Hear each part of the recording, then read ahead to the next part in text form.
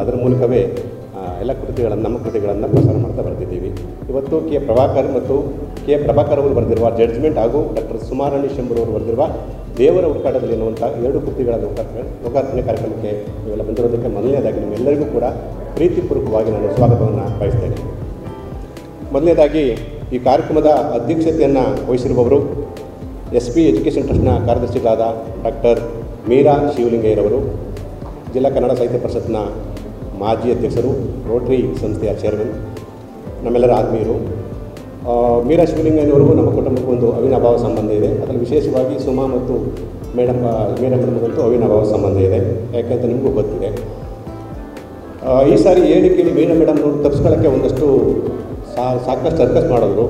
ಯಾಕೆ ಅಂತಂದರೆ ಅಷ್ಟೂ ಉದ್ಘಾಟನೆಯ ಕಾರ್ಯಕ್ರಮವನ್ನು ಅವರೇ ಜೊತೆಯಲ್ಲಿದ್ದರಿಂದ ನನ್ನನ್ನೇ ಯಾಕೆ ಬರ್ತಿಲ್ಲ, ಬೇರೆಯವ್ರನ್ನ ಕಳಿ ಅಂತ ಸಾಕಷ್ಟು ಸತಾಯಿಸಿದ್ದಿದೆ. ಆದರೆ ಸುಮಾ ಬಿಡದೆ, ಯಾಕಂದರೆ ಮೇಡಮಿಂದ ನಾವು ಕಾರ್ಯಕ್ರಮ ಮಾಡೋಕ್ಕೆ ಸಾಧ್ಯವೇ ಇಲ್ಲ. ಹಾಗಾಗಿ ಅವ್ರನ್ನ ಒತ್ತಾಯ ಮಾಡಿ ಪ್ರೀತಿಪೂರ್ವಕವಾಗಿ ಕರೆಸಿದ್ದೀವಿ. ಸುಮಾನ ಎಷ್ಟೋ ವೇದಿಕೆಗಳನ್ನು ನಾನು ಹೇಳಿದ್ದೀನಿ. ಸುಮಾ ಯಾಕೆ ನಮ್ಮ ಕುಟುಂಬ ಮೀರಾ ಮೇಡಮ್ಗೆ ಯಾಕೆ ಚಿರಋಣಿ ಆಗಿರಬೇಕಾಗತ್ತೆ ಅಂತ ಹೇಳೋದಕ್ಕೆ. ಆಗ ನಾವು ಮದುವೆ ಆದ ಸಂದರ್ಭ, ಕೆಲಸದ ಸಂದರ್ಭದಲ್ಲಿ ಮೀರಾ ಮೇಡಮ್ರವರು ಸುಮಾಳಿಗೆ ಅವರ ಸಂಸ್ಥೆಯಲ್ಲಿ ಕೆಲಸ ಕೊಟ್ಟು ಅಲ್ಲೇ ಉಪಪ್ರಾಂಶುಪಾಲರನ್ನ ಮಾಡಿ ಅಲ್ಲೇ ಪ್ರಾಂಶುಪಾಲರನ್ನಾಗಿ ಕೈ ತುಂಬ ಸಂಬಳ ಕೊಟ್ಟು ಇವತ್ತಿಗೂ ಕೂಡ 15-20 ವರ್ಷಗಳನ್ನ ಇಟ್ಕೊಂಡಿರುವಂಥದ್ದು ಅವರ ವ್ಯಕ್ತಿತ್ವವನ್ನು ತೋರಿಸ್ತದೆ. ಅದು ಭಾಳ ವಿಶೇಷ ಅನ್ನುವಂಥದ್ದು. ಅದಲ್ಲದೆ ನನಗೆ ಬೇರೆ ಅದೇನು ನೋಡಿದರೆ ಗೊತ್ತಿಲ್ಲ, ನನ್ನನ್ನು ಕರೆದು 4 ವರ್ಷ ಆಡಳಿತಾಧಿಕಾರಿ ಅಂತ ಬೇರೆ ಮಾಡ್ಕೊಂಡಿದ್ದೆ. ನಾನು ನೋಡಿದ್ರೆ ಪತ್ರಕರ್ತ ಮೂಲತಃ. ಶಿಕ್ಷಣವಾದ ಯಾವುದೇ ನನಗೆ ಗಂಧಗಾಳಿ ಗೊತ್ತಿರಲಿಲ್ಲ. ಅವರ ಪತಿ doctor B Shivalingaiah, Meera madam ಅವರ ಸಾಕನ್ನು ಕೂಡ ಆಡಳಿತಾಧಿಕಾರಿಯಾಗಿ ನೋಡಿಕೊಂಡು ಗೌರವಯುತವಾಗಿ ನಡೆಸ್ಕೊಂಡ್ರು, ಅತ್ಯಂತ ಪ್ರೀತಿಯಿಂದ ನಡೆಸ್ಕೊಂಡ್ರು. ಹಾಗಾಗಿ ಆ ಒಡನಾಟ ಯಾವುದಕ್ಕೂ ಹೋಗೋದಿಲ್ಲ. ಹಾಗಾಗಿ ಮೀರಾ ಮೇಡಮ್ ಬಿಟ್ಟು ನಾವು ಕಾರ್ಯಕ್ರಮ ಮಾಡುವಂಥ ಸಾಧ್ಯತೆಗಳಿಲ್ಲ. ಹಾಗಾಗಿ ಮೀರಾ ಮೇಡಮ್ ಅವರಿಗೆ ಮೊದಲಿಗೆ ನಿಮ್ಮೆಲ್ಲರ ಪರವಾಗಿ, ಚಿರಂತ ಪ್ರಕಾಶ್ ಅಂತ ಪರವಾಗಿ ಕಾರ್ಯಕ್ರಮಕ್ಕೆ ಸ್ವಾಗತವನ್ನು ಬಯಸ್ತೇನೆ. ಕಾರ್ಯಕ್ರಮದ ಉದ್ಘಾಟನೆಯನ್ನು ನೆರವೇರಿಸಲಿಕ್ಕೆ ಬಂದಿರುವಂಥವರು ಒಬ್ಬ ವಿಶೇಷ ವ್ಯಕ್ತಿತ್ವದ ವ್ಯಕ್ತಿ. ಚಿತ್ರನಟರು, ರಂಗಕರ್ಮಿಗಳು, ಲೇಖಕರು, ಎಕ್ಸೆಟ್ರಾ ಒಂದು ಡಜನ್ನು ಬಯೋಡೇಟಾ ಓದ್ಬೋದು ನನಗೆ ನೋಡ್ತಾ ಕೂತ್ಕೊಂಡ್ರೆ. ಆ ಒಂದು ಮುಖವಾಣಿ, ಆ ದೃಶ್ಯವನ್ನು ನೀವು ಬೆಳ್ಳಿತೆರೆಯಲ್ಲಿ ನೋಡಿರ್ತೀರಿ, ಕಿರುತ ಚಿತ್ರ ನೋಡಿರ್ತೀರಿ. ವಿಶೇಷವಾಗಿ ನಿಮಗೇನಾದರೂ ರವಿಚಂದ್ರನ್ ಪಿಕ್ಚರ್ ನೋಡಿದರೆ, ಆ ರವಿಚಂದ್ರನ್ ಅಷ್ಟು ಬಹುಶಃ ಪಿಕ್ಚರ್ಗೆ ಡೆಬ್ಯೂ ಮಾಡಿದ್ದೆ ಸರ್. ರವಿಚಂದ್ರನ್ ಸರ್ ಒಂದು ಸಂದರ್ಶನದಲ್ಲಿ ಹೇಳ್ತಾಯಿದ್ರು, ನಾನು ಬರೀ ಆತ್ಮ, ನನ್ನ ದನಿಯಾಗಿದ್ದು ಶ್ರೀನಿವಾಸ ಬಾಬು ಅವರು ಅಂತೇಳಿ. ಆ ಮಟ್ಟಿಗೆ ಅವ್ರು ಮ್ಯಾಚ್ ಆಗ್ತಿತ್ತು ವಾಯ್ಸು ಅಂತ. ಪ್ರೇಮ ಲೋಕ ಇರ್ಬೋದು, ಅಂಜದ ಗಂಡು ಇರ್ಬೋದು, ನಾನು ನೆನ್ಪಡ್ಕೊಂಡ್ರೆ ರಣಧೀರ ಇರ್ಬೋದು, ಸಾಕಷ್ಟು ಫಿಲ್ಮ್ಗಳಿಗೆ ಅವರು ಡಬ್ ಮಾಡ್ತಾರೆ, ಬೇರೆ ಬೇರೆ ವಾಯ್ಸ್ಗಳನ್ನ ಕೊಡ್ತಾರೆ. ಅದು ಸರ್ ವಿಶೇಷ. ಶ್ರೀನಿವಾಸ ಪ್ರಭುರವ್ರಿಗೂ ಈ ಏನು ಲಿಂಕ್ ಅಂತ ನೀವು ಮಾತಾಡ್ಕೊಬೋದು. ಈ ಶ್ರೀನಿವಾಸ ಪ್ರಭು ಅವರು ಸುಮನ್ ಮನಸ್ಸಿನಲ್ಲಿ ಯಾಕೆ ಕೂತ್ಬಿಟ್ಟಿದ್ರು ನನಗೆ ಗೊತ್ತಿಲ್ಲ. ಹೇಳ್ತಿರ್ತಿದ್ರು ಆಗಾಗ ಕರೆಸ್ಬೇಕು ಅಂತ. ಚಿತ್ರನಟರು ಹೆಂಗೆ ಬರ್ತಾರಮ್ಮ ಅಂತ ಇತ್ತೀಚೆಗೆ ಬಂದು ಚಿತ್ರನಟರಲ್ಲಿ ಒಂದು ಭಾವನೆ ಆಗಿದೆ. ಏನಂತಂದರೆ, ನೀವು ಸುಮ್ಮನೆ ಗಮನಿಸಿರ್ತೀರಿ, ಯಾವುದಾದ್ರೂ ಫಿಲ್ಮ್ ಆ್ಯಕ್ಟರ್ ನೀವು ಫೋನ್ ಮಾಡಿ, ಸುಮ್ಮನೆ ಫೋನ್ ಮಾಡ್ಬಿಟ್ಟು ಸರ್ ಈ ಕಾರ್ಯಕ್ರಮ ಇದೆ ಅಂದರೆ ನಮ್ಮ ಮ್ಯಾನೇಜರ್ಗೆ ಫೋನ್ ಮಾಡಿ ಅಂತಾರೆ. ಹೌದಾ ಸರ್, ಆಯಿತು ಸರ್ ಅಂತ ಮ್ಯಾನೇಜರ್ಗೆ ಫೋನ್ ಮಾಡ್ತೀವಿ. ಮ್ಯಾನೇಜರ್ಗೆ ಫೋನ್ ಮಾಡ್ತಾ ಅವ್ರು ಹೇಳ್ತಾರೆ, ಸರ್ ನಮ್ಮ ಸರ್ ತುಂಬ ಬಿಜಿ ಇದ್ದಾರೆ ಸರ್, ಅವ್ರು ಕಾಲ್ ಸೀಟು ಸಿಗೋದಿಲ್ಲ, ಕೈ ಸೀಟು ಸಿಗೋದಿಲ್ಲ ಸರ್, ಸಿಕ್ಕಾಪಟ್ಟೆ ಬಿಜಿ ಇದ್ದಾರೆ, ಒಂದು ವಾರ ಬಿಟ್ಟು ಫೋನ್ ಮಾಡಿ ಸರ್ ಅಂತ. ಒಂದು ವಾರ ಬಿಟ್ಟು ಫೋನ್ ಮಾಡ್ತೀವಿ, ಸರ್ ಇಲ್ಲ ಸರ್, ಸಾರಿ ಅವರು ಬರೋಕ್ಕಾಗೋದಿಲ್ಲ ಸರ್ ಅಂತ. ವಾಸ್ತವವಾಗಿ ಅವ್ರಿಗೆ ಯಾವ ಶೂಟಿಂಗೂ ಇರೋದಿಲ್ಲ, ಯಾವ ಪಿಕ್ಚರೂ ಇರೋದಿಲ್ಲ. ಅಂದರೆ ಉದಾಸೀನನೋ ಅಥವಾ ಸಾಹಿತ್ಯದ ಮೇಲೆ ಒಲವಿರೋನೋ ನನಗೆ ಗೊತ್ತಿಲ್ಲ. ಶ್ರೀನಿವಾಸ ಪ್ರಭುರು ಹೆಸರು ಹೇಳಿದಾಗ ನಾನು ನಿಜವಾಗ್ಲೂ ಕೂಡ ಅವ್ರು ಬರ್ತಾರೆ ನನಗೆ ಗ್ಯಾರಂಟಿ ಇಲ್ಲ. ಸುಮ್ಮನೆ ಹೇಳಿದೆ ಆಗಲ್ಲ, ಈ ಕತೆ ಬೇಡ, ವ್ಯರ್ಥ ಪ್ರಯತ್ನ ಬೇಡ ಅಂತ. ಒಂದು ತಗೋತೀನಿ, ಒಂದು ಚಾನ್ಸ್ ತಗೋತೀನಿ ಅಂದ್ಬಿಟ್ಟು ಕಿಕ್ಕೇರಿ ಕೃಷ್ಣಮೂರ್ತಿ ನಿಮಗೆಲ್ಲ ಗೊತ್ತು, ನಮ್ಮ ಕುಟುಂಬದ ಸದಸ್ಯರು ಕೂಡ, ಅವ್ರಿಗೆ ಸುಮ್ಮ ಫೋನ್ ಮಾಡಿದ್ದಾರೆ. ಫೋನ್ ಮಾಡಿದ 10 ನಿಮಿಷಕ್ಕೆ ನಾನು ಮತ್ತೆ ವಾಪಸ್ ಬಂದು ಶ್ರೀನಿವಾಸ ಪ್ರಭು ಒಪ್ಕೊಂಡ್ಬಿಟ್ಟು ಅಂತ. ನಾನು ದೇವರನ್ನೇ ನಂಬಲಿಲ್ಲ. ಅಮ್ಮ ಮೊದಲು ಕನ್ಫರ್ಮ್ ಮಾಡ್ಕೋ, ಸಿನಿಮಾದವ್ರು ಗೊತ್ತಿಲ್ಲ ನನಗೆ ಕೈ ಕೊಟ್ಬಿಡ್ತಾರೆ ಕಣಮ್ಮ ಅಂತ ನಾನು. ಇಲ್ಲ ತುಂಬ ಚೆನ್ನಾಗಿ ಮಾತಾಡಿದ್ರು, ಒಪ್ಕೊಂಡ್ಬಿಟ್ರು ಅಂತ. ನಿಜವಾಗ್ಲೂ ನನಗೆ ಸಾವರ್ಸ್ಕೊಳ್ಳೋಕ್ಕೆ ಅಷ್ಟು ಟೈಮ್ ಬೇಕಾಯಿತು. ಅದು ನಿಜವಾದ ವ್ಯಕ್ತಿತ್ವ ಶ್ರೀನಿವಾಸ ಪ್ರಭುರವರು. ಯಾಕೆ ಅಂದರೆ ಮೂಲತಃ ಅವರು ಕೇವಲ ಚಿತ್ರನಟರಲ್ಲ, ಒಬ್ಬ ಸಾಹಿತಿ, ವಿಮರ್ಶಕ, ಲೇಖಕ, ರಂಗಕರ್ಮಿ, ಸಾಕಷ್ಟು ಆಯಾಮಗಳಲ್ಲಿ ಅವರು ಗೊತ್ತಿದೆ. ಮತ್ತು ನಮ್ಮಂಥವರ ಪರಿಪಾಠಲ್ಲಿ ಇರುವಂಥ ಸರ್ ಗೊತ್ತಿರೋದ್ರಿಂದ ಒಂದು 5 ನಿಮಿಷ ಅಷ್ಟೇ ಸರ್ ರೆಕಮೆಂಡ್ ಮಾಡಿದ್ರು. ಕಿಕ್ಕೇರಿ ಏನು ನಮ್ಮ ಬಗ್ಗೆ ಏನು ಹೇಳಿದಾರೆ ಗೊತ್ತಿಲ್ಲ, 5 ನಿಮಿಷಕ್ಕೆ ಓಕೆ ಮಾಡಿದ್ರು, ಅವರು ಬರೋದಕ್ಕೆ ಸಾಧ್ಯ ಆಯಿತು. ಬೆಂಗಳೂರಿನ ಸೆಂಟ್ರಲ್ ಕಾಲೇಜಿನಲ್ಲಿ ಅವರು MA ಪದವಿಯನ್ನು ಪಡ್ಕೊಂಡಿರುವಂಥದ್ದು. ರಾಜ್ಯದಲ್ಲೇ ಪ್ರಥಮ ಚಿನ್ನದ ಪದಕವನ್ನು ಪಡೆದುಕೊಂಡಿರ್ತಕ್ಕಂಥ ವ್ಯಕ್ತಿ ಶ್ರೀನಿವಾಸ ಪ್ರಭು ಅಂತಕ್ಕಂಥದ್ದು ಭಾಳ ವಿಶೇಷ. ನಾನು ಹೇಳಿದೆ ರವಿಚಂದ್ರನ್ ಅವರು ಒಡನಾಟ ಏನು ಅಂತ. ಹಿಂದೂಸ್ತಾನ್ ಗಾಯಕರು ಕೂಡ ಅವರು ತುಂಬ ಜನಕ್ಕೆ ನಮಗೆ ಗೊತ್ತಿಲ್ಲ. ಹಿಂದೂಸ್ತಾನ್ ಗಾಯನವನ್ನು ತುಂಬ ಚೆನ್ನಾಗಿ ಆಡ್ತಾರೆ. ದಂತಕತೆ ತುಂಬ ದೊಡ್ಡ ಗಾಯಕರಿಂದ ಅವರು ತರಬೇತಿಯನ್ನು ಪಡ್ಕೊಂಡಿದ್ದಾರೆ ಅನ್ನುವಂಥದ್ದು ಸಾಕಷ್ಟು ವಿಶೇಷಗಳಿದೆ ಸರ್ ಬಗ್ಗೆ ಹೇಳ್ತಾ ಹೋದರೆ. ಇಂಥ ವ್ಯಕ್ತಿತ್ವದ ಒಬ್ಬರು ಶ್ರೀನಿವಾಸ ಪ್ರಭುರವರು ಕೇವಲ ಚಿತ್ರದಲ್ಲಿ ನೋಡ್ತಿದ್ರಿ. ನಾನು ತಿಳಿದ ಮಟ್ಟಿಗೆ ಈ ಕಾರ್ಯಕ್ರಮಕ್ಕೆ ಮಂಡ್ಯಕ್ಕೆ ಸಕ್ಕ ನಡೆದು ಬಂದಿರತಕ್ಕಂಥದ್ದು ಮೊದಲ ಬಾರಿ ಅನ್ನುವಂಥದ್ದು ನನ್ನ ಭಾವನೆ. ನಿಮ್ಮೆಲ್ಲರ ಪರವಾಗಿ ಚಿರಂತನ ಪ್ರಕಾಶ್ ಅಂತ ಪರವಾಗಿ ಸರ್ಗೆ ಅತ್ಯಂತ ಪ್ರೀತಿಪೂರ್ವಕವಾಗಿ ನಾನು ಸ್ವಾಗತವನ್ನು ಬಯಸ್ತೇನೆ. ಇನ್ನು ರಂಜನಿ ಪ್ರಭು ಅವರು ಅಂತ ನಿಮಗೆ ಸ್ವಲ್ಪ ಗೊಂದಲ ಇರ್ಬೋದು, ರಂಜನಿ ಪ್ರಭು ಯಾರು ಅಂತ.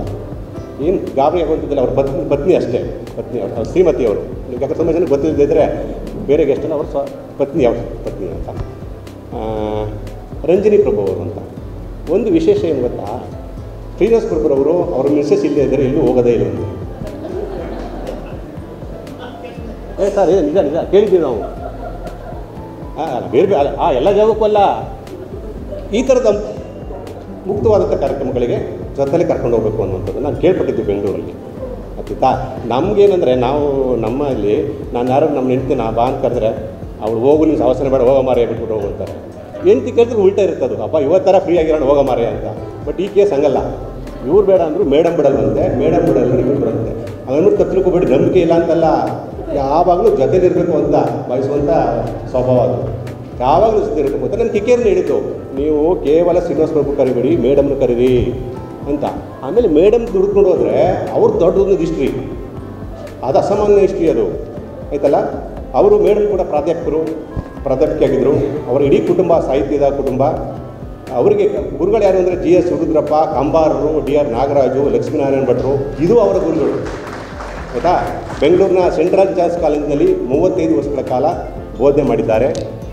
7ನೇ ತರಗತಿ ಇದ್ದಿದ್ದಾರೆ, ಚಿಕ್ಕ ವಯಸ್ಸಲ್ಲಿ ನಮ್ಮಂಗೆ ಅವರು ಬರೀ ಸುಳಿಸ್ಕೊಂಡವ್ರೆ, ಆಯಿತಾ. ಇವರು ಹಲವು ಕವನ ಸಂಕಲನಗಳು, ಭಾವಗೀತೆ ಆಗಿದ್ದಾವೆ. ನಮ್ಮ ಮಂಡ್ಯದ ಪ್ರತಿಭೆ ಉಪಾಸನಾ ಮೋಹನ್ ಅದರಲ್ಲಿ ಟ್ಯೂನ್ ಮಾಡಿದ್ದಾರೆ ಅಂತ ಯಾವುದೋ ಒಂದು ಸಂದರ್ಶನದಲ್ಲಿ ನೋಡ್ತಾ ಇದ್ದೆ. ಇವ್ರದ್ದು ಲವ್ ಮ್ಯಾರೇಜು ನೋಡ್ಕೊಳ್ಳಿ ಹೆಂಗಿರಬೇಕು ಅಂತ. ಅಂದರೆ ಈಗಲೇ ಶ್ರೀನಿವಾಸ ಪ್ರಭು ಅವ್ರು ಹಿಂಗಿದ್ರು ಅಂದರೆ ಅವಾಗ ಹೆಂಗಿರಬೇಕು ಅಂತ. ಲವ್ ಲೆಟ್ರ್ ಕೊಟ್ಟಿದ್ದು ಮೇಡಮ್ ಅಂತ ಕೇಳ್ಪಟ್ಟ. ನಿಜನೇ ಮೇಡಮ್, ಸುಳ್ಳು ಹೇಳ್ಬಾರ್ದು, ನೀವೇ ಲವ್ ಲೆಟ್ರ್ ಬರ್ತಿದ್ದೆ ಅವ್ರಿಗೆ, ಕರೆಕ್ಟಾ? ನೋಡಿ ಅಲ್ಲಿ ಕಥೆನ ಆ ಥರದ ಬಾಂಧವ್ಯ ಅಷ್ಟು ನಗ್ತಾರೆ ನೋಡಿ ಮೇಡಮ್. ಲವ್ ಲೆಟ್ರ್ ಅವರೇ ಬರ್ತಿದ್ರಂತೆ. ಅದನ್ನು ಅವ್ರು ಬೇರೆ ಇಂಟರ್ನಲ್ಲಿ ಹೇಳೋಕ್ಕಾಗೋದಿಲ್ಲ. ಆ ದಾಂಪತ್ಯದ ಒಲವು ನಮ್ಮಂಥವ್ರಿಗೆ ಅವರು ಪ್ರೇರಣೆ. ಮೇಡಮು ಸಾಕಷ್ಟು ಪುಸ್ತಕಗಳನ್ನು ಓದಿದ್ದಾರೆ, ಸಿಹಿ ಕೈ ನೋವನ್ನೆಲ್ಲ ಹಂಚಿಕೊಂಡಿದ್ದಾರೆ. ಅತ್ಯಂತ ಪ್ರೀತಿಯಿಂದ ಗೌರವದಿಂದ ಮಂಡ್ಯಕ್ಕೆ ಬಂದಿದ್ದಾರೆ. ಅವರಿಗೂ ಕೂಡ ನಿಮ್ಮೆಲ್ಲರ ಪರವಾಗಿ, ಪ್ರಕಾಶ್ ಅಂತ ಪರವಾಗಿ ಸ್ವಾಗತವನ್ನು ಕೋರ್ತೇನೆ. ಕೃತಿ ಕುರಿತು ಅಂದರೆ ಸುಮ ಬರೆದಿರುವ ದೇವರ ಹುಡುಕಾಟದಲ್ಲಿ ಕೃತಿ ಕುರಿತು ಸೋಮಶೇಖರ್ ಜಿ ಸಹ ಪ್ರಾಧ್ಯಾಪಕರು, ಹಿರಿಯ ಶಿಕ್ಷಣ ಮಹಾವಿದ್ಯಾಲಯ. ಸಾಹಿತ್ಯದ ಬಗ್ಗೆ, ಕನ್ನಡ ಭಾಷೆ ಬಗ್ಗೆ ಸಾಕಷ್ಟು ಒಲವು ಪ್ರೀತಿಯನ್ನು ಇಟ್ಕೊಂಡಿರುವಂಥವರು. ಸುಮಾರು ಕೊಲಿಂಗ್ ಕೂಡ ಅವರು B.Ed ಇರಬೇಕಾದ್ರೆ ಅವರು ಸಾಕಷ್ಟು ಯೂನಿವರ್ಸಿಟಿಗೆ ಹೋಗ್ತಾರೆ, ಶಿಬಿರಗಳಲ್ಲಿ ಪಾಲ್ಗೊಳ್ತಾರೆ. ಹಾಗಾಗಿ ಅವರ ಆತ್ಮೀಯರು ಪ್ರೀತಿಯಿಂದ ಕೇಳ್ಕೊಟ್ಟಿದ್ದಕ್ಕೆ ಸೋಮಶೇಖರ್ ಅವರು ಕೂಡ ಅತ್ಯಂತ ಪ್ರೀತಿಯಿಂದ ಕಾರ್ಯಕ್ರಮಕ್ಕೆ ಬಂದಿದ್ದಾರೆ. ಅವ್ರಿಗೂ ಕೂಡ ನಾನು ಸ್ವಾಗತವನ್ನು ಬಯಸ್ತೀನಿ. ಇನ್ನು ಕೃತಿಯ ಕರ್ತೃ K. ಪ್ರಭಾಕರ್ ಅವರು ಮೊದಲ ಬಾರಿಗೆ ಮಗಳ ಜೊತೆ ವೇದಿಕೆಯನ್ನು ಹಂಚಿಕೊಂಡಿದ್ದಾರೆ. ಬಹುಶಃ ಇದು ಜೀವನದ ಸಾರ್ಥಕ ಕ್ಷಣ ಅಂತ ನಾನಾದರೂ ಭಾವಿಸ್ತೇನೆ. ಯಾಕಂತಂದರೆ ಇವು ಗಂಡ ಹೆಂಡತಿ ಬರೆಯೋದು, ಮಗಳು ಬರೆಯೋದು, ಈ ಥರ ಗಂಡ ಹೆಂಡತಿರು ಒಟ್ಟಾಗೋದು ತುಂಬ ಅಪರೂಪ. ಇದೇ ವೇದಿಕೆಯಲ್ಲಿ 3 ವರ್ಷದಿಂದ ಸುಮಂದು ನಂದು ಇಬ್ಬರದು ಪುಸ್ತಕ ಬಿಡುಗಡೆ ಆಗಿತ್ತು. ನಂದು ಯಾವುದೋ ಕುಟುಂಬ ಮತ್ತು ನಾನು ಅಂತ, ಇನ್ನೊಂದು ಸುಮಂದು ಇದೇ ವೇದಿಕೆಯಲ್ಲಾಗಿತ್ತು. ಅದು ಸುಮ್ಮನೆ ಪೋಸ್ಟ್ ಮಾಡಿ ಬರೆಸಿದ್ದು. K. ಪ್ರಭಾಕರ್ ಅವ್ರಿಗೆ ಅವರ ವೃತ್ತಿ ಬದುಕು, ನ್ಯಾಯಾಂಗ ಇಲಾಖೆಯಲ್ಲಿ ಕೆಲಸ ಮಾಡ್ತಿರ್ತಾರೆ, ಆಮೇಲೆ VRS ತಗೋತಾರೆ. ನಾಗಮಂಗಲವನ್ನೇ ಅವರ ಅವರು ಹೆಚ್ಚು ಅಲ್ಲೇ ಕೆಲಸ ಮಾಡಿದ್ದು. ಸಾಕಷ್ಟು ಕಕ್ಷಿದಾರರನ್ನ ಇಟ್ಕೊಂಡಿದ್ದಾರೆ. ಇವತ್ತು ವಕೀಲರ ಬಗ್ಗೆ ಒಂದು ಆರೋಪ ಏನಂದರೆ ಕಕ್ಷಿದಾರರನ್ನ ಸುಲಿಗೆ ಮಾಡ್ತಾರೆ, ಶೋಷಣೆ ಮಾಡ್ತಾರೆ ಅನ್ನೋ ಒಂದು ಆರೋಪ ಇದೆ. ನೀವೆಲ್ಲ ಹೋಗ್ತೀರಿ ಅದನ್ನ, ಕೆಲವು ವಕೀಲರು. ಆದರೆ ಪ್ರಭಾಕರ್ ಅವ್ರ ವಿಷಯದಲ್ಲಿ ಅದು ಸುಳ್ಳು. ಅಲ್ಲಿ ಜನ ಕೆಲವು ಹೇಳ್ತಾರೆ, ಪ್ರಭಾಕರ್ ಅವ್ರು ಏನು ದುಡ್ಡೇ ಮಾಡಲಿಲ್ಲ ಕಣ್ರಿ, ಪಾಪ ಸಂಪಾದನೆ ಮಾಡಿದ್ದು ವಕೀಲರನ್ನು, ಪ್ರೀತಿಯನ್ನು ಅಂತ ಹೇಳ್ತಿರ್ತಾರೆ. ಅವ್ರು ಯಾವತ್ತೂ ಕೂಡ ಹೆಚ್ಚು ದುಡ್ಡು ಮಾಡೋಕ್ಕೆ ಹೋಗಿಲ್ಲ, ವೃತ್ತಿಯನ್ನು ಗೌರವಿಸಿದ್ರು ಅಂತ. ಯಾರಾದರೂ ಬಡವರು ಬಂದು ಯಾವ್ದಾರು ಹಳ್ಳಿಗಾಡಿನ ಜನ ಬಂದು ಫೀಸ್ ಕೇಳಕ್ಕೆ ಹೋದರೆ ಫೀಸ್ ಇಲ್ಲ ಅಂದರೆ ಇವರೇ ಬಸ್ಸಿಗೆ ದುಡ್ಡು ಕೊಟ್ಟು ಕಳಿಸ್ತಿದ್ರಂತೆ. ಇವ್ರ ವಿಶೇಷ ಏನು ಅಂತಂದರೆ ಇದು ಯಾವುದೇ ಡೈವರ್ಸ್ ಕೇಸ್ಗಳನ್ನ ತಗೊಳ್ಳಲ್ವಂತೆ, ವಾಪಸ್ ಕಳಿಸ್ತಾರಂತೆ. ಹೋಗಪ್ಪ ದಯವಿಟ್ಟು ಬೇಡ ಅಂತ ಸಾಧ್ಯವಾದರೆ ಕುಳಿಸಿ ಅವರ ರಾಜಸಂಧಾನ ಮಾಡಿ ಕಳಿಸುವಂಥ ಕೆಲಸವನ್ನು ಪ್ರಭಾಕರ್ ಸರ್ ಮಾಡ್ತಾರೆ ಅಂತ ನಾನು ಕೇಳ್ಪಟ್ಟಿದ್ದೇನೆ. ಸೊ ಸಾಕಷ್ಟು ಯುವಕರನ್ನ ಬೆಳೆಸಿದ್ದಾರೆ. ಇವತ್ತು ಅವ್ರ ಮನೆಗೆ ಹೋದರೆ ಯಾರಾದರೂ ಒಬ್ಬರು ಹುಡುಗರು ಬಂದು ಅವ್ರ ಹತ್ರ ಕೌನ್ಸಿಲಿಂಗ್ ತಗೊಳ್ತಿರ್ತಾರೆ, ಯಾವ ರೀತಿ ನನ್ನ ಕೇಸನ್ನ ಹ್ಯಾಂಡಲ್ ಮಾಡಬೇಕು ಅಂತ ಕೇಳ್ತಿರ್ತಾರೆ. ಸೊ ಇದು ಅವರ ವೃತ್ತಿ ಜೀವನದಲ್ಲಿ, ಅವರ ಬದುಕಿನಲ್ಲಿ ಈ ಪುಸ್ತಕ ನನ್ನ ಪ್ರಕಾರ ತುಂಬ ಓದಬೇಕು ನೀವು. ಅವರು ತುಂಬ ಅವರ ಕೆಲವೊಂದು ಆಯಾಮಗಳನ್ನು ಬರೆದಿದ್ದಾರೆ. ಅದನ್ನು ಲಾಸ್ಟ್ ಸ್ಟೂಡೆಂಟ್ಸ್ಗಳಿಗೆ ಬಹುಶಃ ಅದು ತುಂಬ ಅನುಕೂಲ ಆಗ್ಬೋದು ನನಗೆ ಅನಿಸುತ್ತೆ. ಅದೊಂದು ಒಳ್ಳೆ ಕೃತಿ ಆಗುತ್ತೆ ಅಂತ ಭಾವಿಸಿದ್ದೇನೆ. ಲೇಖಕರಾದಂಥ K. ಪ್ರಭಾಕರ್ ಅವರಿಗೆ ನಿಮ್ಮೆಲ್ಲರ ಪರವಾಗಿ ನಾನು ಪ್ರೀತಿಪೂರ್ವಕವಾಗಿ ಸ್ವಾಗತವನ್ನು ಕೊಡ್ತೇನೆ. ಇನ್ನು ಮತ್ತೊಬ್ಬರು ರೋಹಿತ್ ಹನುಮಾಪುರ ಅಂತೇಳಿ, ಇವ್ರನ್ನ ನೀವು TV ಚಾನಲ್ ನೋಡಿದರೆ ಚೆನ್ನಾಗಿ ಕೈ ಜೋರಾಗಾಡಿಸ್ಕೊಂಡು ಜಗಳ ಎಲ್ಲ ಅಪಾಯಿಂಟ್ ಮಾಡ್ತಾ ಇರ್ತಾರೆ. TV ನೀವು ಸ್ಟೇಟ್ ಚಾನಲ್ಲು, ಇಂಟರ್ನ್ಯಾಷನಲ್ ಚಾನಲೆಲ್ಲ ಡೆಬೇಟ್ಗೆಲ್ಲ ಅವ್ರಿಗೆ ಕರೆಸ್ತಿರ್ತಾರೆ. ತುಂಬ ಒಳ್ಳೆಯ ಹೆಸರನ್ನ ಮಾಡಿರುವಂಥವ್ರು. ಕರ್ನಾಟಕ ರಾಜ್ಯ ಉಚ್ಚ ನ್ಯಾಯಾಲಯದ ವಕೀಲರು. ಉಚ್ಚ ನ್ಯಾಯಾಲಯದ ವಕೀಲರಾಗಬೇಕು ಅಂದರೆ ಸುಲಭದ ಮಾತಲ್ಲ. ಸ್ಟೇಟ್ ಯೂತ್ ಪ್ರೆಸಿಡೆಂಟ್ ಆಗಿದ್ದಾರೆ ಆಮ್ ಆದ್ಮಿ ಪಾರ್ಟಿಗೆ. ಅದಾಯ್ತಾ, LK ವಕೀಲ್ ಮಿತ್ರ ಫೌಂಡೇಶನ್ ಅಂತ ಇವತ್ತಿನ ಆ್ಯಪ್ ಏನಿದೆ ನೋಡಿ, LK ವಕೀಲ್ ಮಿತ್ರ ಫೌಂಡೇಶನ್ ಅಂತ ಮನೆ ಸುಮ್ಮನೆ ವಾಯ್ಸ್ ಕೊಟ್ಟಿದ್ರು, ಒಂದು ತೋರಿಸಿದ್ರು ನನಗೆ. ಆ ಆ್ಯಪ್ ಮಾಡಿದ್ದಾರೆ ಅವರು. ಮೊಬೈಲಲ್ಲಿ ನೀವು ಯಾವುದೇ ಲಾಯರ್ದು ಏನಾದರೂ ಸಮಸ್ಯೆಗಳಿದ್ದರೆ ಅಲ್ಲಿಗೆ ನೀವು ಕಂಡಕ್ಟ್ ಮಾಡಿದ್ರೆ ಎಲ್ಲ ಸಮಸ್ಯೆಗಳನ್ನು ಆ ಆ್ಯಪ್ ಅದು ನಿವಾರಣೆ ಮಾಡುತ್ತೆ. ಆ ಥರದ್ದೊಂದು ಆ್ಯಪನ್ನು ಕಂಡುಹಿಡಿದಿದ್ದಾರೆ. ಅದು ಹೊಸ ಗಪ್ಪಾಗ್ತಾ ಇದೆ. ತುಂಬ ಕ್ರಿಯೇಟಿವಿಟಿ ಇರ್ತಕ್ಕಂಥ ವ್ಯಕ್ತಿ, ಹೋರಾಟ ಚಳುವಳಿಯಿಂದ ಬಂದಿರ್ತಕ್ಕಂಥವ್ರು. ಸಾಕಷ್ಟು ಕೇಸ್ಗಳಾಗಿರ್ಬೋದು, ನನಗೆ ಗೊತ್ತಿಲ್ಲ, ಯಾಕಂದರೆ ಹೋರಾಟ ಮಾಡಿದ ಆ ಥರದಲ್ಲಿ ಆಗುತ್ತೆ.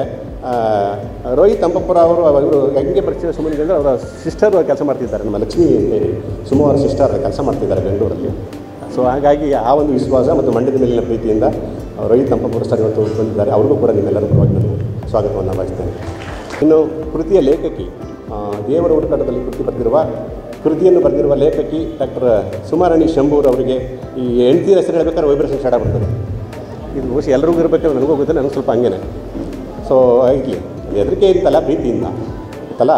ಸುಮ್ಮನ ಬಗ್ಗೆ ನಾನು ಏನು ಹೇಳಿ, ಇದೇ ವೇದಿಕೆಯಲ್ಲಿ ಸುಮಾರು ಸರಿ ಹೇಳಿ ಕಷ್ಟ ಆಗಿರ್ತದೆ, ಹೇಳಿದ್ದೀನಿ ಹೇಳಬೇಕು ಅಂತ. ಅದು ನಾನು ಹೇಳಬೇಕು, ನನ್ನ ಜವಾಬ್ದಾರಿ ಲೇಖಕಿಯಾಗಿ. ಸುಮಾ ಬರೆದಿರುವ 15ನೇ ಕೃತಿ ಇದು. ಬಿಫೋರ್ ಮ್ಯಾರೇಜು 4 ಕೃತಿ ಬರೆದಿದ್ದರು, ಮದುವೆ ಆದಮೇಲೆ 11 ಕೃತಿ ಬರೆದಿದ್ದಾರೆ. ನಾನು ಎಷ್ಟೋ ಸರಿ ಹೇಳಿದ್ದೀನಿ, ಇದು ನಾನು ಸಾಹಿತ್ಯದ ಪರಂಪರೆ ಹಾಕ್ಕೊಟ್ಟಿದ್ದಿಲ್ಲ. ಅವರ ತಾಯಿ ಶಮಂತಕ್ ಅವರು ಬಾಲ್ಯದಿಂದಲೇ ಆ ಸಾಹಿತ್ಯದ ಪ್ರವೃತ್ತಿಯನ್ನು ಬೆಳೆಸಿದರು. ಮದುವೆಗೆ ಮುಂಚೆ ಪುಸ್ತಕಗಳು, ನಿರೂಪಣೆ, ವಾಹಿನಿಗಳಲ್ಲಿ ಕೆಲಸ ಮಾಡಿದ್ದು, ಆ ಎಲ್ಲ ಕ್ರೆಡಿಟ್ನ ಅವ್ರಿಗೆ ಕೊಟ್ಟಿದ್ದೀನಿ, ಅವರೇ ಮಾಡಿದ್ದು. ಆ ಮದುವೆ ಆದಮೇಲೆ 11 ಪುಸ್ತಕ ಬರೆದಿದ್ದೀನಿ ಅಂದರೆ ನಮ್ಮ ಸಹಕಾರ ಅಷ್ಟೇ. ಬಹುಶಃ ಅವ್ರಿಗೊಂದು ಆತಂಕ ಇದು ಅನಿಸುತ್ತೆ, ಮದುವೆ ಆದಮೇಲೆ ಪುಸ್ತಕ ಬರ್ಸಲ್ಲ ಅಂತ. ಭವಾನಿ ಮೇಡಮ್ ಬರೆದಿದ್ದಾರೆ, ಶ್ವೇತಾ ಬರೀತಾರೆ, ಗಣಿಕಾ ಬರೀತಾರೆ, ನನಗೆ ಬರ್ಸಲ್ಲ ಅಂತ ಒಂದು ಆತಂಕ ಇತ್ತೇನೋ. ಆದರೆ ಅದೊಂದುವರೆಗೂ ನಿವಾರಣೆ ಆಗಿದೆ. ನಾನು ಹೇಳಿದೆ, ಮದುವೆ ಆದಾಗ ಅವಳು 2 ಡಿಮ್ಯಾಂಡ್ ಇಟ್ಟಿದ್ದು. ನಾನು ಆವಾಗ ಹೇಳಿದ್ದೀನಿ, ಒಂದು PhD ಮಾಡಿಸ್ಬೇಕು, ಇನ್ನೊಂದು ಫುಟ್ಪಾತಲ್ಲಿ ಪಾನಿಪುರಿ ಕೊಡಿಸ್ಬೇಕು. 2 ಘನಘೋರವಾದಂಥ ಡಿಮ್ಯಾಂಡು. ಒಂದು ಕಷ್ಟ ಆಗಿತ್ತು ನನಗೆ, 2ನೇದೇನು ಕಷ್ಟ ಆಗಿಲ್ಲ. ಆ PhDಯನ್ನು ಕೂಡ ಪದ್ಮಶೇಖರ್ ಅವ್ರ ಮಾರ್ಗದರ್ಶನ 7 ವರ್ಷ ಮಾಡಿದರು. ಈ ಇನ್ನೊಂದು ಮನೆ ಬಂದು ನನಗೆ ಅಪ್ಲಿಕೇಶನ್ ಹಾಕಿದ್ರು, ಡಿಲೀಟ್ ಅಂತಲ್ಲ, 2ನೇದೇನೋ PhD ಮಾಡೋದು ಅಂತ. ಡಿಲೀಟ್ ಮಾಡ್ತಾ ಇದ್ದಾರೆ ಪುನಃ. ನನಗೆ ಏನು ಕರ್ಮನಪ್ಪ, ಇದು ಹೆಂಗೆ ಬರೀತೀಯಮ್ಮ ನೀನು ಅಂತ ಸಂಕೋಚದಿಂದ ಕೇಳಿದ್ರು. ನನಗೇನು ವರ್ಕ್ ಮಾಡ್ಬೇಕಾದ್ರೆ 24 ಗಂಟೆ ಅಂತ ಡಿಲೀಟ್ ಶುರುವಾಗಿದೆ. ಮೊನ್ನೆ ಅದನ್ನು ಕೂಡ ನಾನು ಸುಮ್ಮ ಹೋಗಿ ಸಬ್ಮಿಟ್ ಮಾಡಿ ಬಂದ್ವಿ. 2ನೇ ಡಿಲೀಟ್, ಈಗ 2ನೇ PhD ಎಜುಕೇಷನ್ಗೆ ಏನೋ ಉಪಯೋಗ ಆಗುತ್ತೆ ಅಂತೇಳಿ ಅದನ್ನು ಮಾಡ್ತಾಯಿದ್ದಾರೆ. ಒಂದು ಸುಮ್ಮನೆ ನೋಡೋದು ಏನಂತಂದರೆ, ಆಕೆಗೆ ಸರಸ್ವತಿ ಒಲಿದಿದ್ದಾಳೆ ಅನ್ನುವಂಥದ್ದು ನನಗೆ ಗೊತ್ತಿದೆ. ಯಾಕಂದ್ರೆ ನಾನು ಅಲ್ಲಿ ಮನೇಲಿ ಹೆಚ್ಚು ಹೋಗ್ಲಕ್ಕೆ ಹೋಗಲ್ಲ.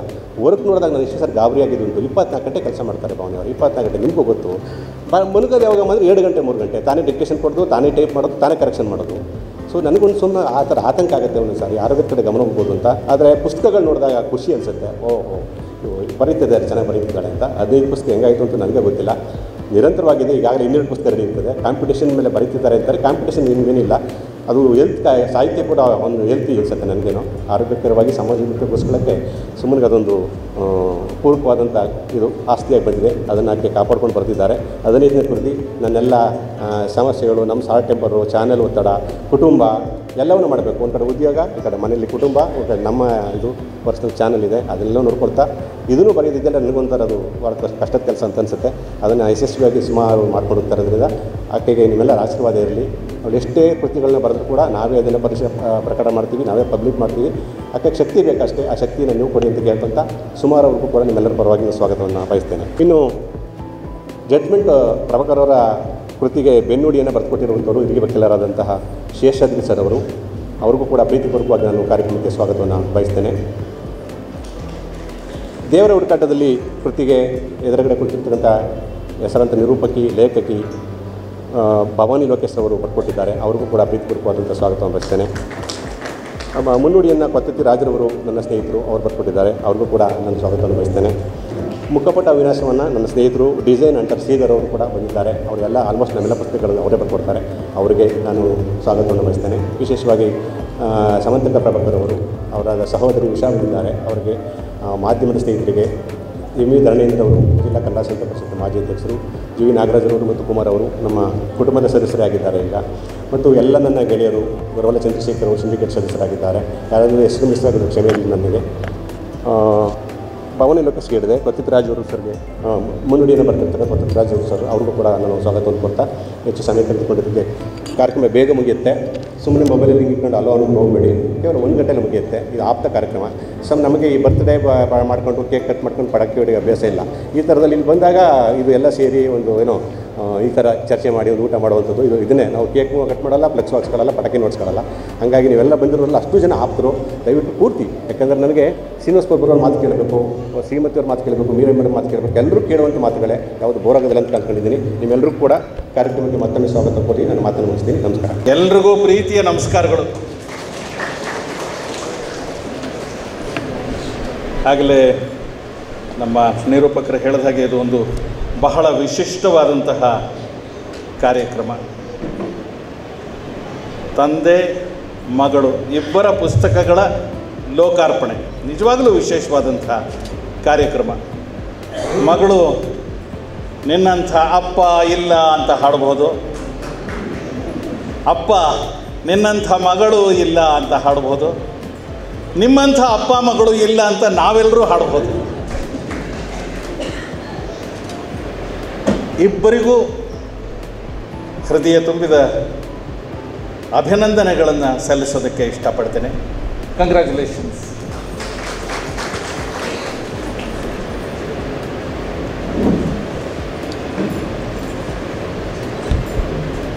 ಉದ್ಘಾಟನಾ ಭಾಷಣದಲ್ಲಿ ಪುಸ್ತಕಗಳ ಬಗ್ಗೆ ಮಾತಾಡೋದು ಎಷ್ಟರ ಮಟ್ಟಿಗೆ ಸಮಂಜಸ ನನಗೆ ಗೊತ್ತಿಲ್ಲ. ಏಕೆಂದರೆ ಕೃತಿಯ ಬಗ್ಗೆ ಮಾತಾಡೋದಕ್ಕೆ ವಿಶೇಷವಾಗಿ ಆಹ್ವಾನಿತರು ಬಂದಿದ್ದಾರೆ.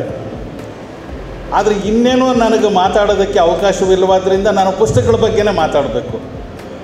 ಅದಕ್ಕೆ ಪೂರಕವಾಗಿ ನನಗೆ ಮೊದಲೇ ಸುಮಾ ಅವರು ಪುಸ್ತಕಗಳನ್ನು ಕಳಿಸಿಕೊಟ್ಟಿದ್ದರು. ಹಾಗಾಗಿ ಇದ್ದ ಸ್ವಲ್ಪ ಸಮಯದಲ್ಲಿ ಸ್ವಲ್ಪ ತಯಾರಿಯನ್ನು ಮಾಡಿಕೊಂಡು ಬಂದಿದ್ದೇನೆ. ಒಂದು ಕೆಲವು ಮಾತುಗಳನ್ನು ಆ ಕೃತಿಗಳ ಬಗ್ಗೆ ನಿಮ್ಮ ಜೊತೆಗೆ ಹಂಚಿಕೊಳ್ಳೋದಕ್ಕೆ ಇಷ್ಟಪಡ್ತೇನೆ.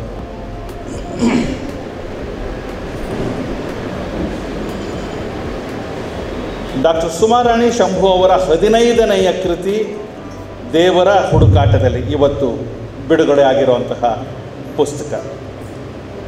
ಇದೊಂದು 31 ಪ್ರಬಂಧಗಳು ಇರುವಂತಹ ಒಂದು ಸಂಕಲನ. ಕೊತ್ತತ್ತಿ ರಾಜು ಅವರು ಅರ್ಥಪೂರ್ಣವಾದ ಮುನ್ನುಡಿಯನ್ನು ಬರೆದಿದ್ದಾರೆ. ಅಷ್ಟೇ ಅರ್ಥಪೂರ್ಣವಾದ ಬೆನ್ನುಡಿಯನ್ನು ಭವಾನಿ ಲೋಕೇಶ್ ಅವರು ಬರೆದಿದ್ದಾರೆ. ಅವರಿಬ್ಬರಿಗೂ ಅಭಿನಂದನೆಗಳನ್ನು ಸಲ್ಲಿಸ್ತೇನೆ. ಕೊತ್ತತ್ತಿ ರಾಜು ಅವರು ವೈಚಾರಿಕತೆಯ ಆತ್ಮಕ್ಕೆ ಜೀವನ ಪ್ರೀತಿಯ ಪ್ರಭಾವಳಿ ಅಂತ ತಮ್ಮ ಮುನ್ನುಡಿಯನ್ನು ಕರೆದುಕೊಂಡಿದ್ದಾರೆ. ಭಾಳ ಇಷ್ಟ ಆಯಿತು ಆ ಸಾಲು ನನಗೆ. ಜೊತೆಗೆ ಮುನ್ನುಡಿಯಲ್ಲಿ ಪ್ರಬಂಧ ಸಾಹಿತ್ಯ ಬೆಳೆದು ಬಂದ ರೀತಿಯನ್ನು ಬಹಳ ಸೂಕ್ಷ್ಮವಾಗಿ ಅವಲೋಕಿಸಿ ಸುಮಾರಾಣಿ ಅವರ ಕೆಲವು ಪ್ರಬಂಧಗಳನ್ನು ಸೊಗಸಾಗಿ ಅವರು ವಿಶ್ಲೇಷಣೆ ಕೂಡ ಮಾಡಿದ್ದಾರೆ. ಅಂದರೆ ಒಂದು ಕೃತಿ ಪ್ರವೇಶಕ್ಕೆ ಬೇಕಾದಂತಹ ಪೂರ್ವ ಸಿದ್ಧತೆಯನ್ನು ಇವರ ಮುನ್ನುಡಿ ಸಮರ್ಥವಾಗಿ ಒದಗಿಸಿಕೊಡುತ್ತೆ. ಕೆಲವು ಪ್ರಬಂಧಗಳನ್ನು ಅವುಗಳ ಹೂರಣ ಸೂಕ್ಷ್ಮತೆಗಳನ್ನು ನನ್ನ ಅರಿವಿಗೆ ತೋಚದ ಹಾಗೆ ಗಮನಿಸೋ ಪ್ರಯತ್ನವನ್ನು ಮಾಡ್ತೇನೆ. ಸುಮಾರಾಣಿಯವರು ಮೊದಲ ಮಾತಲ್ಲಿ ಹೇಳಿರುವಂಥ ಕೆಲವು ಮಾತುಗಳು ನನಗೆ ತುಂಬ ಇಷ್ಟ ಆದವು. ಅವರ ಪತಿ ಶಂಭು ಅವರು ಹೇಳ್ತಾರಂತೆ, ನಿನ್ನ ವ್ಯಾಪ್ತಿಯನ್ನು ಮೀರಬೇಡ, ನಿನ್ನ ವ್ಯಾಪ್ತಿಯನ್ನು ಅಂದಾಜಿಸಿಕೋ, ಅದನ್ನು ಬಿಟ್ಟು ಬೇರೇನನ್ನು ಯೋಚಿಸಬೇಡ, ಆರೋಗ್ಯ ಕೆಡುತ್ತೆ ಅಂತಾರಂತೆ. ಒಬ್ಬ ಪತಿಯಾಗಿ ಅವರು ತೆಗೆದುಕೊಳ್ಳಬೇಕಾದ ಕಾಳಜಿ, ತೋರಿಸಬೇಕಾದ ಪ್ರೀತಿ ಅತ್ಯಂತ ಸಹಜವಾದದ್ದು. ಆದರೆ ಒಬ್ಬ ಸಹೃದಯಿಯಾಗಿ, ಒಬ್ಬ ಸೋದರನಾಗಿ ನಾನು ಸ್ವಲ್ಪ ಬೇರೆ ಥರದಲ್ಲಿ ಹೇಳ್ತೇನೆ. ನಾವೆಲ್ಲರೂ ನಮ್ಮ ನಮ್ಮ ಮಿತಿಗಳನ್ನು ಮೀರೋ ಪ್ರಯತ್ನ ಮಾಡಬೇಕು ಅಂತ. ಮಿತಿಲಿ ಇರೋದಲ್ಲ. ಆವಾಗಲೇ ನಾವೇನಾದರೂ ಸಾಧನೆ ಮಾಡೋದಕ್ಕೆ ಸಾಧ್ಯ. ನಾವೇ ಒಂದು ಮಿತಿಯನ್ನು, ಒಂದು ಚೌಕಟ್ಟನ್ನು ಹಾಕ್ಕೊಂಡು ಅದರೊಳಗೆ ಬಂಧನದಲ್ಲಿ ಸಿಕ್ಕಾಕೊಂಡು ಬಿಟ್ಟರೆ ಬೆಳವಣಿಗೆ ಅಲ್ಲೇ ಸ್ತಬ್ಧವಾಗಿಬಿಡುತ್ತೆ. ಅದನ್ನು ಸುಮಾರಾಣಿಯವರು ಕೂಡ ಅರ್ಥ ಮಾಡಿಕೊಂಡಿದ್ದಾರೆ. ಅದಕ್ಕೆ ಅವರು ಪ್ರಾರಂಭದಲ್ಲಿ ಕೆಲವು ಮಾತುಗಳನ್ನು ಹೇಳ್ತಾರೆ.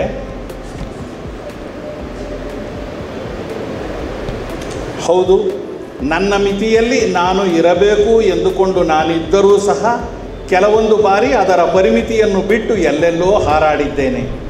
ಕನಸುಗಳನ್ನು ಕಟ್ಟಿದ್ದೇನೆ, ಆ ಕನಸಿಗಾಗಿ ಹಪಹಪಿಸಿದ್ದೇನೆ, ಕೊನೆಗೆ ನೊಂದಿದ್ದೇನೆ ಸಹ. ನಮ್ಮ ಆಪ್ತರೆಂದುಕೊಂಡವರು ಸಂತೋಷವನ್ನು ಕೊಟ್ಟಿದ್ದಾರೆ, ಅದಕ್ಕಿಂತ ಹೆಚ್ಚಾಗಿ ದುಃಖವನ್ನು ಕೊಟ್ಟಿದ್ದಾರೆ. ಇದಕ್ಕೆಲ್ಲ ಉತ್ತರವನ್ನು ಹುಡುಕುವಾಗ ನನ್ನ ಪ್ರಿಯ ಗೆಳೆಯನೇ ಆಗಿರುವ ಪತಿ ಶಂಭುವಿನ ಮಡಿಲೆ ನನಗೆ ಆಸರೆ ಆಗಿದೆ. ಅವರ ಹೆಗಲೆ ನನ್ನ ಸಮಾಧಾನದ ನೆಲೆಯಾಗಿದೆ. ಬಹಳ ಸೊಗಸಾದ ಮಾತುಗಳು. ನಾನು ಹೇಳಿದ ಹಾಗೆ ಆ ಮಿತಿಗಳನ್ನು ಯಾವ ರೀತಿಯಲ್ಲಿ ಮೀರಬೇಕು, ದಾಟಬೇಕು. ಯಾಕದು ಮುಖ್ಯ ಆಗುತ್ತೆ ಅಂದರೆ ನಮ್ಮ ಮಿತಿಗಳು ನಮಗೆ ಅರ್ಥ ಆದ ತಕ್ಷಣ ನಮ್ಮ ಇಡೀ ವ್ಯಕ್ತಿತ್ವವನ್ನು ನಾವೇ ಅರ್ಥೈಸಿಕೊಳ್ಳೋದಕ್ಕೆ ಸಹಾಯ ಆಗುತ್ತೆ.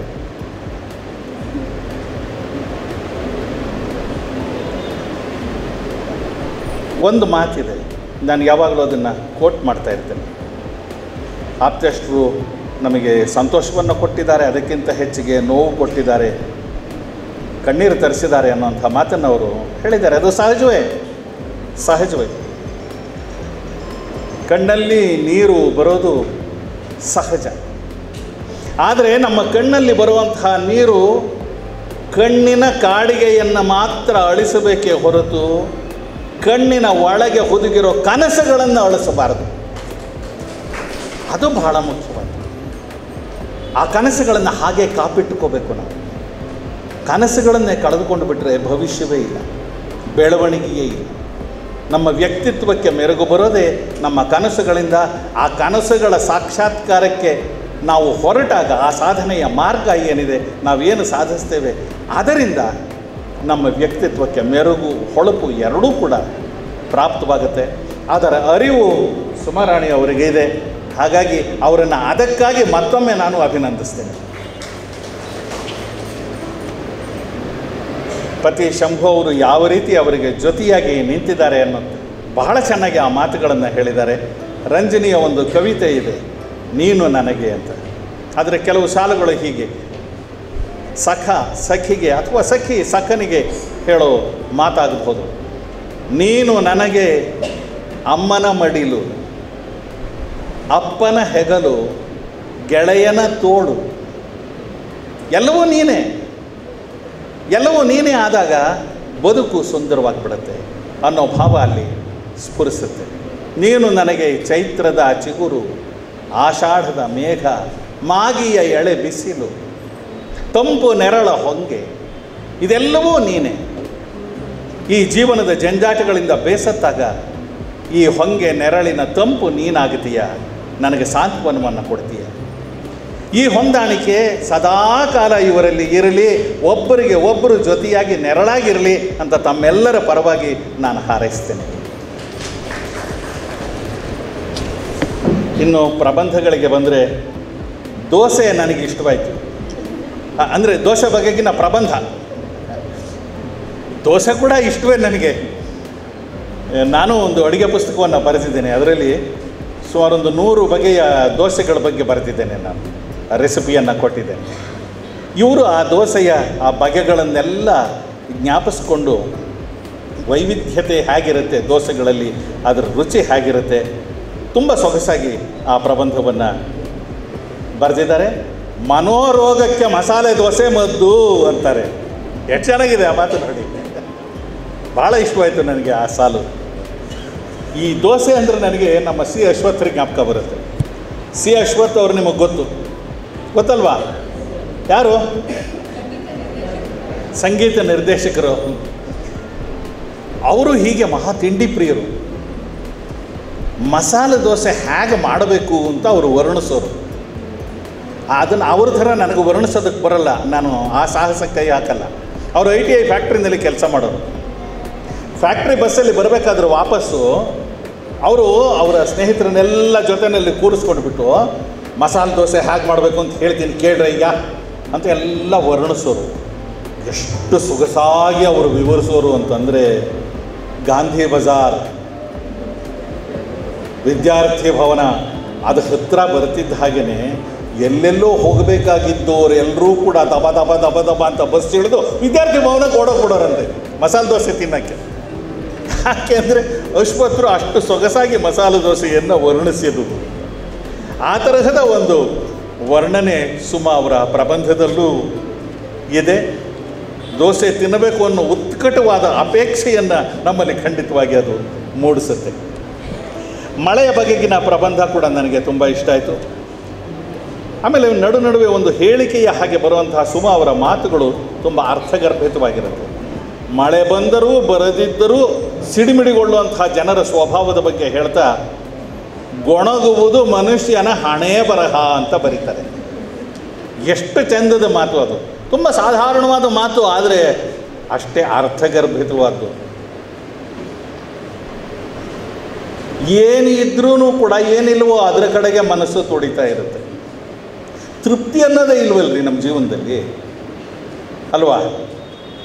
ಯಾವಾಗಲೂ ಗುಣಗ್ತಾ ಇರ್ತೀವಿ. 1 ಕೋಟಿ ರೂಪಾಯಿ ಲಾಟ್ರಿ ಬಂದರೆ 1 ಕೋಟಿ ಬಂತು ಅಂತ ಸಂತೋಷಪಟ್ಟು, ಅಯ್ಯೋ 10 ಕೋಟಿ ಬರಲಿಲ್ವೇ, ಈ ತರಹದ ಗೊಣಗುವ ಪ್ರವೃತ್ತಿ ಪ್ರತಿಯೊಬ್ಬ ಮನುಷ್ಯನಲ್ಲೂ ಇರುತ್ತೆ. ಅದೆಲ್ಲದರಿಂದ ಆಚೆಗೆ ಬರಬೇಕು ಅನ್ನುವಂಥ ಸಂದೇಶವನ್ನು ಕೂಡ ಅವರು ನೀಡ್ತಾರೆ. ಆಮೇಲೆ ಬಹಳ ಕಾವ್ಯಾತ್ಮಕವಾಗಿ ಹೇಳ್ತಾರೆ, ಹೂ ಅರಳುವುದು ಮಳೆಯ ಮೃದು ದನಿಗೆ, ಸುಮ ಬಿರಿಯುವುದು ಮಳೆಯ ಇನಿದನಿಗೆ. ಬಹಳ ಚಂದದ ಕಾವ್ಯಾತ್ಮಕವಾದಂತಹ ಸಾಲುಗಳು. ಕೂದಲು ಮತ್ತು ಗೌರವ ಪ್ರಬಂಧದಲ್ಲಿ ಬರುವಂತಹ ಇನ್ನೊಂದು ಅರ್ಥಗರ್ಭಿತವಾದ ಮಾತು, ಮರ್ಯಾದೆ ಉಳಿಸ್ಕೊಳ್ಳೋದಕ್ಕೆ ಹೋಗಿ ಭಾಳಷ್ಟನ್ನು ಕಳ್ಕೊಂಡದ್ದಾಯಿತು ಅಂತ. ಇದು ಕೂಡ ನಮ್ಮನ್ನು ಯೋಚನೆಗೆ ಹಚ್ಚುವಂತಹ ಮಾತು. ಕೊನೆ ಮಾತು ಇನ್ನೂ ಅರ್ಥಪೂರ್ಣವಾಗಿದೆ. ಮುಖಕ್ಕೆ ಬಣ್ಣ, ತಲೆಗೆ ಬಣ್ಣ, ಇವೆಲ್ಲ ಸರ್ವೇ ಸಾಮಾನ್ಯವಾದಂತಹ ವಿಚಾರ. ಆದರೆ ಮನಸ್ಸಿಗೆ ಮುಖವಾಡ ಹಾಕಿ ಬದುಕುವಂಥವರು ನಮ್ಮ ಸುತ್ತ ಇರ್ತಾರೆ. ನೋಡಿ ಹೇಗಿದೆ, ಮನಸ್ಸಿಗೆ ಮುಖವಾಡ ಹಾಕ್ಕೊಂಡು ಬದುಕೋರು ನಮ್ಮ ಸುತ್ತ, ನಮ್ಮ ಜೊತೆಗೆ ಇರ್ತಾರೆ. ಅವರೊಂದಿಗೆ ನಾವು ನಮ್ಮ ಒರಿಜಿನಲ್ ಬಣ್ಣ ಕಳೆದುಕೊಳ್ಳದೆ ಇದ್ದರೆ ಅಷ್ಟೇ ಸಾಕು. ನಮ್ಮತನವನ್ನು ನಾವು ಬಿಟ್ಟು ಕೊಡಬಾರ್ದು. ಯಾರು ಹೇಗೆ ಇರಲಿ, ನಾವಾಗಿ ಬದುಕೋಣ. ನಮ್ಮ ವ್ಯಕ್ತಿತ್ವ ಏನಿದೆ ಅದಕ್ಕೆ ಪ್ರಾಮಾಣಿಕವಾಗಿ ನಾವು ಬದುಕೋಣ ಅನ್ನೋಂಥ ಮಾತು. ರೋಗಗಳಿಗೆ ಮದ್ದಿದೆಯೇ ಅನ್ನುವಂತಹ ಪ್ರಬಂಧದಲ್ಲಿ ದೈಹಿಕ ರೋಗಗಳಿಗೆ ಮದ್ದಿದೆ, ಆದರೆ ಬಡಪೆಟ್ಟಿಗೆ ವಾಸಿಯಾಗದ ಹಲವು ಬಗೆಯ ರೋಗಗಳಿವೆ ಅಂತ ಹೇಳ್ತಾ ನಮ್ಮ ಮುನ್ನುಡಿಯ ಮಾತುಗಳು ಪರೋಪದೇಶದಂತಹ ಮನುಷ್ಯನ ದೌರ್ಬಲ್ಯಗಳ ಬಗ್ಗೆ ಬಹಳ ಮಾರ್ಮಿಕವಾಗಿ ಈ ಪ್ರಬಂಧದಲ್ಲಿ ಅವರು ಹೇಳ್ತಾರೆ. ಇಂಥ ರೋಗಗಳು ಹುಟ್ಟೋದು ಮನಸ್ಸಿನಿಂದ. ಮನೋಭೂಮಿ ಶುಚಿಯಾಗಿದ್ದರೆ ರೋಗ ಅಲ್ಲಿ ಸುಳಿಯಲ್ಲ ಅನ್ನೋ ಅರ್ಥಗರ್ಭಿತವಾದ ಮಾತು ಪ್ರಬಂಧದ ತೂಕವನ್ನು ಹೆಚ್ಚಿಸಿದೆ. ಸಾಲದ ಬಗೆಗಿನ ಪ್ರಬಂಧ ಕೂಡ ಒಂದು ರೀತಿಯಲ್ಲಿ ಜನಸಾಮಾನ್ಯರಿಗೆ ಐ ಓಪನರ್ ಇದ್ದ ಹಾಗೆ, ಕಣ್ಣು ತೆರೆಸುವ ಪ್ರಬಂಧ ಇದ್ದ ಹಾಗೆ. ಇವರ ಪ್ರಬಂಧಗಳ ಇನ್ನೊಂದು ವಿಶೇಷ ಏನಪ್ಪ ಅಂದರೆ, ಅನೇಕ ಗಾದೆ ಮಾತುಗಳನ್ನು, ಇತಿಹಾಸ, ಪುರಾಣ ಇವುಗಳ ಪ್ರಸಂಗಗಳನ್ನು, ಕಥಾಭಾಗಗಳನ್ನು, ಕವಿ ನುಡಿಗಳನ್ನು ಸಂದರ್ಭೋಚಿತವಾಗಿ ಉಲ್ಲೇಖಿಸ್ತಾರೆ. ಇದು ಇವರ ವಿಸ್ತಾರವಾದ ಓದು ಅಧ್ಯಯನಕ್ಕೆ ಹಿಡಿದಂಥ ಕೈಗನ್ನಡಿ. ಬಾಡಿಗೆ ಮನೆಯಲ್ಲಿ ಪ್ರಬಂಧ ಓದಿದಾಗ ನೆನಪಾಗಿದ್ದು ಒಂದು ಹಿಂದಿಯ ಗಜಲ್ ಮಾದರಿಯ ಗೀತೆ, ಜಿಂದಗಿ ಏಕ್ ಕಿರಾಯ ಕಾ ಘರ್ ಹೈ, ಏಕ್ ನ ಏಕ್ ದಿನ್ ಬದಲ್ನಾ ಪಡೇಗಾ. ಈ ಜೀವನ ಒಂದು ಬಾಡಿಗೆ ಮನೆ ಇದ್ದ ಹಾಗೆ, ಒಂದಲ್ಲ ಒಂದು ದಿನ ಇದನ್ನು ಬದಲಾಯಿಸಲೇಬೇಕು. ಮೌತ್ ತುझको ಜಬ್ ಆವಾಜ್ ದೇಗಿ, ಘರ್ ಸೆ ಬಾಹರ್ ನಿಕಲ್ನಾ ಪಡೇಗಾ. ಯಾವಾಗ ಸಾವು ಮನೆಯ ಕದ ತಟ್ಟುತ್ತೋ ಆಗ ಬಾಗಿಲು ತೆರೆದು ಆಚೆ ಬರಲೇಬೇಕು. ಬಹಳ ಅರ್ಥಗರ್ಭಿತವಾದ ಮತ್ತು ತಾತ್ವಿಕವಾದಂತಹ ಸಾಲುಗಳು. ಅದೇ ರೀತಿಯಲ್ಲಿ ಬಾಡಿಗೆ ಮನೆಯಲ್ಲಿ ಇವರ ಪ್ರಬಂಧ ಕೂಡ ತುಂಬ ವಿಶೇಷವಾದ ಅರ್ಥಗಳನ್ನು ಒಳಗೆ ಹುದುಗಿಸಿಕೊಂಡಿರುವಂತಹ ಪ್ರಬಂಧ ಅಂತ ನನಗಾದರೂ ಅನ್ನಿಸ್ತು. ಎಲ್ಲ ಪ್ರಬಂಧಗಳ ಬಗ್ಗೆ ನಾನು ಹೇಳಲ್ಲ. ಇದರಲ್ಲಿ ಇನ್ನೊಂದು ಮಾತು, ಮನೆ ಬಾಡಿಗೆಯದು, ಆದರೆ ಕಟ್ಟಿಕೊಂಡಿರುವ ಕನಸುಗಳು ಬಾಡಿಗೆಯವಲ್ಲ. ಎಂಥ ಅರ್ಥಗರ್ಭಿತವಾದ ಸಾಲು ನೋಡಿ. ಇದು ಕೂಡ ನನಗೆ ಬಹಳ ಇಷ್ಟವಾದ ಪ್ರಬಂಧ. ಸಾಕಷ್ಟು ಪ್ರಬಂಧಗಳು ನನಗೆ ಇಷ್ಟವಾಗಿದೆ. ಎಲ್ಲದರ ಬಗ್ಗೆ ಮಾತಾಡೋ ಸಮಯ ಇಲ್ಲ, ಮಾತಾಡಲೂಬಾರದು. ಅವಾಗ ನಿಮಗೆ ಓದೋ ಕೆಲಸವೇ ಇರೋದಿಲ್ವಲ್ಲ. ಪುಸ್ತಕವನ್ನು ಓದಿ ಆ ಪ್ರಬಂಧಗಳ ಸೊಗಸನ್ನು ನೀವೇ ಪರಿಭಾವಿಸಿಕೊಳ್ಳಿ. ತುಂಬ ಒಳ್ಳೆಯ ಕೃತಿಯನ್ನು ಸುಮಾರಾಣಿ ಅವರು ನಮಗೆ ನೀಡಿದ್ದಾರೆ. ರಾಜು ಅವರು ಹೇಳ್ತಾರೆ, ಪ್ರಬಂಧಗಳು ಗದ್ಯದ ಭಾವಗೀತೆ. ಆ ಮಾತು ಕೂಡ ತುಂಬ ಚೆನ್ನಾಗಿದೆ. ಭಾವಗೀತೆ ಬಹಳ ಚುಟುಕಾಗಿ ಅನೇಕ ಭಾವನೆಗಳನ್ನು ತನ್ನಲ್ಲಿ ಒದಗಿಸಿಕೊಂಡು ಸಹೃದಯನಿಗೆ ತಲುಪಿಸುವಂಥ ಮಾಧ್ಯಮ. ಗದ್ಯದಲ್ಲಿ ಇರುವಂಥ ಭಾವಗೀತೆ ಈ ಪ್ರಬಂಧಗಳು ಅನ್ನೋ ಮಾತನ್ನು ಅವರು ಹೇಳ್ತಾರೆ. ಬಹಳ ಸಂಕ್ಷಿಪ್ತವಾಗಿವೆ. ಯಾವ ಪ್ರಬಂಧವೂ ತೀರಾ ದೊಡ್ಡದಲ್ಲ, 4-6 ಪುಟಗಳಲ್ಲಿ ಆಗೋಗ್ಬಿಡುತ್ತೆ. ಆದರೆ ಗಹನವಾದ ವಿಚಾರಗಳನ್ನು ಆ ಪ್ರಬಂಧಗಳಲ್ಲಿ ಅವರು ಮಂಡಿಸಿದ್ದಾರೆ, ನಮ್ಮ ಜೊತೆಗೆ ಹಂಚಿಕೊಂಡಿದ್ದಾರೆ. ಒಂದು ಸಾರ್ಥಕವಾದ ಕೃತಿಯನ್ನು ಕೊಟ್ಟಿದ್ದಾರೆ. ನಿಮ್ಮ ಪ್ರಬಂಧಗಳಿಂದ ಪ್ರಬಂಧ ಸಾಹಿತ್ಯ ಮತ್ತಷ್ಟು ಶ್ರೀಮಂತವಾಗಲಿ ಅಂತ ನಾನು ಹಾರೈಸ್ತೇನೆ. ಕಂಗ್ರ್ಯಾಚುಲೇಷನ್. ಇನ್ನು ಜಡ್ಜ್ಮೆಂಟಿಗೆ ಬರೋಣ. ಅಲ್ಲ, ನನ್ನ ಜಡ್ಜ್ಮೆಂಟ್ ಅಲ್ಲ, ಪುಸ್ತಕ ಪ್ರಭಾಕರ್ರವರ ಕೃತಿ, ಮೊದಲನೇ ಪುಸ್ತಕ ಚೊಚ್ಚಲ ಕೃತಿ. ಪ್ರಸಿದ್ಧ ಹಿರಿಯ ವಕೀಲ ಕೆ ಪ್ರಭಾಕರ್ ಅವರ ಅನುಭವ ಗಾಥೆ. ಪ್ರಾಸಂಗಿಕವಾಗಿ ಪ್ರಾಮಾಣಿಕವಾಗಿ ಒಂದೆರಡು ಮಾತನ್ನು ಹೇಳ್ತೇನೆ. ಸ್ವಲ್ಪ ಹಾರ್ಷ್ ಅಂತ ಅನ್ನಿಸಬಹುದಾದ ಮಾತುಗಳು ಇವು, ಆದರೆ ಈ ಮಾತುಗಳನ್ನು ಹೇಳೋದಕ್ಕೊಂದು ಕಾರಣ ಇದೆ. ಆದ್ದರಿಂದ ಈ ಮಾತುಗಳನ್ನು ನಾನು ಹೇಳ್ತಿರುವಾಗ ದಯವಿಟ್ಟು ತಪ್ಪು ತಿಳ್ಕೊಬೇಡಿ ಅಂತ ಮೊದಲೇ ವಿನಂತಿ ಮಾಡ್ಕೊಂಡು ಬಿಡ್ತೀನಿ. Justice delayed is justice denied. ಯಾವಾಗ ನ್ಯಾಯ ಒದಗಿಸೋದು ತಡವಾಗುತ್ತೆ, ಆಗ ಅದನ್ನು ನಿರಾಕರಿಸದ ಹಾಗೆ. ನಮ್ಮ ಕೋರ್ಟ್ ಕಚೇರಿಗಳಲ್ಲಿ ಯಾವ ವ್ಯಾಜ್ಯ ಬೇಗ ಇತ್ಯರ್ಥ ಆಗುತ್ತೆ ಹೇಳಿ? ಯಾವುದೂ ಇಲ್ಲ. ವರ್ಷಗಟ್ಟಲೆ ಎಳಿತಾನೇ ಹೋಗುತ್ತೆ, ಎಳ್ಕೊಂಡು ಹೋಗ್ತಾರೆ. It is better to be a mouse in a cat's mouth than a man in a lawyer's hands. Spanish ಗಾದೆ. ಒಬ್ಬ ಲಾಯರ್ನ ಕೈನಲ್ಲಿ ಸಿಕ್ಕಾಕ್ಕೊಳ್ಳೋದಕ್ಕಿಂತ it is better to be a mouse in a cat's mouth. ಬೆಕ್ಕಿನ ಬಾಯಲ್ಲಿರೋ ಇಲಿಯಾಗಿಬಿಡ್ಬೋದು. ಇದು ಯಾವ ರೀತಿಯಲ್ಲೂ ವೈಯಕ್ತಿಕವಾದಂತಹ ಅಭಿಪ್ರಾಯಗಳಲ್ಲ, ಒಂದು ಗಾದೆ ಮಾತು ಇದು. ಅಲ್ಲ, ಅವರಿಗಿಂತ ಇನ್ಯಾರು ಗೊತ್ತಿರುತ್ತೆ ಆ ಕ್ಷೇತ್ರದ. ಎ ಲಾಸೂಟ್ ಈಸ್, ಒಂದು ಕೇಸ್ ಬಂತು ಅಂತಂದರೆ, it's A fruit tree planted in a lawyers garden. ಅವರ ತೋಟದಲ್ಲಿ ನೆಟ್ಟ ಹಣ್ಣಿನ ಮರ ಅಂತ ಒಂದು ಕೇಸ್ ಬಂತು ಅಂದರೆ, ಅಪ್ಪ ಇನ್ನೊಂದು 2-3 ವರ್ಷ ಯೋಚನೆ ಇಲ್ಲಪ್ಪ ಅಂತ ಅವ್ರಿಗೂ ಬದುಕಲ್ವೇ ಅದು. ಇನ್ನೊಂದು ಜರ್ಮನ್ ಗಾದೆ, go to the law for a sheep and lose your cow. ಕುರಿಗೋಸ್ಕರ ಕೋರ್ಟಿನ ಕಟಕಟೆಗೆ ಹೋಗಿ ಹಸುವನ್ನು ಕಳ್ಕೊಳ್ಳಿ. ಕುರಿ ಸಿಗಬಹುದು, ಇಂಥ ಬಾರ್ಗೇನ್ ನೀವು ನಿಮ್ಮ ಹಸುವನ್ನು ಕಳ್ಕೊಂಡಿರ್ತೀರಿ. ನಷ್ಟ ಹಾಗೂ ಗೆದ್ದರೂ ನಷ್ಟ ನಿಮ್ಮದೇ. ಒಬ್ಬ ತಂದೆಗೆ ಮಗಳನ್ನು ಕೇಳ್ತಾನಂತೆ, ಯಾರನ್ನು ಮದುವೆ ಆಗಬೇಕು ಅಂತಿದ್ದೀಯಾ ಮಗಳೇ? ನಾನು ಒಬ್ಬ ಪ್ರಾಮಾಣಿಕ ಲಾಯರ್ನನ್ನು ಮದುವೆ ಆಗಬೇಕು ಅಂತಿದ್ದೇನೆ ಡ್ಯಾಡಿ ಅಂತಾಳವಳು. ಕ್ಷಮಿಸು ಮಗಳೇ, ಇಬ್ಬಿಬ್ಬರನ್ನು ಮದುವೆ ಆಗೋದಕ್ಕೆ ನಮ್ಮ ಕಾನೂನಿನಲ್ಲಿ ಅವಕಾಶ ಇಲ್ಲ. ಇಲ್ಲ ಪ್ರಾಮಾಣಿಕನಾಗಿರಬೇಕು, ಇಲ್ಲ ಲಾಯರ್ ಆಗಿರಬೇಕು, ಎರಡೂ ಒಬ್ಬನೇ ಆಗೋಕ್ಕೆ ಸಾಧ್ಯವಿಲ್ಲ ಅನ್ನೋ ಮಾತನ್ನು. ಇನ್ನೊಂದು ನನ್ನದೇ ನಾಟಕ ಗುಳ್ಳೆನರಿ ಓಲ್ಪೋನ್ ಅನ್ನೋ ನಾಟಕ, ಆ ಬೆನ್ ಜಾನ್ಸನ್ನ ನಾಟಕ. ಆ ನಾಟಕದ ಭಾವಾನುವಾದ. ಅದರಲ್ಲಿ ಲಾಯರ್ಸ್ ಬಗ್ಗೆ ಬಹಳ ವ್ಯಂಗ್ಯವಾಗಿ, ಬಹಳ ಮಾರ್ಮಿಕವಾಗಿ ಜಾನ್ಸನ್ ಬರೀತಾನೆ. ಆ ಸಾಲುಗಳನ್ನು ನಾನು ಅನುವಾದ ಮಾಡಿದ್ದೇನೆ. ತಾವೇನು, ತಮ್ಮ ಘನತೆ ಏನು, ತಮ್ಮ ಯೋಗ್ಯತೆ ಏನು, ಎಷ್ಟಾದರೂ ದೊಡ್ಡ ಪಟ್ಟಣದಲ್ಲಿ ವಕೀಲಿ ಕಲಿತು ಬಂದವರು ನೀವು. ತಮ್ಮ ವೃತ್ತಿ ನಡತೆ ಬಗ್ಗೆ ನಮ್ಮ ಯಜಮಾನರಿಗೆ ತುಂಬ ಗೌರವ. ನಿಮ್ಮಂತಹ ವಕೀಲ ವೃತ್ತಿಯವರು ಗಂಟೆಗಟ್ಟಲೆ ಯಾವುದೇ ವಿಷಯದ ಬಗ್ಗೆ ಅಥವಾ ವಿಷಯನೇ ಇಲ್ಲದೆ ಹರಟೆ ಹೊಡಿಬಲ್ರಿ. ಅದು ಕಾನೂನುಬದ್ಧವಾಗಿ ಬಹಳ ಚುರುಕಾಗಿ ವಿಷಯಗಳನ್ನು ತಿರುವಿ ಮುರುವಿ ಕಿತ್ತೆಸೆದು ಗಂಟು ಹಾಕಿ ಬಿಡಿಸಿ ಅತಿ ಬುದ್ಧಿವಂತಿಕೆಯಿಂದ ಎರಡೂ ಕಡೆಯವರಿಗೆ ಎರಡೆರಡು ರೀತಿ ಸಲಹೆ ಕೊಡಬಲ್ರಿ.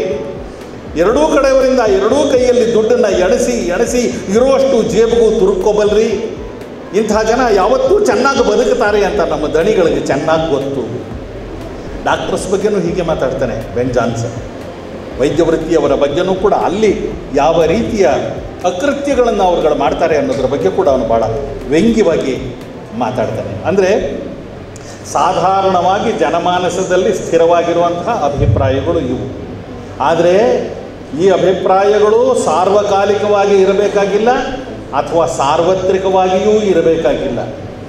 ಎಲ್ಲ ವಕೀಲರನ್ನೂ ನಾವು ಒಂದೇ ತಕ್ಕಡಿಯಲ್ಲಿ ಹಾಕಿ ತೂಗಬೇಕಾಗಿಲ್ಲ. ಎಲ್ಲ ನಿಯಮಗಳಿಗೂ ಅಪವಾದಗಳು ಇರೋ ಹಾಗೆ ಈ ಒಂದು ಮಾತಿಗೂ ಅಪವಾದ ಇದೆ. ಆ ಅಪವಾದವೇ ನಮ್ಮ ಪ್ರಭಾಕರ್ ರಾಯರಂತಹ ವಕೀಲರು.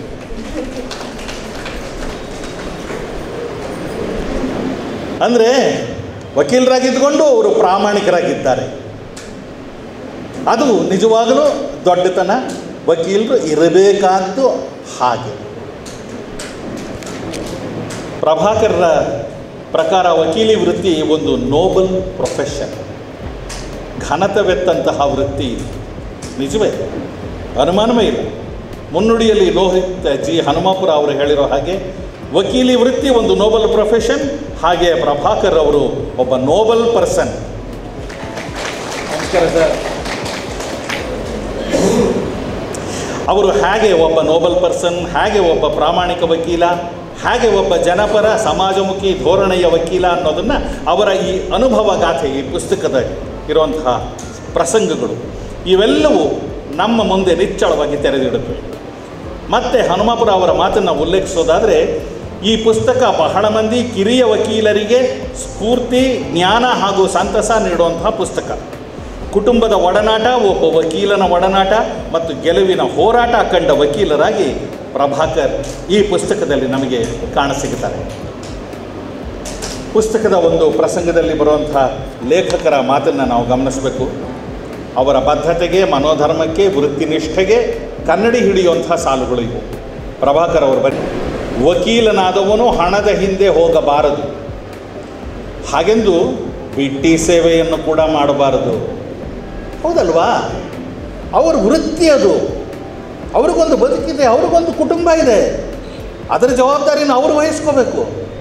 ಆಯ್ತಪ್ಪ ಬಾ, ಇದು ಧರ್ಮ ಕಾರ್ಯ ಮಾಡ್ತೀನಿ, ಮಾತ್ರ ಆ ತರಹದ ಪ್ರಸಂಗ ಇದ್ದರೆ ನೀವು ಕೋಟ್ಯಾಧೀಶ್ವರಾಗಿದ್ದರೆ ಮಾಡಿ, ಅದು ಬೇರೆ ಮಾತು. ಆದರೆ ವೃತ್ತಿಯಾಗಿ ಸ್ವೀಕರಿಸಿದಂಥವನು ವೃತ್ತಿ ಧರ್ಮವನ್ನು ಪಾಲಿಸಲೇಬೇಕು. ತನ್ನ ವೃತ್ತಿಗೆ ಸಲ್ಲಬೇಕಾದ ಸಂಭಾವನೆಯನ್ನು, ಗೌರವವನ್ನು ಆತ ಗಳಿಸ್ಕೊಳ್ಳಲೇಬೇಕು. ಸಮಯಕ್ಕೆ ತಕ್ಕ ಹಾಗೆ, ಕಕ್ಷಿದಾರನ ಸಾಮರ್ಥ್ಯಕ್ಕೆ ಅನುಗುಣವಾಗಿ, ತುಂಬ ಒಳ್ಳೆ ಮಾತದು, ಕಾನೂನುಬದ್ಧವಾಗಿಯೇ ಫೀ ಪಡೆದು ವಕೀಲಿ ವೃತ್ತಿಯನ್ನು ವಿಜೃಂಭಿಸಬೇಕು. ಯಾವುದೇ ಬಡವ ಕಕ್ಷಿದಾರರು ಬಂದರೂ ಅವರ ಸಮಸ್ಯೆಯನ್ನು ಬಗೆಹರಿಸೋದಕ್ಕೆ ಪ್ರಯತ್ನ ಪಡಬೇಕು. ಶ್ರೀಮಂತರ ಹತ್ರ ನೀವು ದುಡ್ಡು ತಗೊಳ್ಳಿ, ಬಡವರು ಬಂದಾಗ ಸ್ವಲ್ಪ ಕಡಿಮೆ ದುಡ್ಡು ತಗೊಳ್ಳಿ. ಎಂಥ ಮನೋಧರ್ಮ ನೋಡಿ, ಅದು ಸಮಾಜಮುಖಿಯಾದಂಥ ಮನೋಧರ್ಮ. ಅಂದರೆ ಜನತೆಯ ಕಷ್ಟಗಳಿಗೆ ಸ್ಪಂದಿಸುವಂಥ ಮನಸ್ಸು ಪ್ರಭಾಕರ್ ಅವರದ್ದು. ಮೊದಲು ಕರ್ತವ್ಯ, ಅನಂತರ ಉಳಿದದ್ದು. ನಿಷ್ಠೆಯಿಂದ ಕರ್ತವ್ಯ ನಿರ್ವಹಿಸುವ ಯಾವುದೇ ವಕೀಲ ವೃತ್ತಿಯಲ್ಲಿ ಸೋಲುವುದಿಲ್ಲ, ಇದು ನನ್ನ ಅನುಭವ ಅಂತ ಹೇಳ್ತಾರೆ ಪ್ರಭಾಕರ್. ತುಂಬ ಪ್ರಾಮಾಣಿಕವಾದ, ಅರ್ಥಪೂರ್ಣವಾದ ಸಾಲುಗಳು. ಇನ್ನು ಕೃತಿಯ ತುಂಬ ಅನೇಕ ಸ್ವಾರಸ್ಯಕರ ಪ್ರಸಂಗಗಳನ್ನು, ತಮ್ಮ ಅನುಭವಕ್ಕೆ ಬಂದಂತಹ ವಿಶಿಷ್ಟ ಪ್ರಸಂಗಗಳನ್ನು ಕೃತಿಕಾರರು ದಾಖಲು ಮಾಡಿದ್ದಾರೆ. ತುಂಬ ಸ್ವಾರಸ್ಯಕರವಾದ ಓದಿಗೆ ಕೃತಿ ತೆರೆದುಕೊಳ್ಳುತ್ತೆ. ಅದಕ್ಕಾಗಿ ಪ್ರಭಾಕರ್ ಅವರಿಗೆ ಅಭಿನಂದನೆಗಳು ಸಲ್ಲಬೇಕು. ಇಂಥ ಕೃತಿಗಳು ಹೆಚ್ಚು ಸಂಖ್ಯೆಯಲ್ಲಿ ಬರಬೇಕು. ಯಾಕೆಂದರೆ ಇವು ಕೇವಲ ರಂಜನೆಯನ್ನು ನೀಡೋದು ಮಾತ್ರವೇ ಅಲ್ಲ, ಒಂದು ಹೊಸ ಪ್ರಪಂಚವನ್ನು ನಮ್ಮ ಎದುರಿಗೆ ತೆರೆದಿಡುತ್ತವೆ. ಅನೇಕ ವಿಷಯಗಳನ್ನು, ಕೋರ್ಟ್ ಕಲಾಪದ ವಿವರಗಳನ್ನು, ಕಾನೂನಿನ ಕ್ರಮಗಳನ್ನು ನಮಗೆ ಅವು ತಿಳಿಸ್ಕೊಡುತ್ತವೆ. ಕಾನೂನಿನ ಕಕ್ಷೆಯೊಳಗೆ ನಮ್ಮ ಬದುಕನ್ನು ಸಾರ್ಥಕವಾಗಿ ಕಟ್ಟಿಕೋಬೇಕು ಅನ್ನೋ ಸಂಗತಿಯನ್ನು ಲೇಖಕರು ಇದರಲ್ಲಿ ಮನದಟ್ಟು ಮಾಡಿಕೊಟ್ಟಿದ್ದಾರೆ. ಇಂಥ ಕೃತಿಗಳು ಕನ್ನಡದಲ್ಲಿ ನನ್ನ ಗಮನಕ್ಕೆ ಬಂದ ಹಾಗೆ ಹೆಚ್ಚಿಲ್ಲ. ನಾನು ಹಿಂದೆ ಕೋ ಚನ್ನಬಸಪ್ಪ ಅವರ ನ್ಯಾಯಾಲಯದ ಕಥೆಗಳು ಅನ್ನುವಂಥ ಒಂದು ಕೃತಿಯನ್ನು ಓದಿದ್ದೆ. ಇರಬಹುದು, ಬೇರೆ ಕೃತಿಗಳು ಇದ್ದಿರಬಹುದು, ನನ್ನ ಗಮನಕ್ಕೆ ಅವು ಬಂದಿಲ್ಲ. ಒಂದಂತೂ ನಿಜ, ಈ ಕೋರ್ಟ್ ಸೀನ್ಗಳು, ಲಾಯರ್, ಕರಿಕೋಟು ನನಗೆ ತುಂಬ ಆಕರ್ಷಣೆ. ಯಾಕೆ ಅಂತಂದರೆ ಅಂಥ ಅನೇಕ ಪಾತ್ರಗಳನ್ನು ಮಾಡಿಬಿಟ್ಟಿದ್ದೀನಿ. ನಮ್ಮ ಡಿ.ಎನ್. ಸೀತಾರಾಮ್ ಅವರ ಧಾರಾವಾಹಿಗಳಲ್ಲಿ ಅನೇಕ ಬಾರಿ ಲಾಯರ್ ಆಗಿ, ಪ್ರಾಸಿಕ್ಯೂಷನ್ ಲಾಯರ್ ಆಗಿ ಕರಿಕೋಟ್ ಹಾಕ್ಕೊಂಡು ವಾದ ವಿವಾದಗಳನ್ನು ಅವರ ಜೊತೆಗೆ ನಡೆಸಿದ್ದೇನೆ. ಆ ಇಡೀ ಪ್ರೋಸೆಸ್ ನನಗೆ ಬಹಳ ಸಂತೋಷವನ್ನು ಕೊಟ್ಟಿದೆ. ನಿಜವಾಗಲೂ ಒಂದು ಲಾಯರ್ ಆಗಿದ್ದರೆ ಚೆನ್ನಾಗಿರೋದೇನೋ ಅಂತ ಎಷ್ಟೋ ಸಲ ನಾನು ಅಂದುಕೊಂಡಿರೋದು ಉಂಟು. ಪ್ರಭಾಕರ್ ಅವರ ಕೃತಿಯನ್ನು ಓದಿದಾಗ ಒಂದು ವಿಷಯ ಮನಸ್ಸಿಗೆ ಬಂದು ಹೋಯಿತು. ಕೆಲವು ಕೇಸ್ಗಳನ್ನು ತಗೊಂಡು, ಅವರು ದಾಖಲು ಮಾಡಿರುವಂತಹ ಕೆಲವು ಕೇಸ್ಗಳನ್ನು ತಗೊಂಡು ಒಂದು ಸೂತ್ರದಲ್ಲಿ ಅದನ್ನು ಪೋಣಿಸ್ಕೊಂಡು ಒಬ್ಬ ಲಾಯರ್ನ ಯಶೋಗಾಥೆಯ ಕೇಸುಗಳು, ಆ ರೀತಿಯಲ್ಲಿ ಅದಕ್ಕೆ ಒಂದು ನಾಟಕದ ರೂಪವನ್ನು ನಾವು ಕಟ್ಟಿಕೊಡ್ಬಹುದೇನೋ, ಒಂದು 3-4 ಪ್ರಸಂಗಗಳನ್ನು ಇಟ್ಕೊಂಡು ಆ ನಿಟ್ಟಿನಲ್ಲಿ ನನ್ನ ಯೋಚನೆ ಈಗ ಶುರು ಆಗಿದೆ. ಬಹುಶಃ ಅದನ್ನು ನಾನು ಮಾಡ್ತೇನೆ. ಹಾಗೆ ಒಂದು ಹೊಸ ನಾಟಕವನ್ನು ಬರೆಯೋದಕ್ಕೆ ನನಗೆ ಒಂದು ಹೊಳಹನ್ನು ಕೊಟ್ಟಿರುವಂತಹ ಪ್ರಭಾಕರ್ ಅವರಿಗೆ ನಾನು ಕೃತಜ್ಞತೆಗಳನ್ನು ಸಲ್ಲಿಸ್ತೇನೆ. ಐ ಥಿಂಕ್ ಸಾಕಷ್ಟು ವಿಷಯಗಳನ್ನು ಹೇಳಿದ್ದೇನೆ, ಹೆಚ್ಚು ಸಮಯವನ್ನು ತೊಗೊಂಡ್ಬಿಟ್ಟೆ ಅಂತ ಕಾಣುತ್ತೆ. ಇನ್ನೊಮ್ಮೆ ಇಬ್ಬರೂ ಲೇಖಕರಿಗೆ ಹೃತ್ಪೂರ್ವಕವಾದ ಅಭಿನಂದನೆಗಳನ್ನು ಸಲ್ಲಿಸ್ತಾ ನಾನು ವಿರಮಿಸ್ತೇನೆ. ನಮಸ್ಕಾರ. ಅವರಿದ್ದಾರೆ. ಈ ಸಂದರ್ಭದಲ್ಲಿ ನಾನು 2 ಮಾತಾಡ್ತೀನಿ. ಕೆ. ಪ್ರಭಾಕರ್ ಅವರಿಗೆ ಜಡ್ಜ್ಮೆಂಟ್ ಕೃತಿಗಾಗಿ, ಸುಮಾರಾಣಿ ಅವರಿಗೆ ದೇವರ ಹುಡುಕಾಟದಲ್ಲಿ ಕೃತಿಗಾಗಿ ಅಭಿನಂದನೆಗಳನ್ನು ಮತ್ತು ಶುಭಾಶಯಗಳನ್ನು ಹೇಳ್ತೀನಿ. ನಮ್ಮ ಸಮಾಜದಲ್ಲಿ ಸಾಮಾನ್ಯವಾಗಿ ತಾಯಿಯ ತ್ಯಾಗ ಕಣ್ಣಿಗೆ ಬೀಳೋ ಹಾಗೆ ತಂದೆ ಮಕ್ಕಳಿಗಾಗಿ ಮಾಡುವಂತಹ ತ್ಯಾಗ, ಪ್ರೋತ್ಸಾಹ ಸುಲಭವಾಗಿ ಕಣ್ಣಿಗೆ ಬೀಳುವಂಥದ್ದಲ್ಲ. ಅದು ತೆರೆಮರೆಯಲ್ಲಿ ನಡೆಯುವಂಥದ್ದು. ಇತ್ತೀಚೆಗೆ ಸ್ವಲ್ಪ ತಂದೆ ಎನ್ನುವ ಪಾತ್ರಕ್ಕೆ ಒಂದು ಮಹತ್ವ ಸಿಗ್ತಾ ಇದೆ. ಆದರೆ ಪುರಾಣದಲ್ಲಿ ನಾವು ಶಕುಂತಲೆಯನ್ನು ಸಾಕಿದ ಕಣ್ವರನ್ನು ನೋಡ್ತೀವಿ, ತನ್ನ ನೇಗಿಲ ತುದಿಗೆ ಸಿಕ್ಕ ಸೀತೆಯನ್ನು ಸಾಕಿದ ಜನಕನನ್ನು ನೋಡ್ತೀವಿ. ಇಂತಹ ತಂದೆ ಮಗಳ ಅನೇಕ ಜೋಡಿಗಳು ಪುರಾಣದಲ್ಲಿ ಕಾಣುತ್ತವೆ. ಅಂತಹ ಒಂದು ಸುಂದರವಾದ ಜೋಡಿಯನ್ನು ಇವತ್ತು ನಾವು ನೋಡ್ತಾ ಇದ್ದೀವಿ. ಇಂತಹ ತಂದೆ ಮಗಳು ಇಬ್ಬರ ಪುಸ್ತಕವು ಒಂದೇ ವೇದಿಕೆಯಲ್ಲಿ ಬಿಡುಗಡೆ ಆಗ್ತಾ ಇರೋದು ಅತ್ಯಂತ ಅಪೂರ್ವವಾದ ಸಂತೋಷಕರವಾದ ಸಂಗತಿ. ಈ ಕಾರ್ಯಕ್ರಮಕ್ಕೆ ನನ್ನನ್ನು ಕರೆಸಿದ್ದಕ್ಕೆ ಧನ್ಯವಾದಗಳು. ನಮಸ್ಕಾರ. ಡಾಕ್ಟರ್ ಸುಮಾರಾಣಿ ಶಂಭು ಅವರ ಒಂದು ಕೃತಿ ದೇವರ ಹುಡುಕಾಟದಲ್ಲಿ ಇದು 15ನೇ ಕೃತಿ. ಈಗಾಗಲೇ 14 ಕೃತಿಗಳನ್ನು ಅವರು ಹೊರತಂದಿದ್ದಾರೆ. ಈಗ ಏನು ಲಲಿತ ಪ್ರಬಂಧಗಳು ಅನ್ನೋ ಒಂದು ಕೃತಿ ಈಗ ಬಿಡುಗಡೆಯಾಗಿದೆಯೋ ಆ ಕೃತಿ ಈಗ ಆಗಲೇ ಅಂತಹ ಲಲಿತ ಪ್ರಬಂಧಗಳನ್ನು 2 ಲಲಿತ ಪ್ರಬಂಧಗಳು ಈಗಾಗಲೇ ಬಿಡುಗಡೆ ಆಗಿ ಲೋಕಾರ್ಪಣೆ ಆಗಿ ಆ 2 ಪ್ರಬಂಧಗಳು ಕೂಡ ರಾಜ್ಯ ಮಟ್ಟದಲ್ಲಿ ಉನ್ನತವಾದ ಸ್ಥಾನವನ್ನು ಪಡ್ಕೊಂಡು ರಾಜ್ಯ ಪ್ರಶಸ್ತಿಯನ್ನು ಪಡ್ಕೊಂಡಿರ್ತಕ್ಕಂಥದ್ದು ಇಲ್ಲಿ ಗಮನಾರ್ಹ. ಬೆಕರಿಗಿವೆ ಕನಸುಗಳು ಕರ್ನಾಟಕ ಮಿತ್ರ ಪ್ರಶಸ್ತಿ, ಸಿಗ್ನೇಚರ್ ಕೃತಿಗೆ ಸೇವಂತಿಗೆ ಪ್ರಕಾಶನ ನೀಡತಕ್ಕಂಥ ಪ್ರಶಸ್ತಿಯನ್ನು ಪಡ್ಕೊಂಡು ಈಗ 3ನೇ ಕೃತಿ ದೇವರ ಹುಡುಕಾಟದಲ್ಲಿ ಒಂದು ಸುಂದರವಾದ ಲಲಿತ ಪ್ರಬಂಧ ಕವನ ಸಂಕಲನ, ಕಥಾ ಸಂಕಲನ, ಪ್ರವಾಸ ಕಥನ, ವೈಚಾರಿಕ ಕೃತಿ, ಲೇಖನಗಳ ಸಂಗ್ರಹ, ಕಿರು ಅಂಕಣಗಳ ಬರಹಗಳು, ಮಾಧ್ಯಮ ಲೇಖನಗಳನ್ನು, ಸಂಪಾದನಾ ಕೃತಿಗಳನ್ನು, ಸಂಶೋಧನಾ ಕೃತಿಗಳನ್ನು ಎಲ್ಲವನ್ನೂ ಕೂಡ ಎಲ್ಲ ಕ್ಷೇತ್ರದಲ್ಲೂ ಕೂಡ ಕೈಯಾಡಿಸಿದ್ದಾರೆ. ರಾಜ್ಯ ಮಟ್ಟದ ಪತ್ರಿಕೆಗಳಲ್ಲಿ ಇವರ ಲೇಖನಗಳು ಪ್ರಕಟ ಆಗಿರ್ತಕ್ಕಂಥದ್ದು ಕೂಡ ಗಮನಾರ್ಹವಾಗಿರ್ತಕ್ಕಂಥದ್ದು. ಹಂಪಿ ಯೂನಿವರ್ಸಿಟಿಯಿಂದ ಕುವೆಂಪು ಪ್ರಶಸ್ತಿ ಬಂದಿರತಕ್ಕಂಥದ್ದು, ಶಿವಮೊಗ್ಗ ಯೂನಿವರ್ಸಿಟಿಯಿಂದ ಹಾದಿರಂಪ ಬೀದಿರಂಪ ಕೃತಿಗೆ 10,000 ರೂಪಾಯಿಗಳ ಬಹುಮಾನ ಬಂದಿರತಕ್ಕಂಥ ಕೃತಿ, ಗದಗ ಯುವ ಬಳಗದಿಂದ ಯುವ ಸಾಹಿತ್ಯ ಪ್ರಶಸ್ತಿ, 2017ರಲ್ಲಿ ಮಂಡ್ಯ ನಗರ ಸಾಹಿತ್ಯ ಸಮ್ಮೇಳನದ ಸರ್ವಾಧ್ಯಕ್ಷರ ಒಂದು ಗೌರವವು ಕೂಡ ಇವರಿಗೆ ಲಭಿಸಿದೆ. 2024ರಲ್ಲಿ ಕಳೆದ ವರ್ಷ ಒಂದು ಕನ್ನಡ ಸಾಹಿತ್ಯ ಸಮ್ಮೇಳನ, ಅಖಿಲ ಭಾರತ ಕನ್ನಡ ಸಾಹಿತ್ಯ ಸಮ್ಮೇಳನದಲ್ಲಿ ಕನ್ನಡ ರಥಗೀತೆಗೆ ಒಂದು ಗೀತೆಯನ್ನು ಬರೆದಂಥವರು ಡಾಕ್ಟರ್ ಸುಮಾರಾಣಿ ಅವರು. ಅದೇ ವರ್ಷ ಜಿಲ್ಲಾ ಆಡಳಿತದಿಂದ ರಾಜ್ಯೋತ್ಸವ ಪ್ರಶಸ್ತಿಯನ್ನು, ಕರ್ನಾಟಕ ಸರ್ಕಾರದಿಂದ ಕನ್ನಡ ರಾಜ್ಯೋತ್ಸವ ಪ್ರಶಸ್ತಿಯನ್ನು ಕೂಡ ನಗದು ಬಹುಮಾನವನ್ನು ನೀಡಿ ಅವರು ಗೌರವಿಸ್ತಕ್ಕಂಥದ್ದು ಗಮನಾರ್ಹವಾಗಿ ನಾವು ನೋಡಬಹುದು.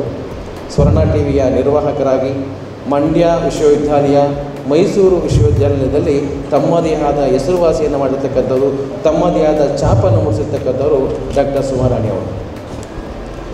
ಸದಾ ಹಸನ್ಮುಖಿಗಳಾಗಿ, ಸ್ನೇಹಜೀವಿಯಾಗಿ, ಕವಯತ್ರಿಯಾಗಿ, ಲೇಖಕಿಯಾಗಿ, ಸ್ನೇಹಿತರಿಗೆ ಸ್ನೇಹಜೀವಿಯಾಗಿ, ತಂದೆ ತಾಯಿಗಳಿಗೆ ಮಮತೆಯ ಮಗಳಾಗಿ, ಗಂಡನಿಗೆ ಪ್ರೀತಿಯ ಮಡದಿಯಾಗಿ, ಮಗನಿಗೆ ಪ್ರೀತಿಯ ಅಮ್ಮನಾಗಿ, ವಿದ್ಯಾರ್ಥಿಗಳಿಗೆ, ವೃತ್ತಿ ಬಾಂಧವರಿಗೆ ನನ್ನ ನೆಚ್ಚಿನ ಪ್ರಾಂಶುಪಾಲರಾಗಿ, ಮಾಧ್ಯಮ ಕ್ಷೇತ್ರಗಳಲ್ಲಿ ನಿರೂಪಕಿ, ನಿರ್ವಾಹಕಿಯಾಗಿ, ವಾರ್ತಾವಾಚಕರಾಗಿ ಕಾರ್ಯನಿರ್ವಹಿಸುತ್ತಿರುವ ಬಹುಮುಖ ಪ್ರತಿಭೆ, ಭಾವನಾಲೋಕದ ಭಾವಜೀವಿ, ದೇವರ ಹುಡುಕಾಟದಲ್ಲಿ ತೊಡಗಿ ತಾವು ಕೇಳಿದ, ನೋಡಿದ, ಅನುಭವಕ್ಕೆ ಬಂದ ಸಣ್ಣ ಸಣ್ಣ ಸಂಗತಿಗಳನ್ನು ಪ್ರಬಂಧಗಳ ರೂಪದಲ್ಲಿ ಸಾಹಿತ್ಯ ಲೋಕದಲ್ಲಿ ಆ ಸಾಹಿತ್ಯ ಲೋಕದ ಸಹೃದಯ ಮನಸ್ಸುಗಳಿಗೆ ಮನಮುಟ್ಟುವಂತೆ ಚಿತ್ರಿಸಿರ್ತಕ್ಕಂಥವರು ಡಾಕ್ಟರ್ ಸುಮಾರಾಣಿ ಸಂಭವ. ಇಲ್ಲಿ ಕೊತ್ತತ್ತಿ ರಾಜು ಅವರು ಮುನ್ನುಡಿಯನ್ನು ಅತ್ಯುತ್ತಮವಾಗಿ ಬರೆದಿದ್ದಾರೆ. ಅದೇ ರೀತಿ ಬೆನ್ನುಡಿಯನ್ನು ಭಾವನೆ ಲೋಕೇಶ್ ಅವರು ಕೂಡ ತುಂಬ ಅತ್ಯುತ್ತಮವಾಗಿ ಬರೆದಿದ್ದಾರೆ. ಭಟ್ಟತೌತನ ಒಂದು ಮಾತನ್ನು ಹೇಳ್ತಾರೆ, ಪ್ರಜ್ಞಾ ನವನೋಲೇಖ ಶಾಲಿನಿ ಪ್ರತಿಮಮತ ತದ ಅನುಪ್ರಾಣನಂ ಜೀವದರ್ಣನಂ ನಿಪುಣಃ ಕವಿ ತಸ್ಯ ಕವಿ ಕರ್ಮಸ್ಕೃತಂ ಕಾವ್ಯಂ ಅಂತ. ಹೊಸ ಹೊಸ ಭಾವಗಳನ್ನು ಸತತವಾಗಿ ಕಟ್ಟತಕ್ಕಂಥ ಪ್ರತಿಭೆ ಕವಿಯಲ್ಲಿರುತ್ತೆ. ಕವಿ ಪ್ರತಿಭೆ ಉಸಿರಿನಿಂದ ಜೀವ ತುಂಬಿ ವರ್ಣಿಸಬಲ್ಲ ನಿಪುಣನೇ ಕವಿ ಕರ್ಮವೇ ಕಾವ್ಯ ಅಂತ ಹೇಳ್ತಾರೆ. ಎಲ್ಲರೂ ಕೂಡ ಕಾವ್ಯವನ್ನು ಬರೀಲಿಕ್ಕಾಗಲ್ಲ, ಎಲ್ಲರೂ ಕವಿತೆಯನ್ನು ಬರೀಲಿಕ್ಕಾಗಲ್ಲ, ಎಲ್ಲರೂ ಕೂಡ ಪ್ರಬಂಧಗಳನ್ನ ಬರೀಲಿಕ್ಕಾಗಲ್ಲ. ಆ ಜೀವ ತುಂಬಿ ವರ್ಣಿಸಬಲ್ಲ ನಿಪುಣ ಇದನ್ನಲ್ಲ, ಆ ಉಸಿರನ್ನು ಕೊಟ್ಟು ಆ ಉಸಿರನ್ನು ತುಂಬಿ ಅದಕ್ಕೆ ವರ್ಣನೆಯನ್ನು ಕೊಡಬೇಕು, ಅವನು ಕವಿ ಆಗ್ತಾರೆ ಅಂತಕ್ಕಂಥ ಮಾತನ್ನು ಹೇಳ್ತಾರೆ. ಅದು ದೇವರ ಹುಡುಕಾಟದಲ್ಲಿ ಕೃತಿ ಲಭ್ಯ ಇದೆ. ಬದುಕಿನ ಅನೇಕ ಮೌಲಿಕ ಕ್ಷಣಗಳನ್ನ ಕಂಡುಕೊಂಡಿದ್ದಾರೆ ಲೇಖಕರು. ಇದರಲ್ಲಿ ಬರವಣಿಗೆಯಲ್ಲಿ ಭಾವನೆಗಳನ್ನ ಮೆರವಣಿಗೆ ಮಾಡಿದ್ದಾರೆ. ಯಾಕೆ ಅಂತಂದರೆ ಇಲ್ಲಿ ಒಟ್ಟು 31 ಲೇಖನಗಳು ನಮಗೆ ಕಂಡುಬರ್ತವೆ. ಸುಂದರವಾದ ಪ್ರಬಂಧಗಳು, ಲಲಿತ ಅಂದ್ರೇ ಸುಂದರ ಅಂತ. ಆ ಲಲಿತ ಪ್ರಬಂಧಗಳಲ್ಲಿ ಸುಂದರವಾದ ಬರಹಗಳನ್ನ 31 ಲೇಖನಗಳನ್ನ ಬರೀತಾರೆ. 31 ಲೇಖನಗಳು ಎಷ್ಟು ಅದ್ಭುತವಾಗಿ ರಚನೆ ಆಗಿವೆ ಅಂತಂದರೆ ಎಲ್ಲೂ ಕೂಡ ಬೇಸರವನ್ನು ತರಲ್ಲ. ದೋಸೆಯ ಮಹದಾಸೆಯಿಂದ ಆಲೆ ಶ್ರೀನಿವಾಸ ಪ್ರಭುಜಿಯವರು ಕೆಲವು ಸಂಗತಿಗಳು ನಿಮ್ಗೆ ಆಲೆ ಹೇಳ್ಬಿಟ್ಟಿದ್ದಾರೆ. ದೋಸೆಯ ಮಹದಾಸೆಯಿಂದ ಪ್ರಾರಂಭಗೊಂಡು ಪ್ರೀತಿಯ ಪಿಸು ಮಾತಿಗೆ ಕೊನೆಗೊಳ್ಳುತ್ತದೆ. 31 ಲೇಖನಗಳು ಕೂಡ ಪ್ರಾರಂಭದಲ್ಲಿ ಒಂದು ದೋಸೆಯ ರುಚಿಯೊಂದಿಗೆ ಪ್ರಾರಂಭವಾಗಿ ಪ್ರೀತಿಗೆ ಕೊನೆಗೊಳ್ಳುತ್ತೆ.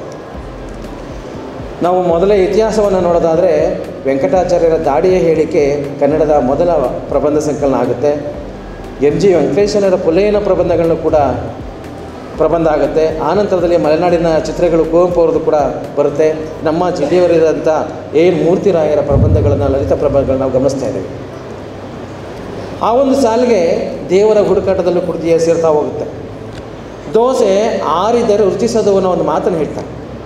ದೋಸೆ ಬಿಸಿ ಇರುವಾಗಲೇ ತಿನ್ನೋಕ್ಕೆ ಚೆಂದ, ಅದು ಆರೋದ್ಮೇಲೆ ಅದು ರುಚಿ ಬರಲ್ಲ. ಕಾಫಿ ಮತ್ತು ಪ್ರೀತಿ ಎರಡೂ ಕೂಡ ಬಿಸಿ ಇರುವಾಗಲೇ ರುಚಿ ಅನ್ನೋ ಒಂದು ಮಾತನ್ನು ಕೂಡ ಹೇಳ್ತಾರೆ. ಈ ಸಂದರ್ಭದಲ್ಲಿ ಮನೋರೋಗಕ್ಕೆ ಮಸಾಲೆ ಮದ್ದು ಅಂತ ಕೂಡ ಅಲ್ಲಿ ಹೇಳಿದ್ದಾರೆ. ಅದನ್ನು ಇಲ್ಲಿ ಪ್ರೀತಿ ಮತ್ತು ಕಾಫಿ ಅಂತ ಹೇಳಿದ್ರಲ್ಲ, ಬಿಸಿ ಇರುವಾಗ ಚೆಂದ ಅಂತ ಬೀಚಿಯವರ ಒಂದು ಮಾತು ನನ್ನ ನೆನಪಿಗೆ ಬರುತ್ತೆ. ಕಿದರಿದ ಕೂದಲು ಮತ್ತು ಮುನಿಸಿಕೊಂಡ ಹೆಂಡತಿ, ಕಿದರಿದ ಕೂದಲು ಮತ್ತು ಮುನಿಸಿಕೊಂಡ ಹೆಂಡತಿ ಇವರನ್ನು ಸಂಭಾಳಿಸುವುದು ಹೇಗೆ? ಅದಕ್ಕೆ ಒಂದೇ ಮಾತಲ್ಲಿ ಬೀಚ್ ಅವರು ಹೇಳ್ತಾರೆ, ಆಗಾಗ ಬಾಚುತ್ತಿರಬೇಕು. ಆಗಾಗ ಬಾಚುತ್ತಿರಬೇಕು ಕಿದರಿದ ಕೂದಲನ್ನು ಬಾಚಣಿಗೆಯಿಂದ, ಆಗಾಗ ಬಾಚುತ್ತಿರಬೇಕು ತನ್ನ ಬಾಹುಗಳಿಂದ ಮಡದಿಯನ್ನು. ಆಗ ಎರಡೂ ಕೂಡ ಸಮಾಧಾನಕ್ಕೆ ಬರ್ತವೆ ಅನ್ನೋ ಮಾತನ್ನು ಬೀಚಿಯವರು ಹೇಳ್ತಾರೆ. ಆಗಿದ ಪ್ರೀತಿ ಅನ್ನುವಂಥದ್ದು ಎಷ್ಟು ರುಚಿಯಾಗಿರುತ್ತೆ ಅಂದರೆ ಅನುಭವಿಸುವಾಗಲೇ ಸರಿ ಅಂತ. ಚಾರ್ಲಿ ಚಾಂಪ್ಲಿನ್ ಅವರ ಒಂದು ಮಾತನ್ನು ಅವರು ಅಲ್ಲಿ ತರ್ತಾರೆ. ನಾನು ಯಾವಾಗಲೂ ಮಳೆಯಲ್ಲಿ ನಡೆಯಲು ಇಷ್ಟಪಡುತ್ತೇನೆ, ನಾನು ಯಾವಾಗಲೂ ಮಳೆಯಲ್ಲಿ ನಡೆಯಲು ಇಷ್ಟಪಡುತ್ತೇನೆ, ಹಾಗಾಗಿ ನಾನು ಅಳುವುದನ್ನು ಯಾರೂ ನೋಡಲಾಗುವುದಿಲ್ಲ. ಈ ಮನುಷ್ಯ ಮುಖವಾಡ ಹಾಕ್ಕೊಡ್ತೀನಿ, ಮನಸ್ಸಿನಲ್ಲೇ ಮುಖವಾಡ ಹಾಕ್ಕೊಂಡು ಮುಂದೆ ಎದುರುಗಡೆ ಇರ್ತಕ್ಕಂಥವ್ರು ಎಲ್ಲ ಏನು ಬೇಕಾದ್ರೂ ಮಾತನಾಡ್ತಾ ಇರ್ತಾರೆ. ಆದರೆ ಮನಸ್ಸಿನಲ್ಲಿ ಮುಖವಾಡ ಹಾಕ್ಕೊಡೋದಕ್ಕಿಂತ ಹೆಚ್ಚಾಗಿ ಪ್ರಕೃತಿ ಇದೆ. ಆ ಪ್ರಕೃತಿ ನನ್ನನ್ನು ಕಾಪಾಡುತ್ತೆ. ನನ್ನ ನೋವನ್ನು ಪ್ರಕೃತಿ ಜೊತೆ ಹಂಚ್ಕೋಬಹುದು. ಆ ಪ್ರಕೃತಿ ನೋವನ್ನು ನನಗೆ ಕಾಣದ ರೀತಿಯಲ್ಲಿ ಅದನ್ನು ಮಳೆ ಹುಯ್ಯೋ ರೀತಿಯಲ್ಲಿ ಅದು ಹೋಗುತ್ತೆ ಅನ್ನೋದು ಮಳೆ ಪ್ರಬಂಧದಲ್ಲಿ ಮಾತೃ ಹೃದಯವನ್ನು ಕುರಿತು ಹೇಳ್ತಾರೆ. ವಾರದ ವಯಸ್ಸಿನಲ್ಲಿ ಬಿಳಿ ಕೂದಲು ಬಂದಾಗ ಆಗೋ ಅನುಭವಗಳನ್ನು ಆ ಕೂದಲು ಮತ್ತು ಗೌರವ ಪ್ರಬಂಧದಲ್ಲಿ ಹೇಳ್ತಾ ಹೋಗ್ತಾರೆ. ಪ್ರಾಂಶುಪಾಲರಾಗಿ ಅವರು ವೇದಿಕೆಯಲ್ಲಿ ಒಂದು ಆ ಚೇಂಬರಲ್ಲಿ ಕೂತಿದ್ದಂಥ ಸಂದರ್ಭದಲ್ಲಿ ಎಷ್ಟೋ ಸಂದರ್ಭದಲ್ಲಿ ಬಂದಂಥವರು ಪ್ರಾಂಶುಪಾಲರು ಎಲ್ಲಿ ಅಂತ ಅವ್ರನ್ನೇ ಕೇಳಿದ್ದಾರೆ. ಯಾಕೆ ಅಂತಂದರೆ ಪ್ರಾಂಶುಪಾಲ ರೀತಿನಲ್ಲಿ ಕಾಣಲಿಲ್ಲ. ಇವರು ಲಿಫ್ಟಿಗೆ ಹಾಕ್ಕೊಂಡು ಮೇಕಪ್ ಮಾಡಿಕೊಂಡು ಎಲ್ಲ ಡ್ರೈವ್ ಹೊಡ್ಕೊಂಡು ಹೋಗಿ ಕೂತ್ಕೊಂಡ್ರೆ ಪ್ರಾಂಶುಪಾಲರು ಚಿಕ್ಕ ಹುಡುಗಿ ಥರ ಕಾಣಿಸ್ತಿದ್ರು. ಎಷ್ಟೋ ಸಂದರ್ಭ ಅನುಭವಗಳು ಆಗಿದೆಯಂತ ಆ ರೀತಿಯಲ್ಲಿ. ಹಾಗಾಗಿ ಕೂದಲು ಎಷ್ಟೋ ಸಂದರ್ಭದಲ್ಲಿ ನಮಗೆ ನೆರೆಕೋದಲು ಬಂದಾಗಲೂ ಕೂಡ ನಾವು ಬಣ್ಣ ಮಾಚೋ ಬದಲು ಅದನ್ನು ತೋರ್ಪಡಿಸ್ಕೊಟ್ಟಾಗ ಕೆಲವು ಸಂದರ್ಭದಲ್ಲಿ ಗೌರವನೂ ಕೂಡ ಬರುತ್ತೆ. ಮುಚ್ಚೋಕೆ ಹೋದಾಗ ಗೌರವ ಕಳ್ಕೊಂಡು ಸಂದರ್ಭಗಳು ಇದೆ ಅಂತ ಅವರು ಅದನ್ನು ಹೇಳ್ತಾ ಹೋಗ್ತಾರೆ. ಮುಖಕ್ಕೆ ಬಣ್ಣ, ತಲೆಗೆ ಬಣ್ಣ, ಮನಸ್ಸಿಗೆ ಬಣ್ಣ ಹಚ್ಚಿ ಮುಖವಾಡ ಹಾಕುವ ಜನರಿದ್ದಾರೆ ಅಂತ ಎಚ್ಚರಿಕೆಯನ್ನು ಕೂಡ ನೀಡ್ತಾರೆ. ತಲೆಗೆ ಬಣ್ಣ ಹಾಕ್ತಾರೆ, ಮುಖಕ್ಕೆ ಬಣ್ಣ ಹಾಕ್ತಾರೆ, ಆದರೆ ಮುಖವಾಡ ಹಾಕ್ಕೊಂಡು ನಮ್ಮ ಎದುರುಗಡೆ ಓಡಾಡ್ತಾ ಇರ್ತಾರೆ, ಗೊತ್ತಿರಲ್ಲ ಅನ್ನೋ ಎಚ್ಚರಿಕೆಯನ್ನು ಕೊಡ್ತಾರೆ ಅವರು. ಒಂದು ಮಾತನ್ನು ಹೇಳ್ತಾರೆ, ಮನವೆಂಬ ಕುಂಟು ಕುದುರೆಯನ್ನು ಕಡಿವಾಣ ಹಾಕಿ ಕೈಯಲ್ಲಿಟ್ಟುಕೋ. ಮನಸ್ಸಿದೆಯಲ್ಲ, ಇದಕ್ಕೆ ಹುಚ್ಚುಕೋಡಿ ಮನಸ್ಸಿದು. ಹುಚ್ಚುಕೋಡಿ ಮನಸ್ಸು 16 ವಯಸ್ಸು ಅಂತ ಹೇಳ್ತಾರೆ. ಆ ವಯಸ್ಸು ಏನು ಬೇಕಾದ್ರೂ ಕೂಡ ಆಡುತ್ತೆ. ನಿನ್ನ ಮನಸ್ಸನ್ನು ಎಲ್ಲಿ ನೀನು ಕಂಟ್ರೋಲನ್ನು ಇಟ್ಕೊಳ್ತೀಯೋ ಅಲ್ಲಿವರೆಗೂ ಕೂಡ ನೀನು ಯಾವ ರೋಗಗಳು ಬರಲ್ಲ ಅಂತ ಆ ರೋಗಗಳಿಗೆ ಮಧ್ಯದೀಯ ಲೇಖನದಲ್ಲಿ ಹೇಳ್ತಾ ಹೋಗ್ತಾರೆ. ಸಾಲ, ಯಾರೂ ಸಾಲ ಮಾಡಿಲ್ಲ. ಸಾಲದ ಶೂಲಕ್ಕೆ ಸಿಕ್ಕಿರ್ತಕ್ಕಂಥ ಬೇಕಾದಷ್ಟಿದ್ದಾರೆ. ಸಾಮಾಜಿಕ ಕಳಕಳಿಯನ್ನು ಹೇಳ್ತಾ ಹೋಗ್ತಾರೆ ಅವರು. ಸಾಲವನ್ನು ಕೊಂಬಾಗ ಹಾಲೋಗರುಂಡಂತೆ ಸಾಲಿಗನು ಬಂದೆಳೆವಾಗ ಕಿಬ್ಬದಿಯ ಕೀಲು ಮುರಿದಂತೆ ಸರ್ವಜ್ಞ ಅನ್ನೋ ಮಾತನ್ನು ಸಾಲವನ್ನು ಕೊಂಬಾಗ ಅನ್ನೋ ಒಂದು ಲೇಖನದಲ್ಲಿ ಹೇಳ್ತಾ ಹೋಗ್ತಾರೆ. ಸಾಲ ಕೇಳಿ ಸ್ನೇಹ ಕಳೆದುಕೊಡಬೇಡಿ, ಎಲ್ಲ ಅಂಗಡಿಗಳು ಕೂಡ ಹಾಕಿರ್ತಾರೆ, ಆದರೂ ಕೂಡ ಸಾಲ ಮಾಡ್ತಾನೆ ಇರ್ತಾರೆ. ಈ ವಿಚಾರವನ್ನು ಕುರಿತು ಹೇಳುವ ಸಂದರ್ಭದಲ್ಲಿ ಸಾಲ ಮಾಡಿ ಓಲೆ ಮಾಡಿಸಿದಂತೆ, ಓಲೆ ಮಾರಿ ಬಡ್ಡಿ ಕಟ್ಟಿದಂತೆ ಆ ಮಾತನ್ನು ಕೂಡ ಹೇಳ್ತಾರೆ. ಸಾಲ ಮಾಡಿ ಹೆಂಡತಿಗೆ ಓಲೆ ಮಾಡಿಸ್ದ, ಆ ಸಾಲ ತೀರ್ಸೋಕ್ಕಾಗಲಿಲ್ಲ, ಆ ಓಲೆನೇ ಮಾರ್ಬಿಟ್ಟು ಬಡ್ಡಿ ಕಟ್ಟಿದ ಅಂತೇಳಿ ಇತ್ತಾಗ ಓಲೆನೇ ಇಲ್ಲ, ಅದಕ್ಕೆ ಸಾಲನೂ ತೀರಲಿಲ್ಲ ಅನ್ನೋದು ಒಂದು ಮಾತು ಅಲ್ಲಿ ಹೇಳ್ತಾ ಹೋಗ್ತಾರೆ. ಸೀಟು ನನ್ನದು. ನಾವೆಲ್ಲ ಬಸ್ಗಳಲ್ಲಿ ಹೋಗ್ತೀವಿ, ಬಸ್ಗಳಲ್ಲಿ ಪ್ರವಾಸ ಮಾಡುವಾಗ ಒಂದು 2 ಕಿಲೋಮೀಟ್ರಲ್ಲಿ 3 ಕಿಲೋಮೀಟ್ರಲ್ಲಿ ಅಂತ 10 ಕಿಲೋಮೀಟ್ರಲ್ಲಿ ಮೊದಲು ಸೀಟ್ ಸಿಗಬೇಕು. ಸೀಟ್ ಸಿಕ್ಕಿದ್ರೆ ಏನೋ ಒಂದು ರೀತಿ ಆರಾಮ ನಮಗೆ. ಯಾರು ಕೂಡ ಶಾಶ್ವತವಾಗಿ ಹೋಗ್ಲಿಕ್ಕಾಗಲ್ಲ. ಬಸ್ ಇಲ್ಲಿವರೆಗೂ ಅಲ್ಲಿಗೆ ಹೋಗೋದ್ರಲ್ಲಿ ನಮ್ಮ ನಿಲ್ದಾಣ ಬಂದು ಇಳಿಲೇಬೇಕು. ಅಲ್ಲಿದೆ ನಮ್ಮನೆ, ಇಲ್ಲಿ ಬಂದೆ ಸುಮ್ಮನೆ ಅನ್ನೋ ಹಾಗೆ ನಾವು ನಮ್ಮ ನಿಲ್ದಾಣ ಬಂದಾಗ ಇಳಿಲೇಬೇಕು ಅನ್ನೋದನ್ನು ಎಚ್ಚರಿಕೆಯನ್ನು ಕೊಡ್ತಾ ಹೋಗ್ತಾರೆ. ಶಾಶ್ವತ ಅಲ್ಲ, ಸೀಟಿಗಾಗಿ ಗುದ್ದಾಡ್ತಾರೆ. ಆ ಸಣ್ಣ ಸಣ್ಣ ಸಂಗತಿಗಳನ್ನು ತೆಗೆದುಕೊಂಡು ಎಷ್ಟು ಸುವಿವರವಾಗಿ ಬರಿತಾ ಹೋಗ್ತಾರೆ ಅಂದರೆ ಸುಂದರವಾಗಿ ಬರಿತಾ ಹೋಗ್ತಾರೆ. ಎಲ್ಲೂ ಕೂಡ ಬೇಸರ ಆಗಲ್ಲ, ಅಷ್ಟು ಅದ್ಭುತವಾಗಿ ಅದನ್ನು ಬರಿತಾ ಹೋಗ್ತಾರೆ. ಹಲ್ಲುನೋವು ಬರುತ್ತೆ. ಒಬ್ಬರ ಜೀವನ, ಒಬ್ಬ ಜೀವ ತಿಂತಕ್ಕಂಥದ್ದು ಹಲ್ಲುನೋವು. ಆದರೆ ಆ ಹಲ್ಲುನೋವು ಮತ್ತೊಬ್ಬರಿಗೆ ಜೀವನ ಆಗಿರುತ್ತೆ. ನಮಗೆ ತಡೆಯಲಾರದ ಹಲ್ಲುನೋವು ಬಂದಾಗ ನಮ್ಮದು ಆಸ್ಪತ್ರೆಗೆ ಹೋಗ್ತೀವಿ, ಡಾಕ್ಟ್ರ್ ಹತ್ರ ಹೋಗ್ತೀವಿ, ಆ ಡಾಕ್ಟ್ರಿಗೆ ಅದೇ ಜೀವನ ಆಗಿರುತ್ತೆ. ಹಾಗಾಗಿ ಅವರ ಒಂದು ಜೀವನದ ಚರಿತ್ರೆಯನ್ನು ಕೂಡ ಅವ್ರು ಹೇಳ್ತಾ ಹೋಗ್ತಾರೆ. ಸಾಹಿತಿಗಳ ಸಹವಾಸದಲ್ಲಿ ಒಂದು ಲೇಖನದಲ್ಲಿ ಹೇಳ್ತಾರೆ, ಅವರು 9ನೇ ತರಗತಿಯಲ್ಲಿ ಇದ್ದಾಗಲೇ ಕೂಡ ಲೇಖನವನ್ನು ಬರೀತಾ ಹೋಗ್ತಾರೆ. ಒಂದು ವಾರ್ಷಿಕ ಸಂಚಿಕೆ ಲೇಖನ ಬರೆಯೋ ಪ್ರಾರಂಭ ಮಾಡಿ ಅವರ ಕನ್ನಡ ಮೇಡಮ್ ಲಲಿತಾ ಮೇಡಮ್ನ ಅಲ್ಲಿ ನೆನೆಸ್ಕೋತಾರೆ. ಅವ್ರಿಗೆ ಉತ್ತೇಜನ ಕೊಟ್ಟಂಥವರು ಕೂಡ ಅವ್ರಿಗೆ ಲಲಿತಾ ಮೇಡಮ್ ಅವರು. ಅಲ್ಲಿ ಬರೆಯುವ ಸಂದರ್ಭದಲ್ಲಿ, ಏಕೆಂದರೆ ಒಂದು ಕವನವನ್ನು ಬರೆಯುವಾಗ ಉತ್ತೇಜನ ನೀಡೋರು ಪ್ರೋತ್ಸಾಹವನ್ನು ನೀಡಲಿಲ್ಲ ಅಂತಂದರೆ ಅದೊಂದು ರಚನೆ ಮುಂದುವರಿಯಲ್ಲ. ಹಾಗಾಗಿ ಅಲ್ಲಿಂದ ಪ್ರಾರಂಭವಾದಂಥ ಇವರ ಲೇಖನ ಇವತ್ತೂವರೆಗೂ ಕೂಡ 15ನೇ ಕೃತಿಗೆ ಇಲ್ಲಿ ಲೋಕಾರ್ಪಣೆಗೆ ಬಂದು ನಿಂತಿದೆ. ನಾಯಪಾಡು ಒಂದು ಪ್ರಬಂಧ ಸಂಕಲನ ಇದೆ. ನಮ್ಮ ಮದ್ದೂರು ತಾಲೂಕಿರ್ತಕ್ಕಂಥ ಒಂದು ಆತಕೂರು ಶಾಸನವನ್ನು ನೆನಪಿಸ್ತಾರೆ ಅವರು ನಮಗೆ. ಕಾಳಿ ಎಂಬ ನಿಷ್ಠೆ ಇರ್ತಕ್ಕಂಥ ಒಂದು ನಾಯಿಯನ್ನು ಒಂದು ಬಳುವಳಿಯಾಗಿ ಪಡ್ಕೊಂಡು, ಉಡುಗೊರೆಯಾಗಿ ಪಡ್ಕೊಂಡು ಹೋರಾಟವನ್ನು ಮಾಡಿ, ಹಂದಿಯ ಜೊತೆ ಹೋರಾಟವನ್ನು ಮಾಡಿ, ಅದು ಕೂಡ ನಾಯಿನೂ ಕೂಡ ಕೊನೆಯುಸಿರು ಹೇಳ್ತಕ್ಕಂಥ ಒಂದು ಸಂದರ್ಭವನ್ನು ತುಂಬ ಚೆನ್ನಾಗಿ ಹೇಳ್ತಾರೆ. ಅದು ಒಂದು ಹೇಳುವಂಥ ಒಂದು ವಿಷಯನೇ. ನಾವು ಏನಾದರೂ ಕೂಡ ಹೇಗಿರಬೇಕೆಂದುಕೊಳ್ಳುತ್ತೇವೋ ಹಾಗಿದ್ದೇವೆ ಅನ್ನೋ ಒಂದು ಮಾತನ್ನು ಹೇಳ್ತಾರೆ. ನೀವೆಲ್ಲ ಹೇಗಿದ್ದೀವಲ್ಲ, ನಾವೆಲ್ಲ ಹೇಗಿರಬೇಕು ಆಗಿದ್ದೀವ? ಇಲ್ಲ. ವಯಸ್ಸಾಗಿರ್ತಕ್ಕಂಥವ್ರು ನಾವು ವಯಸ್ಸಾಗಿರ್ದಾಗ ಚಿಕ್ಕವರಾಗಿ ಕಾಣಬೇಕು ಅಂತ ಇಷ್ಟಪಡ್ತಾರೆ. ಕೆಲವರ 6 ಪ್ಯಾಕ್ ಮಾಡ್ಕೋಬೇಕು ಅಂತಾರೆ, ಡಯೇಟ್ ಮಾಡ್ಕೋಬೇಕು, ಚಿಕ್ಕವ್ರು ಹಾಕ್ಕೊಳ್ಬೇಕು, ತೆಳ್ಳಗಾಗಬೇಕು, ಗಂಡಿದ್ರೆ ಗಂಡನ್ನು ನಾನು ಇಂಜಿನಿಯರ್ ಮಾಡಬೇಕು, ಡಾಕ್ಟ್ರ್ ಮಾಡಬೇಕು, ಇದೆಲ್ಲ ಇರುತ್ತೆ. ಹೆಣ್ಮಕ್ಳಾದರೆ ನಾನು ಹೆಣ್ಮಕ್ಳನ್ನ ನಾನು ಬ್ಯೂಟಿಷಿಯನ್ ಮಾಡಬೇಕು, ನಾನು ಸಿನಿಮಾ ಸ್ಟಾರ್ ಮಾಡಬೇಕು, ಈ ಥರ ಏನೇನೋ ಕನಸುಗಳನ್ನ ಕಾಣ್ತಾರೆ.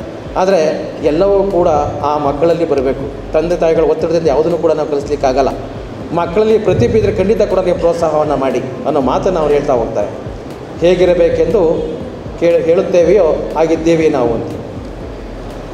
ಇನ್ನು ಒಂದು ಮಾತು, ಪ್ರಶಸ್ತಿಗಳನ್ನ ದುಡ್ಡು ಕೊಟ್ಟು ತಗೊಳ್ತಕ್ಕಂಥದ್ದು. ಹರಾಜಿಗೆ ಪ್ರಶಸ್ತಿಗಳು ಅಂತ ಹೇಳ್ತಾ ಹೋಗ್ತಾರೆ. ಅವರೇ ಪ್ರಶಸ್ತಿಯನ್ನು ಸ್ವೀಕರಿಸುವಂಥ ಸಂದರ್ಭದಲ್ಲಿ ಯಾರೋ ರಾಜಕಾರಣಿಗಳು ಬರ್ತಾರೆ, ವೇದಿಕೆ ಮೇಲೆ ಇರ್ತಕ್ಕಂಥವ್ರನ್ನ ಆ ಜೀವಮಾನದಲ್ಲಿ ಒಂದು ಪ್ರಶಸ್ತಿಯನ್ನು ತೆಗೆದುಕೋಬೇಕು ಅಂತಂದರೆ ಎಷ್ಟು ಕಷ್ಟಪಟ್ಟಿರ್ತಾರೆ ಅಂತೂ ವೇದಿಕೆ ಮೇಲೆ ಇರೋರ ಬಗ್ಗೆ ಅಲ್ಲಿ ವೇದಿಕೆ ಮೇಲೆ ಸನ್ಮಾನ ಮಾಡೋರು ಇರೋದೇ ಇಲ್ಲ. ದುಡ್ಡು ಕೊಟ್ಟು ಪ್ರಶಸ್ತಿಯನ್ನು ತಗೊಳ್ತಕ್ಕಂಥ ಸಂದರ್ಭಗಳು ಎಷ್ಟೋ ಬರ್ತವೆ. ಅವೆಲ್ಲವನ್ನೂ ಕೂಡ ಹೇಳ್ತಾ ಹೋಗ್ತಾರೆ. ನೋಡಿ, ನಮ್ಮ ಪಾಡಿಗೆ ನಾವು ಕೆಲಸ ಮಾಡ್ಕೊಂಡು ಹೋದರೆ ಖಂಡಿತ ಮುಂದೊಂದು ದಿನ ಸಮಾಜ ನಮ್ಮ ಕಾರ್ಯವನ್ನು ಶ್ಲಾಘಿಸುತ್ತೆ ಅನ್ನೋ ಮಾತನ್ನು ಹೇಳ್ತಾರೆ.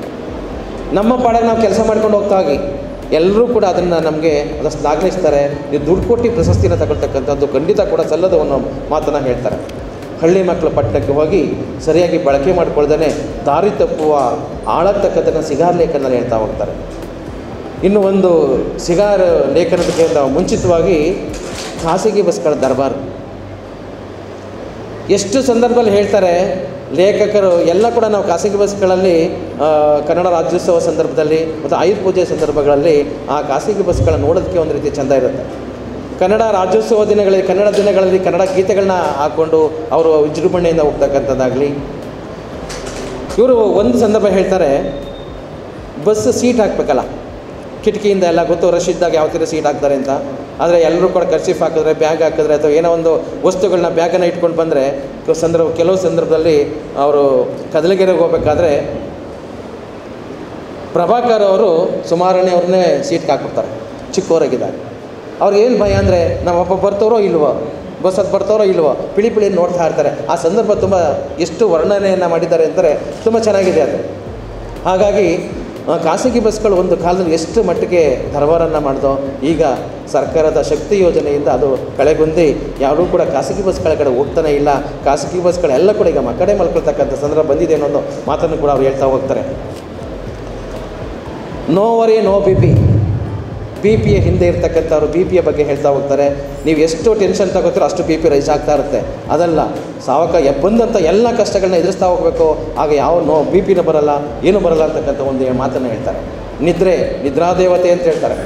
ಆ ನಿದ್ರೆ ಲೇಖನದಲ್ಲಿ ನಿದ್ರೆ ಬಾರದ ರಾತ್ರಿಗಳಲ್ಲಿ ನನ್ನ ಬರವಣಿಗೆ ಜಾಗೃತಗೊಂಡದ ಬಗ್ಗೆ ಹೇಳ್ತಾ ಹೋಗ್ತಾರೆ.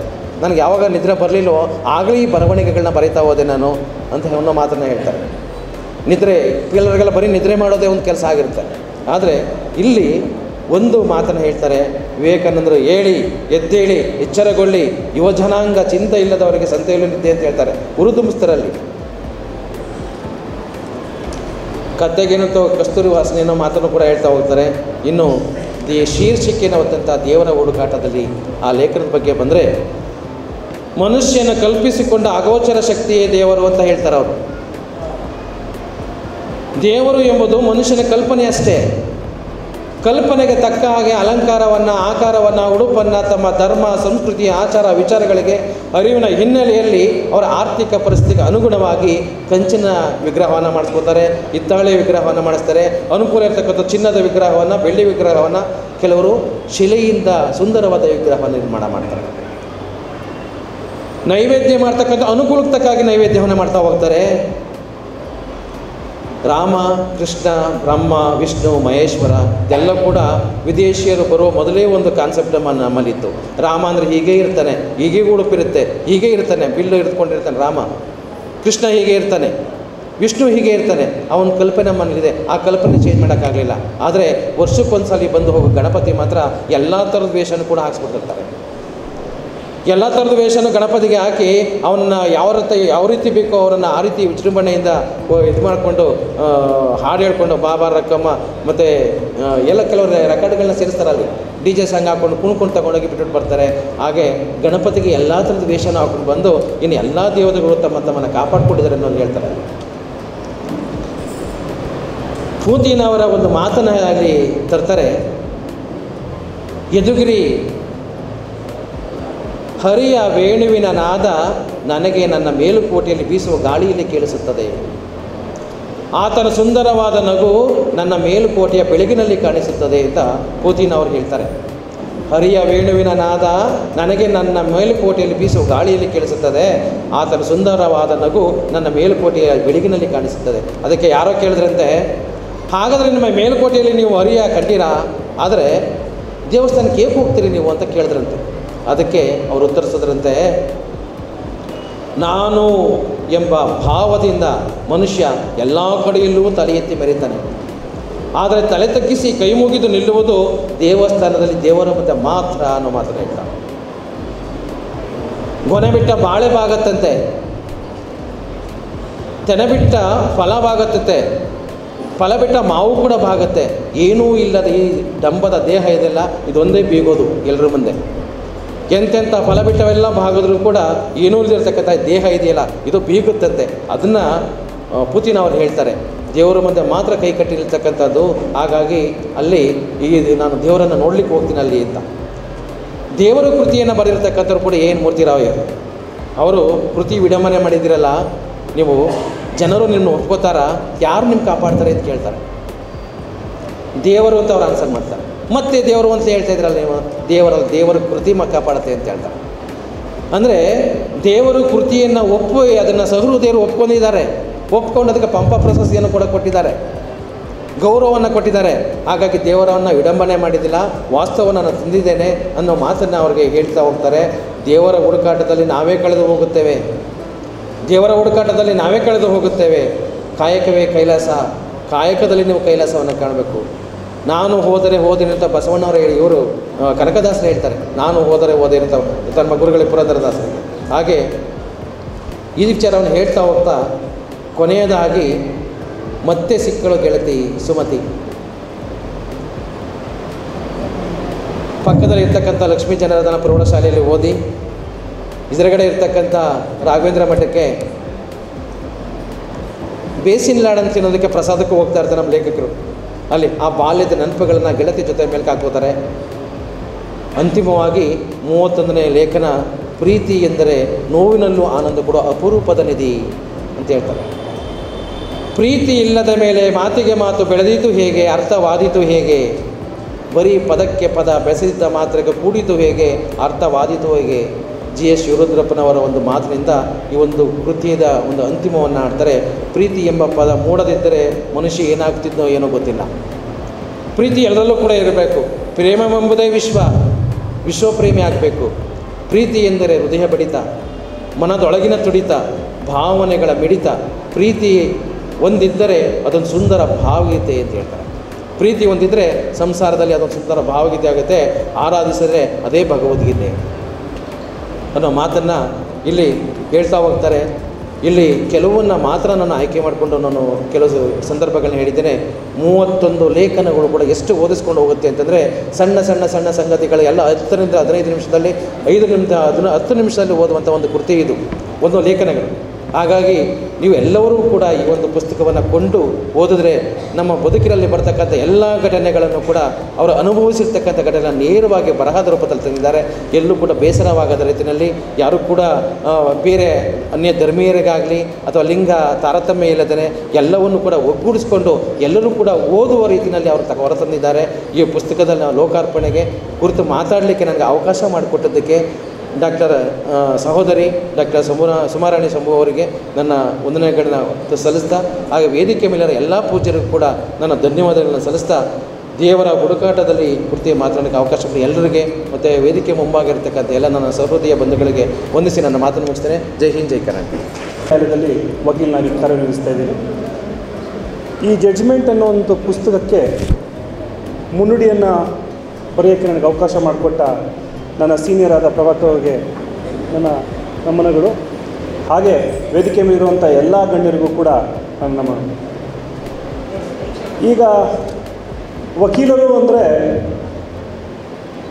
ಕೆಲವರ ಭಾವನೆಗಳೇ ಬೇರೆ ಆಗಿರುತ್ತೆ. ಅಂದರೆ ನನ್ನ ಮುನ್ನಡಿಯಲ್ಲಿ ಇದೊಂದು ನೋಬಲ್ ಪ್ರೊಫೆಷನ್ ಹಾಗೂ ನೋಬಲ್ ಪರ್ಸನ್ ಅಂತ ನಾನು ಪ್ರಭಾಕರ್ ಸರ್ ಹೇಳ್ತೀನಿ. ಯಾಕೆಂದರೆ ವೃತ್ತಿಯಲ್ಲಿ ಎಲ್ಲವನ್ನೂ ಕಾಪಾಡಿಕೊಂಡು ಸಕ್ಸಸ್ಸನ್ನು ತಗೊಳ್ಳುವಂಥದ್ದು ಈ ವೃತ್ತಿಯಲ್ಲಿ ಬಹಳ ಕಷ್ಟ. ತಾವು ಈಗಾಗಲೇ ಕೇಳಿದ್ರಿ, ಎಡ್ವರ್ಡ್ ಆಗಿರ್ಬೋದು, ಬೇರೆ ಯಾರೇ ಆಗಿರ್ಬೋದು, ವಕೀಲರ ಬಗ್ಗೆ ಕೊಡುವಂಥ ಡೆಫಿನೇಷನ್ಸ್ಗಳೇನು ಅಂದರೆ ಕೆಲವು ಹಾಸ್ಯವಾಗೇ ಇರುತ್ತೆ ಅಥವಾ ಏನೋ ಒಂದು ಮೋಸಗಾರ ಅನ್ನುವಂಥ ಪದನೇ ಬರುತ್ತೆ. ಆದರೆ ಆ ವೃತ್ತಿಯಲ್ಲಿ ವಕೀಲವನ್ನು ಮಾಡಬೇಕಂದಾಗ ಅವರು ಎಲ್ಲವನ್ನೂ ಕಾನೂನನ್ನ ಕಾಪಾಡಿಕೊಂಡು ಅವ್ರಿಗೊಂದು ದಡ ತರಿಸ್ಬೇಕಂದಾಗ ಆ ದಾರಿನೇ ಹಿಡಿಬೇಕಾಗುತ್ತೆ. ಆ ದಾರಿ ಬಿಟ್ಟರೆ ಬೇರೆ ಯಾವ ದಾರಿನೂ ಇಲ್ಲ. ಈಗ ಒಂದೇ ಒಂದು ಉದಾಹರಣೆ, ನನ್ನ ಹತ್ರ ಯಾರೋ ಒಬ್ಬ ವ್ಯಕ್ತಿ ಒಂದಿಷ್ಟು ಗಡ್ಡ ಬಿಟ್ಕೊಂಡು ಬರ್ತಾರೆ. ಬಂದು ಏನಾಯ್ತಪ್ಪ ನನಗೆ, ಏನಿದೆ ಆಶ್ಚರ್ಯ, ನೀನು ಏನಾಯಿತು ಅಂದಾಗ, ಇಲ್ಲ ಸರ್ ನಾನು ಡೈವರ್ಸ್ ಪಿಟಿಷನ್ ಹಾಕಿ ಅಲ್ಲಿ 1 ವರ್ಷ ಆಗಿದೆ, ಗಂಡ ಹೆಂಡತಿ ಜಗಳ ಈ ರೀತಿ ಆಗುತ್ತೆ. ಅಲ್ಲಯ್ಯ, ನನ್ನ ಹತ್ರ 100 ಕೇಸ್ಗಳು ಇದೇ ರೀತಿ ಇದೆ, ನಾನು ಇಷ್ಟು ಗಡ್ಡ ಬಿಡಬೇಕಾಗಿದೆ. ಅಂದರೆ ನಿಮ್ಮ ಜವಾಬ್ದಾರಿಗಳನ್ನು ನಾವು ತೊಗೊಬೇಕಾಗುತ್ತೆ. ಎರಡನೇ ಉದಾಹರಣೆ, ಇನ್ನೊಬ್ಬ ವ್ಯಕ್ತಿ ತುಂಬ ಒಳ್ಳೆಯ ವ್ಯಕ್ತಿಗಳು ಬಂದು, ಸರ್ ನೋಡಿ ನಾನು ಕೈ ಎತ್ತು ಹೊಡೆಯೋಕೆ ಕೊಟ್ಟೋದೆ, ಹೊಡೆದು ಬಿಟ್ಟೆ, ನಾನು ಇದನ್ನು ಒಪ್ಕೊಂಡ್ಬಿಡ್ತೀನಿ, ಆದರೆ ನನಗೆ ಜೈಲು ಶಿಕ್ಷೆ ಆಗಬಾರ್ದು ಅಂತ ತಾವು ಹೇಳಿ, ನೀನು ಹೊಡೆದೇ ಅಂತ ಒಪ್ಕೊಂಡ್ರೆ ಕ್ಷಮಿಸೋಕ್ಕೆ ಅದು ದೇವರಲ್ಲ, ಕಾನೂನು. ಹೊಡೆದೇ ಅಂತ ತಕ್ಷಣ ಜೈಲು ಮುಗಿಯೇ ಹೋಗ್ತೀಯ. ಹಾಗಾದರೆ ಇವಾಗ ವಕೀಲರು ಸುಳ್ಳು ಹೇಳಬೇಕು. ಸೊ ಹಾಗಾಗಿ ಈ ಒಂದು ಧರ್ಮ ಪರೀಕ್ಷೆ ಅಂತ ಹೇಳ್ತೀವಿ, ವೃತ್ತಿ ಪರೀಕ್ಷೆ ಅಂತ ಹೇಳ್ತೀವಿ, ಬಹಳ ಕಷ್ಟವಾದ ಒಂದು ವೃತ್ತಿ. ಆದರೆ ಯಾವುದೇ ಪ್ರಪಂಚದಲ್ಲಿ ಯಾವುದೇ ದೇಶದಲ್ಲೂ ಈ ವಕೀಲರ ದೇಶವೇ ಇಲ್ಲ, ರಾಜ್ಯವೂ ಇಲ್ಲ, ತಾಲೂಕು ಇಲ್ಲ. ಈಗಲೂ ಕೂಡ ನೋಡ್ಬೋದು ತಾವು, ಮಗಳು ದೇವರ ಹುಡುಕಾಟದಲ್ಲಿದ್ದರೆ ತಂದೆಗಾಗಲೇ ಜಡ್ಜ್ಮೆಂಟ್ ಕೊಟ್ಟಿದ್ದಾರೆ. 15 ಬುಕ್ ಬಂದರೂ ಕೂಡ ಇನ್ನು ದೇವರ ಹುಡುಕಾಟದಲ್ಲೇ ಇದ್ದಾರೆ. ಆದರೆ ತಂದೆ ಒಂದೇ ಬುಕ್ಕಿನಲ್ಲಿ ಜಡ್ಜ್ಮೆಂಟ್ ತೋರಿಸ್ತಾರೆ. ಅಂದರೆ ವಕೀಲರ ವೃತ್ತಿಯ ಬದುಕು ಈ ರೀತಿ ಇರುತ್ತೆ. ಈ ಪುಸ್ತಕದ ಬಗ್ಗೆ ಮಾತಾಡಬೇಕಂದಾಗ 50 ಚಾಪ್ಟರ್ಸ್ ಇರ್ತವೆ. ಅದರಲ್ಲಿ ನನಗೆ ಬಹಳ ಇಷ್ಟವಾಗಿರುವಂಥದ್ದು 15 ಚಾಪ್ಟರ್. ಯಾಕೆಂದರೆ ಅದರ ಒಂದೇ ಒಂದು ಚಾಪ್ಟರಲ್ಲಿ ಕ್ರಿಮಿನಲ್ ಮೊಕದ್ದಮೆಯ ಬಗ್ಗೆ ನಮ್ಮ ಸೀನಿಯರ್ ಮಾತಾಡ್ತಾರೆ. 306 ಸೆಕ್ಷನ್. ಯಾರೋ ಒಬ್ಬರು ವಿಷ ಸೇರಿಸಿ ಸತ್ತೋಗಿರ್ತಾರೆ, ಹಳ್ಳಿಯಲ್ಲಿ ರಾಜಿ ಆಗುತ್ತೆ, ಕೋರ್ಟ್ ಮುಂದೆ ಬಲವಂತವಾಗಿ ನಮ್ಮ ಸೀನಿಯರ್ಗೆ ಕೇಸ್ ಕೊಟ್ಟಿರ್ತಾರೆ. ಆ ಕೇಸಿನನ್ನು ಬೇಡ ಅಂತಲೂ ಕೂಡ ಪಟ್ಟಿದಾಗ ಆ ತಾಯಿ ಕಂಪ್ಲೇಂಟ್ ಕೊಟ್ಟಿರುವಂಥವ್ರು ಮಗಳು ಸತ್ತೋಗಿರೋಲ್ಲ, ಕೇಸ್ ಹಾಕಿರ್ತಾರೆ, ಕೋರ್ಟ್ ಒಳಗಡೆ ಕರ್ಕೊಂಡು ಹೋಗ್ತಾರೆ. ಜಡ್ಜಿ ಮುಂದೆ ಆ ತಾಯಿ ಅಳ್ತಾ ಇರ್ತಾರೆ. ಅಳ್ತಾ ಇರಬೇಕಾದಾಗ ಜಡ್ಜಿಗೆ ಅರ್ಥ ಆಗುತ್ತೆ, ಏನೋ ಬಲವಂತವಾಗಿ ಇವರು ಮಿಸ್ಲೀಡ್ ಮಾಡ್ತಿದ್ದಾರೆ ಕೇಸ್ನ ಅಂತ. ಆಗ ನಮ್ಮ ಸೀನಿಯರು ಅವರ ಒಂದು ಬುಕ್ನ ಹೇಳಿರುವಂಥದ್ದು, ಅಳ್ತಾ ಇರೋ ಮಧ್ಯದಲ್ಲಿ ಹೋಗಿ, ನೋಡಮ್ಮ ನಿನ್ನ ಮಗಳು ವಿಷ ಸೇವಿಸುತ್ತಿದ್ದಾರೆ ನಿಜ ಅಲ್ವಾ ಅಂತ ಹೇಳ್ತಾರಂತೆ. ಅವರು ಹೌದು ಅಂತ ದುಃಖ ಮಾಡಿ ಹೇಳಿದಾಗ ಆ ಕೇಸ್ ಖುಲಾಸೆ ಆಗುತ್ತದೆ. ಸೊ ಈ ರೀತಿಯಾಗಿ ಕ್ರಿಮಿನಲ್ಸ್ ಕೇಸ್ಗಳನ್ನ ಆಚೆ ಬರೋಕ್ಕೆ, ಅದನ್ನು ಸರಿ ಇಲ್ಲ ಅಂತ ಹೇಳಿ ನಿರಾಕರಿಸುವಂಥ ವ್ಯಕ್ತಿ ಇವರು. ನಾನು ಮೊದಲನೇ ಬಾರಿಗೆ ಅವ್ರನ್ನ ನೋಡಿದಾಗ ಇದೇ ಮಂಡ್ಯದಲ್ಲಿ ಜೋಡಿ ಕೊಲೆ ಆಗಿರುತ್ತೆ 2010ರಲ್ಲಿ. ಆ ಕಾಪಿ ಅಪ್ಲಿಕೇಶನ್ ತೊಗೊಳಕ್ಕೆ ಬಂದಿರ್ತೀನಿ, ಅದನ್ನು ವಾದ ಮಾಡೋಕ್ಕೆ ಬಂದಿರ್ತೀನಿ. ಆಗ ಕೋರ್ಟ್ನಲ್ಲಿ ಇವರು ಪರಿಚಯ ಆಗುತ್ತೆ. ಆಗ ಗೊತ್ತಾಗುತ್ತೆ ಇವರು ಬರೀ ಸಿಂಗಲ್ ಕೇಸ್ ತೊಗೊತಾರೆ, ಒಳ್ಳೆಯ ಹೆಸರು ತೊಗೊಂಡಿದ್ದಾರೆ ಅಂತ. ನನ್ನ ವೃತ್ತಿ ಬದುಕು ಸ್ಟಾರ್ಟ್ ಆಗಿದೆ, ಪ್ರಾರಂಭ ಆಗಿದೆ ಕ್ರಿಮಿನಲ್ ಕೇಸಿಂದ. ಈಗ ಏನು RCB ವಿಜಯೋತ್ಸವ ಮಾಡಬೇಕಂದಾಗ 17 ಜನ ಸತ್ತೋಗ್ತಾರೆ. ಎಲ್ಲರೂ ಕೂಡ ಕ್ರಿಮಿನಲ್ ಅಡ್ವೊಕೇಟ್ಸ್ ಅಂದರೆ ಇಲ್ಲಪ್ಪ ಸತ್ಯನ ಸುಳ್ಳು ಮಾಡ್ತಾರೆ, ಸುಳ್ಳನ್ನ ಸತ್ಯ ಮಾಡ್ತಾರೆ ಅಂತ ಹೇಳ್ತಾರೆ. ಆದರೆ 17 ಜನ ತೀರೋದಾಗ ಒಂದು PIL ಹಾಕ್ತೀನಿ, ಮರುದಿನ ಒಬ್ಬೊಬ್ಬ ವಿಕ್ಟಿಮೂ ಕೂಡ 1 ಕೋಟಿಯ ಹಣವನ್ನು ಸಿಗೋ ಥರ ನಾನು 17 ಜನಕ್ಕೂ ಮಾಡ್ತೀನಿ. ಹಾಗೆ ದಯಾನಂದ ಅವ್ರನ್ನ ಸಸ್ಪೆಂಡ್ ಮಾಡಿಸ್ತೀನಿ, ಗೌರ್ಮೆಂಟನ್ನು ಕೋರ್ಟ್ ತನಕ ಕರ್ಕೊಂಡ್ಬರ್ತೀನಿ. ಇದು ಕೂಡ ವಕೀಲರಿಂದನೇ ಆಗುವಂಥದ್ದು. ಸೊ ಈ ರೀತಿಯಾಗಿ ಹಲವಾರು ವೃತ್ತಿಯನ್ನು, ಸಮಾಜವನ್ನು ಕರೆಕ್ಟಾಗಿ ಇಟ್ಕೊಳ್ಳುವಂಥದ್ದು ವಕೀಲರು ಮಾತ್ರ. ನ್ಯಾಯಾಲಯದಲ್ಲಿ ಜಡ್ಜ್ಗಳು ಅದನ್ನು ಬೇಕು ಅಂತ ಡಿಲೇ ಮಾಡಲ್ಲ, ಕಾನೂನು ಇರೋದೇ ಹಾಗೆ. ಯಾಕಂದರೆ ಸಿಂಪಲಾಗಿ ಉದಾಹರಣೆ ಹೇಳಬೇಕು ಅಂದರೆ, ಈಗ ಒಬ್ಬ ವ್ಯಕ್ತಿ ಸತ್ಯವಾಗಿದ್ದಾನೋ ಅಥವಾ ಸುಳ್ಳಾಗಿದ್ದಾನೋ ಅನ್ನೋದನ್ನ ವಿಮರ್ಶನೆ ಮಾಡುವಂಥದ್ದು ಹಲವಾರು ಪ್ರೊಸೀಜರ್ಸ್ಗಳ ಮುಖಾಂತರ. ಯಾರೋ ಒಬ್ಬನ ನೋಡಿದ ತಕ್ಷಣ ಇದು ಸರಿ ಅಥವಾ ಇದು ತಪ್ಪು ಅಂತ ಹೇಳಿ ನಿರ್ಧಾರ ಮಾಡಬಾರ್ದು. ನಮ್ಮ ದೇಶದ ಕಾನೂನು ಅಷ್ಟು ಚೆನ್ನಾಗಿದೆ, ಅವ್ರನ್ನ ವಿಮರ್ಶೆ ಮಾಡೋಕ್ಕೋಸ್ಕರ ಒಂದು ಹಲವಾರು ಪ್ರೊಸೀಜರ್ಸ್ಗಳಿಟ್ಟಿರ್ತಾರೆ. ಹಾಗಾಗಿ ಅದು ಡಿಲೇ ಆಗ್ತಿರುತ್ತೆ. ಬಟ್ ಯಾವತ್ತೂ ಕೂಡ ಸುಳ್ಳಾಗಲ್ಲ. ತಾವು ನೋಡ್ಬೋದು, ಈಗೀಗ ಬರ್ತಾ ಇರೋವಂಥ ಪ್ರಕರಣಗಳಲ್ಲಿ, ಎಷ್ಟೋ ಪ್ರಕರಣಗಳಲ್ಲಿ ಸತ್ಯಕ್ಕೆ ಜಯ. ಪ್ರಮುಖವಾಗಿ ಏನು ಒಬ್ಬ ಬಹಳ ದೊಡ್ಡ MP ಆಗಿರುವಂಥ ಒಂದು ಪ್ರಕರಣ ಆಯಿತು, ಅದರಲ್ಲೂ ಕೂಡ ಜಡ್ಜ್ಮೆಂಟ್ ಬಹಳ ಚೆನ್ನಾಗಿ ಬಂತು. ಸೊ ಇವಾಗಿನ ವಕೀಲರು, ಅಂದರೆ ಇವಾಗಿನ ಯೂತ್ ವಕೀಲರು ಎಲ್ಲ ಸತ್ಯವಾಗಿರುವಂಥ ಕೇಸನ್ನೇ ತೊಗೊಂಡು ನಾವು ಸತ್ಯವಾಗಿ ನಡೀಬೇಕು ಅನ್ನುವಂಥದ್ದು ಆಗಲ್ಲ. ಯಾಕೆ ಟೆಕ್ನಾಲಜಿಯ ಮುಖಾಂತರ ಎಲ್ಲವನ್ನು ಸತ್ಯವನ್ನು ಕೂಡ ಸುಳ್ಳು ಮಾಡ್ತಾರೆ. ಸೊ ತುಂಬ ಚಾಲೆಂಜಿಂಗ್ ಇರುವಂಥ ಕ್ಷೇತ್ರ ಅಂದರೆ ವಕೀಲ. ಮೊನ್ನೆ ಟೈಮ್ಸ್ ಆಫ್ ಇಂಡಿಯಾ ಒಂದು ವಿಚಾರವನ್ನು ಹೇಳಿದಾಗ, ಇವತ್ತು ಭಾರತ ದೇಶದಲ್ಲಿ ಪ್ರಮುಖವಾದ ಯಾವ ಹುದ್ದೆಗೆ ಡಿಮ್ಯಾಂಡ್ ಇದೆ ಅಂದರೆ ಅದು ವಕೀಲ ವೃತ್ತಿ ಅಂತ. ನಾವೆಲ್ಲ ಓದಬೇಕಾದಾಗ ಅಡ್ಮಿಷನ್ 5,000 6,000 ಇರೋಂಥದ್ದು ಇವತ್ತು 1 ವರ್ಷಕ್ಕೆ 2 ಲಕ್ಷ ರೂಪಾಯಿ ಆಗಿರುವಂಥದ್ದು. ಆದರೆ ಯಾರೂ ಕೂಡ ಇದರ ಬಗ್ಗೆ ಭಾವನೆ ಬಗ್ಗೆ ಯೋಚನೆ ಮಾಡುವಂಥದ್ದು. ಕೇಸ್ ಕೊಟ್ಟ ತಕ್ಷಣ ತೊಂದರೆ ಆಗುತ್ತೆ, ಡಿಲೇ ಆಗುತ್ತೆ ಅನ್ನೋವಂಥದ್ದು. ಸೊ ಹಾಗಾಗಿ ಈ ಒಂದು ವೇದಿಕೆಯಲ್ಲಿ ನಾನು ಸ್ಪಷ್ಟಪಡಿಸ್ಬೇಕಾಗಿರೋದು ಏನು ಅಂದರೆ, ಯಾವುದೇ ವಕೀಲರ ಕೈಯಲ್ಲಿ ಇಷ್ಟೇ ಬೇಗ ಮುಗಿಸ್ಬೇಕು ಅನ್ನೋಂಥದ್ದು ಇಲ್ಲ. ಎಲ್ಲವೂ ಕೂಡ ಕಾನೂನು ಇರೋದ್ರಿಂದ ಆ ರೀತಿಯಾಗಿ ನಡ್ಕೊಂಡು ಹೋಗ್ತಾರೆ. ಆ ರೀತಿಯಾಗಿ ಈ ಪ್ರೊಫೆಷನಲ್ಲಿ 40-50 ವರ್ಷ ಕಂಟಿನ್ಯೂಸ್ ಆಗಿ ಸೇವೆಯನ್ನು ಸಲ್ಲಿಸುತ್ತಿರುವುದು ಅಂದರೆ ಅದು ಬಹಳ ಕಷ್ಟವಾದ ಕೆಲಸ. ಅಂಥ ಒಂದು ಕಷ್ಟವಾದ ಕೆಲಸವನ್ನು ಈಸಿಯಾಗಿ ಸಕ್ಸಸ್ ಆಗಿರುವಂಥ ಪ್ರಭಾಕರ್ ಅವರಿಗೆ ನಾವು ಖಂಡಿತವಾಗ್ಲೂ ಚಪ್ಪಾಳೆ ಮುಖಾಂತರ ಅಭಿನಂದನೆ ಪಡಿಸಬೇಕು ಅಂತ ನಾನು ಇಷ್ಟಪಡ್ತೀನಿ. ಕೃತಿಗಳು ಬರುತ್ತವೆ, ಸಾಹಿತ್ಯಗಳು ಬರ್ತವೆ. ಯಾವಾಗ ಮನಃಶಾಂತಿ ಇದ್ದಾಗ ಎಲ್ಲ ಕೃತಿಗಳು ಬುಕ್ಗಳು ಬರಬೇಕು ಅಂತ ಒಂದು ಆಸೆ ಇರುತ್ತೆ. ಆದರೆ ವಕೀಲರು ಅವರು ಒಂದು ಪುಸ್ತಕವನ್ನು ಬರೀಬೇಕು ಅಂದರೆ ಅವರ ಮನಃಶಾಂತಿ ಎಷ್ಟಿರ್ಬೋದು. ಹಾಗಾಗಿ ನನ್ನ ಒಂದು ಮುನ್ನುಡಿಯಲ್ಲಿ ಬರೀತೀನಿ, ಈ ಬುಕ್ಕನ್ನು ನಾವು ವಕೀಲರು ಓದಿದ್ರೆ, ಜೂನಿಯರ್ಸ್ ವಕೀಲರು ಓದಿದ್ರೆ ದಿನನಿತ್ಯ ಇರುವಂಥ ಚಾಲೆಂಜಸ್ಗಳನ್ನ ದಾಟಿ ನಾವು ಕೂಡ ಒಂದಲ್ಲ ಒಂದು ದಿನ ಒಂದು ಒಳ್ಳೆಯ ಹೆಸರನ್ನು ಪಡೆದುಕೊಳ್ಬೋದು ಅನ್ನೋದು ಈ ಬುಕ್ ನಮ್ಗೆ ಹೇಳ್ಕೊಟ್ಟಿದೆ. ಹಾಗಾಗಿ ಈ ಬುಕ್ಗೆ ನನಗೆ ಬಹಳ ಗೌರವದಿಂದ ಇದನ್ನು ನಾಳೆ ಸೋಮವಾರ ಬೆಂಗಳೂರು ಅಸೋಸಿಯೇಷನಲ್ಲೂ ಕೂಡ ಇದರ ವಿತರಣೆಯನ್ನು ನಾವು ಮಾಡೋಕ್ಕೆ ಈಗಾಗಲೇ ಇಷ್ಟಪಟ್ಟಿದ್ದೀವಿ ಸರ್. ಬೆಂಗಳೂರು ಹೈಕೋರ್ಟು ಮತ್ತು ನ್ಯಾಯಾಲಯದಲ್ಲಿ ಎಲ್ಲವೂ ಕೂಡ ಇವತ್ತಿಂದಲೇ ನಾವು 100 ಪುಟಗಳನ್ನು ತೊಗೊಂಡೋಗಿ ವಿತರಣೆ ಮಾಡೋಕ್ಕೆ ನಮ್ಮ ಕಚೇರಿಯಿಂದ ನಾವು ಈಗಾಗಲೇ ಮಾತಾಡ್ಕೊಂಡಿದ್ದೀವಿ. ಸಮಯ ಸಿಕ್ಕಿದಾಗ ಅವರ ಅನುಭವದಲ್ಲಿ ಮತ್ತಷ್ಟು ಪುಸ್ತಕಗಳನ್ನ ಬರೀಬೇಕು ಅಂತ ಕೇಳ್ಕೊಳ್ತಾ ನನ್ನ ಮಾತು ಮುಗಿಸ್ತೀನಿ. ಧನ್ಯವಾದ. ಜಡ್ಜ್ಮೆಂಟ್ ಈ ದಿವಸ ಬಿಡುಗಡೆ ಆಗಬೇಕಾದ್ರೆ ಮುಖ್ಯ ಕಾರಣ ನನ್ನ ಮಗಳು ಡಾಕ್ಟರ್ ಸುಮಾರಾಣಿ, ಜೊತೆಗೆ ನನ್ನ ಕುಟುಂಬದ ಎಲ್ಲ ಸದಸ್ಯರು ಮತ್ತು ಈ ಮಂಡ್ಯ ನಗರದ ಸಾಹಿತಿ ಡಾಕ್ಟರ್ ಪ್ರದೀಪ್ ಕುಮಾರ್ ಹೆಬ್ರಿ, ಇವರೆಲ್ಲರ ಪ್ರೇರಣೆ ಹಾಗೂ ಪ್ರೋತ್ಸಾಹದಿಂದ ಈ ಒಂದು ಕೃತಿಯನ್ನು ನಾನು ರಚಿಸಲು ಸಾಧ್ಯ ಆಯಿತು. ಈ ಪುಸ್ತಕ ಬಿಡುಗಡೆ ಆಗುತ್ತೆ ಅಂತ ಗೊತ್ತಾದ ತಕ್ಷಣ ನನ್ನ ಸ್ನೇಹಿತರೊಬ್ಬರು ಫೇಸ್ಬುಕ್ಕಲ್ಲಿ ಹೇಳಿದ್ರು, ನಾನು ಅನೇಕ ನ್ಯಾಯಾಧೀಶರ ಜಡ್ಜ್ಮೆಂಟನ್ನು ಓದಿದ್ದೀನಿ, ಆದರೆ ಈ ನನ್ನ ಸ್ನೇಹಿತ ವಕೀಲರು ಹೆಂಗೆ ಜಡ್ಜ್ಮೆಂಟ್ ಬರೆದಿದ್ದಾರೆ ಅದನ್ನು ಕೂಡ ನಾನು ನೋಡಬೇಕು ಇಂಥ ಅವಕಾಶ ಸಿಗುತ್ತೆ ಇವತ್ತು ಅಂತ ಹೇಳಿ ನನಗೆ ಫೇಸ್ಬುಕ್ಕಲ್ಲಿ ತಿಳಿಸಿದ್ರು. ಆ ವ್ಯಕ್ತಿ ಇವತ್ತಿಲ್ಲಿ ಹಾಜರಾಗಿದ್ದಾರೆ.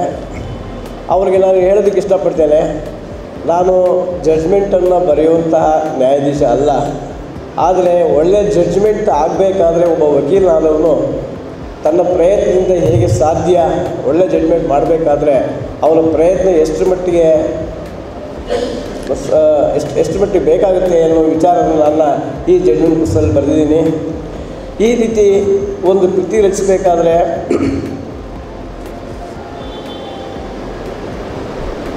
ಒಬ್ಬ ವಕೀಲ ತನ್ನ ಅನುಭವದ ಪ್ರಕಾರ ಮೊದಲು ಕಕ್ಷಿದಾರರನ್ನ ತನ್ನ ಕಾನ್ಫಿಡೆನ್ಸ್ ತೊಗೋಬೇಕಾಗುತ್ತೆ. ಅನೇಕ ರೀತಿ ಕಕ್ಷಿದಾರರು ಬರ್ತಾರೆ, ಕೆಲವರು ಒಳ್ಳೆಯವರು ಇರ್ತಾರೆ, ಕೆಲವರು ಕೆಟ್ಟವರು ಇರ್ತಾರೆ, ಕೆಲವರು ಕ್ಯಾಂಟಗರೀಸ್ ಇರ್ತಾರೆ. ಅವರೆಲ್ಲರೂ ನಾವು ಕಾನ್ಫಿಡೆನ್ಸ್ ತಗೊಂಡು ಅವರ ಸಮಸ್ಯೆ ಏನು ಅಂತ ತಿಳಿದು ಅವರು ತಂದಿರುವಂತಹ ದಾಖಲೆಗಳನ್ನು ನಾವು ಪೂರ್ತ ಓದಿ ತಿಳಿದು ಅನಂತರ ನ್ಯಾಯಾಧೀಶರ ಮುಂದೆ ಯಾವ ರೀತಿ ಅವರ ಧೈರ್ಯವಾಗಿ ಫೇಸ್ ಮಾಡಬೇಕು ಕೋರ್ಟಲ್ಲಿ, ಮತ್ತು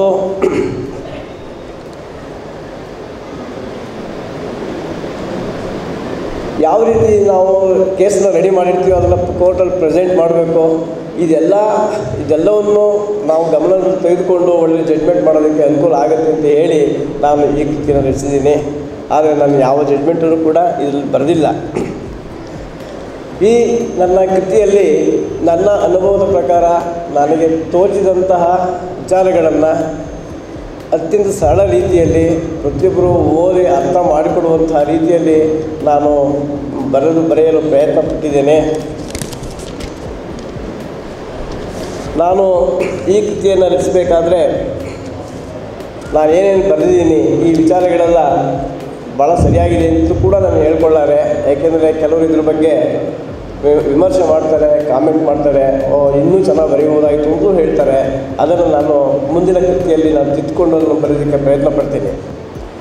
ನಾನು ಈ ಕೃತಿಯನ್ನು ಬರೆಯುವ ಸಂದರ್ಭದಲ್ಲಿ ನನಗಾದ 3 ಅನುಭವಗಳನ್ನು ಮಾತ್ರ ಈ ಸಭೆಯಲ್ಲಿ ತಿಳಿಸಲು ನಾನು ಇಷ್ಟಪಡ್ತೇನೆ. ಒಂದು, ಒಬ್ಬ ನಿವೃತ್ತ ಕಕ್ಷಿದಾರ ನನ್ನ ಬಳಿ ಬರ್ತಾರೆ, ಬಂದು ಒಂದು ಕೇಸನ್ನು ತೊಗೊಂಡು ಬರ್ತಾರೆ. ಏನು ಕೇಸು ಅಂತ ಹೇಳಿದ್ರೆ, ಅವರು ಒಂದು ಬಾಡಿಗೆ ಮನೆಯಲ್ಲಿ ಸುಮಾರು 25-30 ವರ್ಷದಿಂದ ಕೇವಲ 25 ರೂಪಾಯಿ ಬಾಡಿಗೆಗೆ ಆ ಮನೆಯಲ್ಲಿ ವಾಸ ಮಾಡ್ತಿರ್ತಾರೆ. ಆ ಮನೆಯ ಮಾಲೀಕ, ನೋಡಿ ಮೇಸ್ಟ್ರೆ, ನೀವು ಸುಮಾರು 30 ವರ್ಷದಿಂದ ಬರೀ 25 ರೂಪಾಯಿ ಬಾಡಿಗೆ ಕೊಡ್ತಾಯಿದ್ದೀರಿ, ಬಾಡಿಗೆನ ಜಾಸ್ತಿ ಮಾಡಿ, ಇಲ್ಲ ಮನೆ ಖಾಲಿ ಮಾಡಿ, ನನ್ನ ವಿರುದ್ಧ ಕೇಸ್ ಹಾಕ್ತೀನಿ ಅಂತ ಹೇಳ್ತಾರೆ. ಆದರೆ ಆ ಶಿಕ್ಷಕರು ಏನು ಅಂತ ಹೇಳಿದ್ರೆ, ಸುಮಾರು 30 ವರ್ಷದಿಂದ ಆ ಮನೆಯಲ್ಲಿದ್ದು ಅವ್ರಿಗೆ ಆ ಮನೆಯ ಮೇಲೆ ಒಂಥರ ಸೆಂಟಿಮೆಂಟು, ಅಟ್ಯಾಚ್ಮೆಂಟು. ನನ್ನ ಮಕ್ಕಳು ಅವರ ವಿದ್ಯಾಭ್ಯಾಸ, ಮದುವೆ, ಮುಂಜಿ ಪ್ರತಿಯೊಂದು ಎಲ್ಲ ಕಲ್ಯಾಣ ಕಾರ್ಯಕ್ರಮವನ್ನು ನಾನು ಈ ಮನೆಯಲ್ಲೇ ಮಾಡಿದ್ದೀನಿ. ಕಡೆ ಉಸಿರು ಕೂಡ ನಾನು ಈ ಮನೆಯಲ್ಲೇ ಬಿಡಬೇಕು. ಹಾಗಾಗಿ ನಾನು ಬದುಕಿರೋವರೆಗೆ ಈ ಕೇಸನ್ನು ನೀವು ಎಳೆದಾಡಬೇಕು ಅಂತ ಬಂದು ನಾನು ಕೇಳ್ಕೊಳ್ತಾರೆ. ನಾನು ಅವ್ರಿಗೆ ಹೇಳ್ತೀನಿ, ಇಲ್ಲ ಮೇಸ್ಟ್ರೆ, ನೀವು ಕಾನೂನು ಪ್ರಕಾರ ನೀವು ಮನೆ ಖಾಲಿ ಮಾಡಿಕೊಡ್ಲೇಬೇಕು, ಇಲ್ಲದೆ ಅಂದರೆ ನಿಮ್ಮ ಮಾಲೀಕರಿಗೆ ಬಾಡಿಗೆನಾದ್ರೂ ಜಾಸ್ತಿ ಮಾಡಿಕೊಡಿ, ಇಲ್ಲದೆ ಅಂದರೆ ಸಾಧ್ಯ ಆಗಲ್ಲ ಅಂತ ಹೇಳ್ತೀನಿ. ಇಲ್ಲ ನೀವೇನಾದರೂ ಮಾಡಿ, ನಾನು ಇನ್ನೆಷ್ಟು ವರ್ಷ ಈಗಾಗಲೇ ನನಗೆ ಸುಮಾರು 70-75 ವರ್ಷ ಆಗಿದೆ, ಇನ್ನೆಷ್ಟು ವರ್ಷ ಬದುಕ್ಬೋದು, ಅಲ್ಲಿಯವರೆಗೆ ನಾನು ಈ ಕೇಸನ್ನು ನೀವು ಎಳೆದಾಡಬೇಕು ಅಂತ ಹೇಳಿ ಬಂದು ಅಂಗ್ಲಾಯಿಸ್ಕೊಳ್ತಾರೆ. ನಿಮ್ಮ ಫೀಸ್ ಬಗ್ಗೆ ನೀವೇನು ತೊಂದರೆ ಪಡ್ಕೋಬೇಡಿ, ನಾನು ಫೀಸು ಕೂಡ ಕೊಡ್ತೀನಿ ಅಂತ ಹೇಳ್ತಾರೆ. ಅವರು ಒಳ್ಳೆಯ ರಾಜಕೀಯ ವ್ಯಕ್ತಿ ಥರ ಕಂಡರೂ ಕೂಡ ತುಂಬ ಸಹೃದಯಿ. ನನಗೆ ಇವ್ರನ್ನ ನೋಡಿ, ಹೌದಲ್ವಾ ಪಾಪ ಇವ್ರ ಆಸೆಯನ್ನು ಯಾಕೆ ಕೊನೆಗಾಡಿಸ್ಬಾರ್ದು ಅಂತ ಹೇಳಿ ಅವ್ರ ಪರವಾಗಿ ಒಂದು ವಕಾಲತ್ತು ಹಾಕ್ತೀನಿ, ಸ್ಟೇಟ್ಮೆಂಟ್ ಹಾಕ್ತೀನಿ, ಎವಿಡೆನ್ಸ್ ಮಾಡಿ ಸುಮಾರು 5 ವರ್ಷ ಈ ಕೇಸನ್ನು ಎಳೆದಾಡ್ಬೇಕು. ಈಗಾಗಲೇ ನಮ್ಮ ಶ್ರೀನಿವಾಸ ಪ್ರಭು ಅವರು ಹೇಳಿದ್ರು ಅವ್ರ ಭಾಷಣದಲ್ಲಿ, ಒಂದು ವ್ಯಾಜ್ಯ ಕೋರ್ಟ್ಗೆ ಹೋದರೆ ಅದು ತೀರ್ಮಾನ ಆಗಬೇಕಾದ್ರೆ ತುಂಬ ದಿವಸ ಆಗುತ್ತೆ ಅಂತ ಹೇಳಿದರು. ಹಾಗೆಯೇ ನಾನು ಕೂಡ ಈ ನನ್ನ ಕಕ್ಷಿದಾರರನ್ನ ಉಳಿಸೋದಕ್ಕೋಸ್ಕರ in the interest of my client ಆ ಕೇಸನ್ನು ಸುಮಾರು 5 ವರ್ಷ ಎಳೆದಾಡ್ತೇನೆ. ಕಡೆಗೆ ಅವರು ಮೃತಪಟ್ಟರು ಅನ್ನೋ ವಿಚಾರ ಗೊತ್ತಾಗಿದೆ. ನನಗೆ ಒಂದು ಸಂತೋಷ ಆಯಿತು, ನನ್ನ ಕಕ್ಷಿದಾರನ ಆಸೆಯನ್ನು ನಾನು ನೆರವೇರಿಸಿದ್ನಲ್ಲ ಅನ್ನೋ ಒಂದು ಸಂತೋಷ ಆಯಿತು. ಆ ಜೊತೆಗೆ ಇಂಥ ಕಕ್ಷಿಯನ್ನು ಕಳ್ಕೊಂಡಲ್ಲ ಅಂತ ಕೂಡ ಬೇಸರ ಆಯಿತು. ಇದಾದ ನಂತರ ಅವ್ರ ಮಗ ಬರ್ತಾರೆ, ಬಂದು ಸರ್ ನೀವು ನಮ್ಮ ತಂದೆಯ ಮಾತನ್ನು ಉಳಿಸ್ಕೊಟ್ರಿ, ನಾನು ಮನೆ ಖಾಲಿ ಮಾಡಿಕೊಟ್ಬಿಡ್ತೀನಿ, ನಮ್ಮ ಮನೆ ಬೇಕಾಗಿಲ್ಲ ಅಂತ ಹೇಳಿ ಆ ಕೇಸನ್ನು ತೀರ್ಮಾನ ಮಾಡ್ಕೊಂಡು ಹೋಗ್ತಾರೆ. ಇದು ಒಂದು ನಿದರ್ಶನ. ಇದನ್ನು ಯಾಕೆ ಹೇಳಿದೆ ಅಂತಂದರೆ, ಒಬ್ಬ ವಕೀಲನಾದವನಿಗೆ ಎಂತೆಂಥ ಕ್ಲೈಂಟ್ಸು ಎಂತೆಂಥ ಕೇಸ್ಗಳು ತೊಗೊಂಡ್ಬರ್ತಾರೆ, ಅದನ್ನು ಯಾವ ರೀತಿ ನಾವು ತೀರ್ಮಾನ ಮಾಡಬೇಕು ಅನ್ನುವಂಥ ವಿಚಾರ ನಮಗೆ ಎಷ್ಟು ಕಷ್ಟ ಆಗುತ್ತೆ ಅನ್ನೋದನ್ನು ಈ ಸಭೆಯಲ್ಲಿ ತಿಳಿಸಲಿಕ್ಕೆ ಇಷ್ಟಪಡ್ತೇನೆ. ಇನ್ನೊಂದು ವಿಚಾರ, ನಾನು ಆಫೀಸಲ್ಲಿ ಕುಳಿತಿರಬೇಕಾದ್ರೆ ನನ್ನ ಸ್ನೇಹಿತರು UV ಗಿರೀಶ್ ಕೂಡ ನನ್ನ ಸಹೋದ್ಯೋಗಿ, ಅವರು ಕೂಡ ಆಫೀಸಲ್ಲೇ ಇದ್ದರು. ಒಬ್ಬ ಯುವತಿ, ಸುಮಾರು ಒಂದು 23-24 ವರ್ಷ ಯುವತಿ ಬರ್ತಾಳೆ. ಬಂದು, ಸರ್ ನನಗೆ ನನ್ನ ಗಂಡ ಬೇಕಾಗಿಲ್ಲ, ನನಗೆ ಡೈವರ್ಸ್ ಕೊಡಿಸಿ ಅಂತ ಕೇಳ್ತಾಳೆ. ನಾನು ಏನು 23-24 ವರ್ಷ ಆಗಿದೆ, ಈಗಲೇ ಯಾಕೆ ಡೈವರ್ಸು? ನೋಡಮ್ಮ, ನೀನು ಹೇಳ್ದಾಗೆ ಡೈವರ್ಸ್ ಕೊಡ್ಸೋಕ್ಕಾಗಲ್ಲ, ನಿಮ್ಮ ತಾಯಿ ತಂದೆನ ಕರ್ಕೊಂಡು ಬಾ, ನೋಡೋಣ ಆಮೇಲೆ ಅಂತ ಹೇಳಿ ಕಳಿಸ್ತೀನಿ. ಅವ್ರ ತಂದೆ ಸಕಲೇಶ್ಪುರದಲ್ಲಿರ್ತಾರೆ. ಅವ್ರು 3 ಜನ ಹೆಣ್ಮಕ್ಳು, ಇವಳೇ ಮೊದಲನೇ ಮಗಳು, BA BEd ಓದಿರ್ತಾಳೆ. ಇವಳನ್ನು ನೋಡಿ ಒಬ್ಬ ಒಳ್ಳೆ ಹುಡುಗನಿಗೆ ವಿವಾಹ ಮಾಡಿರ್ತಾರೆ. ಆ ಹುಡುಗ TCH ಮಾಡಿ ಒಂದು ಪ್ರೈವೇಟ್ ಸ್ಕೂಲಲ್ಲಿ ಒಂದು 3-4 ಸಾವಿರ ರೂಪಾಯಿ ಸಂಬಳದಲ್ಲಿ ಇರ್ತಾನೆ. ತುಂಬ ಒಳ್ಳೆ ಹುಡುಗ, ಒಳ್ಳೆ ಕುಟುಂಬ, ತನ್ನ ಹೆಂಡತಿಯ ಸಾಕು ಯೋಗ್ಯತೆ ಇದೆ ಅಂತ ಹೇಳಿ ಪೋಷಕರು ತೀರ್ಮಾನ ಮಾಡಿ ಆಕೆಗೆ ಮದುವೆ ಮಾಡಿರ್ತಾರೆ. ಆದರೆ ಇವಳಿಗೆ ತಾನು BA BEd ಓದಿದ್ದೀನಿ ಅನ್ನೋ ಒಂದು ಅಹಂ ಇರುತ್ತೆ. ನನ್ನ ಮದುವೆ ಮಾಡ್ಕೊಳ್ಳೋಂಥ ಗಂಡ ಕೇವಲ TCH ಮಾಡಿದ್ದಾನೆ, ಆದ್ದರಿಂದ ನನಗೆ ಅವ್ರು ಭಾಳ ಸಾಧ್ಯ ಇಲ್ಲ, ನನಗೆ ಡೈವರ್ಸ್ ಬೇಕು ಅನ್ನೋ ತೀರ್ಮಾನಕ್ಕೆ ಬಂದಿರ್ತಾರೆ. ಅವ್ರ ತಂದೆ ತಾಯಿನ ಕರೆಸ್ತೀನಿ ಆಫೀಸ್ಗೆ. ಕರೆಸಿದಾಗ ಅವರು ಹೇಳ್ತಾರೆ, ಇಲ್ಲ ಸರ್ ನಮ್ಮ ಮಾತು ಎಷ್ಟು ಕೇಳ್ತಾ ಇಲ್ಲ, ಏನಾದರೂ ಮಾಡಿ ಡೈವರ್ಸ್ ಕೊಡಿಸಿ ಅಂತ ಅವರು ಕೇಳ್ಕೊಳ್ತಾರೆ. ಕಡೆಗೆ ಹುಡುಗನ ತಾಯಿ ತಂದೆನೂ ಕರೆಸ್ತೀನಿ. ಆವಾಗ ಹುಡುಗ ಹೇಳ್ತಾನೆ, ಸರ್ ನನ್ನ ಹೆಂಡತಿಗೆ ಇಷ್ಟ ಇಲ್ಲ ಅಂದಮೇಲೆ ನನಗೂ ಕೂಡ ಇಷ್ಟ ಇಲ್ಲ, ನೀವು ಯಾವುದಕ್ಕೆ ರುಜು ಮಾಡಿಕೊಡಿ ಅಂತ ಹೇಳ್ತೀವಿ, ಅದಕ್ಕೆ ನಾನು ರುಜು ಮಾಡಿ ನನ್ನ ಒಪ್ಪಿಗೆಯನ್ನು ಕೊಡ್ತೀನಿ ಅಂತ ಹೇಳ್ತಾನೆ. ಆ ಪ್ರಕಾರ ಒಂದು ಕೇಸ್ ಫೈಲ್ ಮಾಡ್ತೀನಿ. ಕೇಸ್ ಫೈಲ್ ಮಾಡಿದಾಗ ಅಲ್ಲಿ ಆ ಕೇಸನ್ನು ಲೋಕ ಅದಾಲತ್ಗೆ ರೆಫರ್ ಮಾಡ್ತಾರೆ. ಡಿಸ್ಟ್ರಿಕ್ಟ್ ಜಡ್ಜ್ ಏನು ಹೇಳ್ತಾರೆ, ನಾನು ಕರೆದ್ಬಿಟ್ಟು KP ಅವರೇ, ಏನು ಇಂಥ ಚಿಕ್ಕ ಮಕ್ಕಳು ಕೇಸ್ ತೊಗೊಂಡು ಬಂದಿದ್ದೀರಲ್ಲ, ನೀವು ತೀರ್ಮಾನ ಮಾಡಿ ಕಳಿಸ್ಬೇಡ ಅಂತ ಕೇಳ್ತಾರೆ. ಇಲ್ಲ ಸರ್, ನಾನು ಎಷ್ಟೇ ಹೇಳಿದ್ರು ಅವ್ರು ಕೇಳ್ತಾ ಇಲ್ಲ, ಹಾಗಾಗಿ ನೀವೇ ಅವಳಿಗೆ ಒಂದು ಸಲಹೆಯನ್ನು ಕೊಟ್ಟು ಏನಾದರೂ ಮಾಡಿ ಅಂತ ಹೇಳಿದಾಗ ಕೇಳ್ತಾರೆ, ಹುಡುಗಿ ಬಾ ಇಲ್ಲಿ, ಏನು ಇಷ್ಟು ವಯಸ್ಸಿದೆ ನಿಮಗೆ, ಈಗಲೇ ಯಾಕೆ ಡೈವರ್ಸ್ ಬೇಕು, ನಾನು ಕೊಡೋಲ್ಲ ಅಂತ ಹೇಳ್ತಾರೆ. ಆಗ ಇಲ್ಲ ಸ್ವಾಮಿ, ನನಗೆ ಡೈವರ್ಸ್ ಬೇಕು, ನನ್ನ ಗಂಡ ಬೇಕಾಗಿಲ್ಲ ಅಂತ ಏನು ಜೋರ ಗಲಾಟೆ ಮಾಡ್ಬಿಡ್ತಾರೆ. ಕಡೆಗೆ ಅವ್ರು ಬೇಜಾರಾಗಿ ಆಯಿತು ಅಂತೇಳಿ ಸ್ಟೆನೋಗ್ರಾಫರ್ ಕರೆಸ್ತಾರೆ. ತಕ್ಷಣ ಡಿಕ್ಟೇಷನ್ ಕೊಟ್ಬಿಟ್ಟು ಆದೇಶ ಮಾಡ್ತಾರೆ. ಡೈವರ್ಸ್ ಅಂತೂ ಆಯಿತು. ಈ ಆದೇಶ ಆದ 3 ತಿಂಗಳ ನಂತರ ಮತ್ತೆ ಬರ್ತಾನೆ ನನ್ನ ಆಫೀಸ್ಗೆ, ಸರ್ ನನಗೆ ನನ್ನ ಗಂಡ ಬೇಕು ಅಂತ ಕೇಳೋದು. ಏನಮ್ಮ ಡೈವರ್ಸ್ ಕೊಡ್ಸಾಯಿತು, ನಿನಗೆ ಗಂಡ ಎಲ್ಲಿಂದ ಕೊಡೋಕ್ಕಾಗುತ್ತೆ, ನಿನಗೆ ಅದೇ ಗಂಡ ಬೇಕು ಅಂದರೆ ನೀವು ಬೇರೆ ಮದುವೆ ಮಾಡ್ಕೋಬೇಕಲ್ಲ, ಬೇರೆ ಮದುವೆ ಮಾಡ್ಕೋಬೇಕಮ್ಮ ಅಂತ ಹೇಳಿ ಕಳಿಸ್ತೀನಿ. ಆಗ ಅವಳಿಗೆ, ಅಯ್ಯೋ ನಾನು ಎಂಥ ತಪ್ಪು ಮಾಡಿದೆ, ನಿಮ್ಮ ಮಾತು ಕೇಳಿದ್ದಿದ್ರೆ ಆ ಗಂಡನ ಉಳಿಸ್ಕೋಬೋದಾಗಿತ್ತು ಅಂತ ಹೇಳಿ ಪಶ್ಚಾತ್ತಾಪ ಪಡ್ಕೊಂಡು ಹೋಗ್ತಾಳೆ. ಹೀಗೆ ಅನೇಕ ಈ ವೈವಾಹಿಕ ಕೇಸ್ಗಳು ಬಂದಾಗ ನಾನು ಆದಷ್ಟು ಕಚೇರಿಯಲ್ಲಿ ತೀರ್ಮಾನ ಮಾಡಿ ಕಳಿಸಿರೋ ನಿದರ್ಶನ ಉಂಟು. ಮತ್ತು ಇನ್ನೊಂದು, ಈ ವಕೀಲ ವೃತ್ತಿ ಇನ್ನೊಂದು ಉದಾಹರಣೆಯನ್ನು ಕೊಡಬೇಕು ಅಂದರೆ, ವಕೀಲ ವೃತ್ತಿಯಲ್ಲಿ ಒಂದು ಗೆಲುವು ಸಾಧಿಸಬೇಕು ಅಂತಂದರೆ ಯಾವುದೇ ಒಬ್ಬ ವಕೀಲನಿಗೆ ಮೊದಲನೇದು ಆಸಕ್ತಿ ಇರಬೇಕು. ಆಸಕ್ತಿ ಅಂತಂದರೆ ಇಂಟ್ರೆಸ್ಟ್, ಯಾವುದೇ ಒಂದು ಪ್ರಕರಣದಲ್ಲಿ ಒಂದು ಆಸಕ್ತಿ ತೋರಿಸ್ಬೇಕು. ಎರಡನೇದು ಶ್ರಮ ಇರಬೇಕು. ಬರೀ ಆಸಕ್ತಿ ಇದ್ಬಿಟ್ರೆ ಆಗಲ್ಲ, ಶ್ರಮ ಇರಬೇಕು. ಆ ಶ್ರಮದಿಂದ ತಾನು ಮುಂದುವರಿಬಹುದು. ಈ ಎರಡೂ ಇದ್ಬಿಟ್ರೆ ಸಾಕಾಗಲ್ಲ, ಅವನಿಗೆ ಒಂದು ಅವಕಾಶ ಬೇಕು, ವೇದಿಕೆ ಬೇಕು. ಈ ಮೂರು ಕೂಡ ವಕೀಲನಿಗೆ ಸಿಗುತ್ತೆ. ಯಾವುದೇ ಒಂದು ಕೇಸ್ ಬಂದಾಗ ಅದನ್ನು ಆಸಕ್ತಿಯಿಂದ ಅಭ್ಯಾಸ ಮಾಡಬೇಕು. ಅತ್ಯಂತ ಶ್ರಮಪಟ್ಟು ಒಂದು ದಾವೆಯನ್ನು ತಯಾರು ಮಾಡಬೇಕು. ನಂತರ ಅವನಿಗೆ ಸಿಕ್ಕಂಥ ಅವಕಾಶವನ್ನು ನ್ಯಾಯಾಲಯದಲ್ಲಿ ವಾದಿಸಿ ಕೇಸನ್ನು ಗೆದ್ದುಕೊಟ್ರೆ ಕಕ್ಷಿದಾರನಿಗೆ ನ್ಯಾಯ ಉಳಿಸ್ಕೊಟ್ಟಂಗಾಗತ್ತೆ. ಹೀಗೆ ಒಬ್ಬ ಯುವ ವಕೀಲ ನ್ಯಾಯಾಲಯದಲ್ಲಿ ಸುಮಾರು 3 ತಿಂಗಳ ಕಾಲ ನ್ಯಾಯಾಲಯ ಕಲಾಪದಲ್ಲಿ ಭಾಗವಹಿಸಿರ್ತಾನೆ. ಎಲ್ಲ ಹಿರಿಯ ವಕೀಲರು ಏನೇನು ಕೇಸ್ಗಳು ನಡೆಸಿರ್ತಾರೆ ಅದನ್ನೆಲ್ಲ ಕೂತ್ಕೊಂಡು ನೋಟ್ಸ್ ಮಾಡ್ಕೊತಿರ್ತಾನೆ. ಆದರೆ ಅವನಿಗೆ ಆಸಕ್ತಿ ಇದೆ, ಕೇಸ್ ನಡೆಸಬೇಕು ಅಂತ ಇದೆ, ಶ್ರಮ ಇದೆ, ಆದರೆ ಅವನಿಗೆ ಅವಕಾಶ ಇರಲಿಲ್ಲ. ಕಡೆಗೆ ಒಂದು ದಿವಸ ಜಡ್ಜ್ ಏನು ಮಾಡ್ತಾರೆ, ಎಲ್ಲ ಕೇಸ್ಗಳು ಮುಗಿದ ಮೇಲೆ ಅದನ್ನು ಕರೀತಾರೆ. ಬಾಯಿಲಿ ಏಕೆ ನಿಮಗೆ ಇನ್ನು ಯಾರು ಸೀನಿಯರ್ಸ್ ಇಲ್ವ ಅಂತ ಕೇಳ್ತಾರೆ. ಇಲ್ಲ ಸ್ವಾಮಿ, ಸೀನಿಯರ್ಸ್ ಯಾರೂ ಇಲ್ಲ ನನಗೆ, ನಾನೊಬ್ಬನೇ ಇದ್ದೀನಿ. ಹಾಗಿದ್ರೆ ಒಂದು ಕೆಲಸ ಮಾಡು, ಒಬ್ಬ ಕೇಸ್ ಕಸ್ಟಡಿಯಲ್ಲಿದ್ದಾನೆ, ಒಬ್ಬ ಆರೋಪಿ ಜೈಲಲ್ಲಿದ್ದಾನೆ, ಅವನಿಗೆ ನೀನು ಕೇಸ್ ನಡೆಸ್ತೀಯಾ, ನಾನು ನಿಮಗೆ ಇಂಟ್ರೆಸ್ಟ್ ಮಾಡ್ತೀನಿ ಅಂತ ಕೇಳ್ತಾರೆ. ಆಗ ಅವನು ಹೌದು ಸ್ವಾಮಿ ನಾನು ನಡೆಸ್ತೀನಿ ಅಂತ ಧೈರ್ಯವಾಗಿ ಹೇಳ್ತಾನೆ. ಆ ಕೇಸನ್ನು ಆತನಿಗೆ ಕೊಟ್ಟಾಗ ಅವನು ತುಂಬ ಪರಿಣಾಮಕಾರಿ ಕೇಸ್ ನಡೆಸಿ ಆ ಕೇಸಲ್ಲಿ ಜಯಶೀಲ ಆಗ್ತಾನೆ. ಸೊ ಹೀಗೆ ನಾವು ಒಬ್ಬ ವಕೀಲ ತನ್ನ ವೃತ್ತಿಯಲ್ಲಿ ಗೆಲುವು ಪಡಿಬೇಕಾದ್ರೆ ಈ 3 ಗುಣಗಳನ್ನು ಪಡೆದಿದ್ರೆ ಮಾತ್ರ ಸಾಧ್ಯ ಆಗುತ್ತೆ. ಇದು ನನ್ನ ಅನುಭವ ಕೂಡ. ಕಡೆಯದಾಗಿ ಈ ವೃತ್ತಿ ನೋಬಲ್ ಪ್ರೊಫೆಷನ್ ಅಂತ ನಾನು ಮೊದಲೇ ಹೇಳಿದ್ದೀನಿ. ವೃತ್ತಿಯನ್ನು ನಾವು ಪ್ರೀತಿಸಬೇಕು. ಆಗ ಪ್ರಾಮಾಣಿಕವಾಗಿ ನಾವು ಕೆಲಸ ಮಾಡಿಕೊಟ್ರೆ ಕಕ್ಷಿದಾರನಿಗೆ ಖಂಡಿತ ಒಳ್ಳೆಯದಾಗುತ್ತೆ. ಅವನು ಸಾಕಷ್ಟು ಫೀಸು ಕೂಡ ಕೊಡ್ತಾನೆ, ಅವನು ಒಳ್ಳೆಯ ಹೆಸರು ಬರುತ್ತೆ.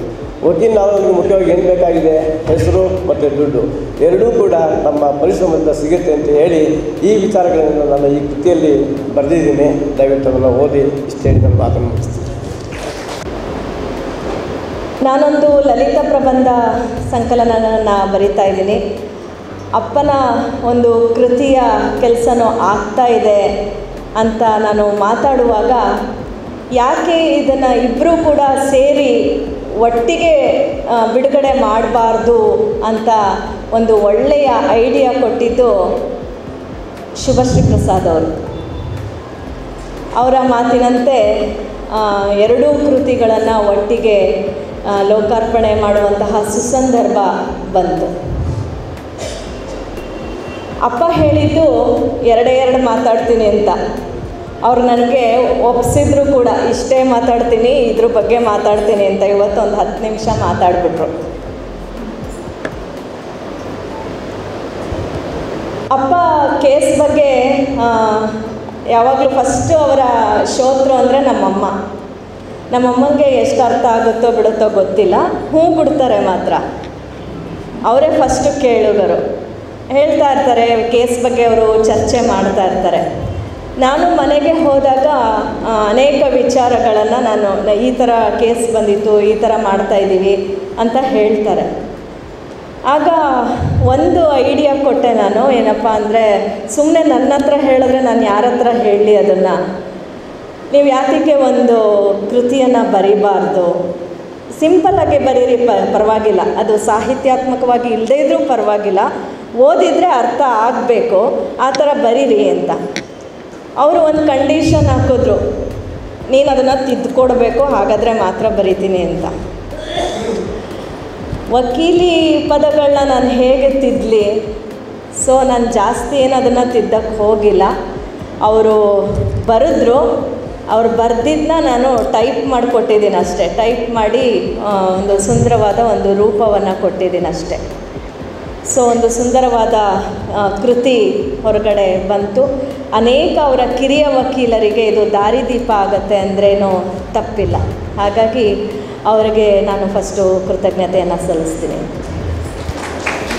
ಈ ಕೃತಿಗೆ ಯಾರನ್ನು ನಾವು ಗೆಸ್ಟಾಗಿ ಕರೆಯೋದು ಅಂತ ನಾನು ಮತ್ತು ಶಂಭು ಅವರು ತುಂಬ ಚರ್ಚೆ ಮಾಡ್ತಾಯಿದ್ವಿ.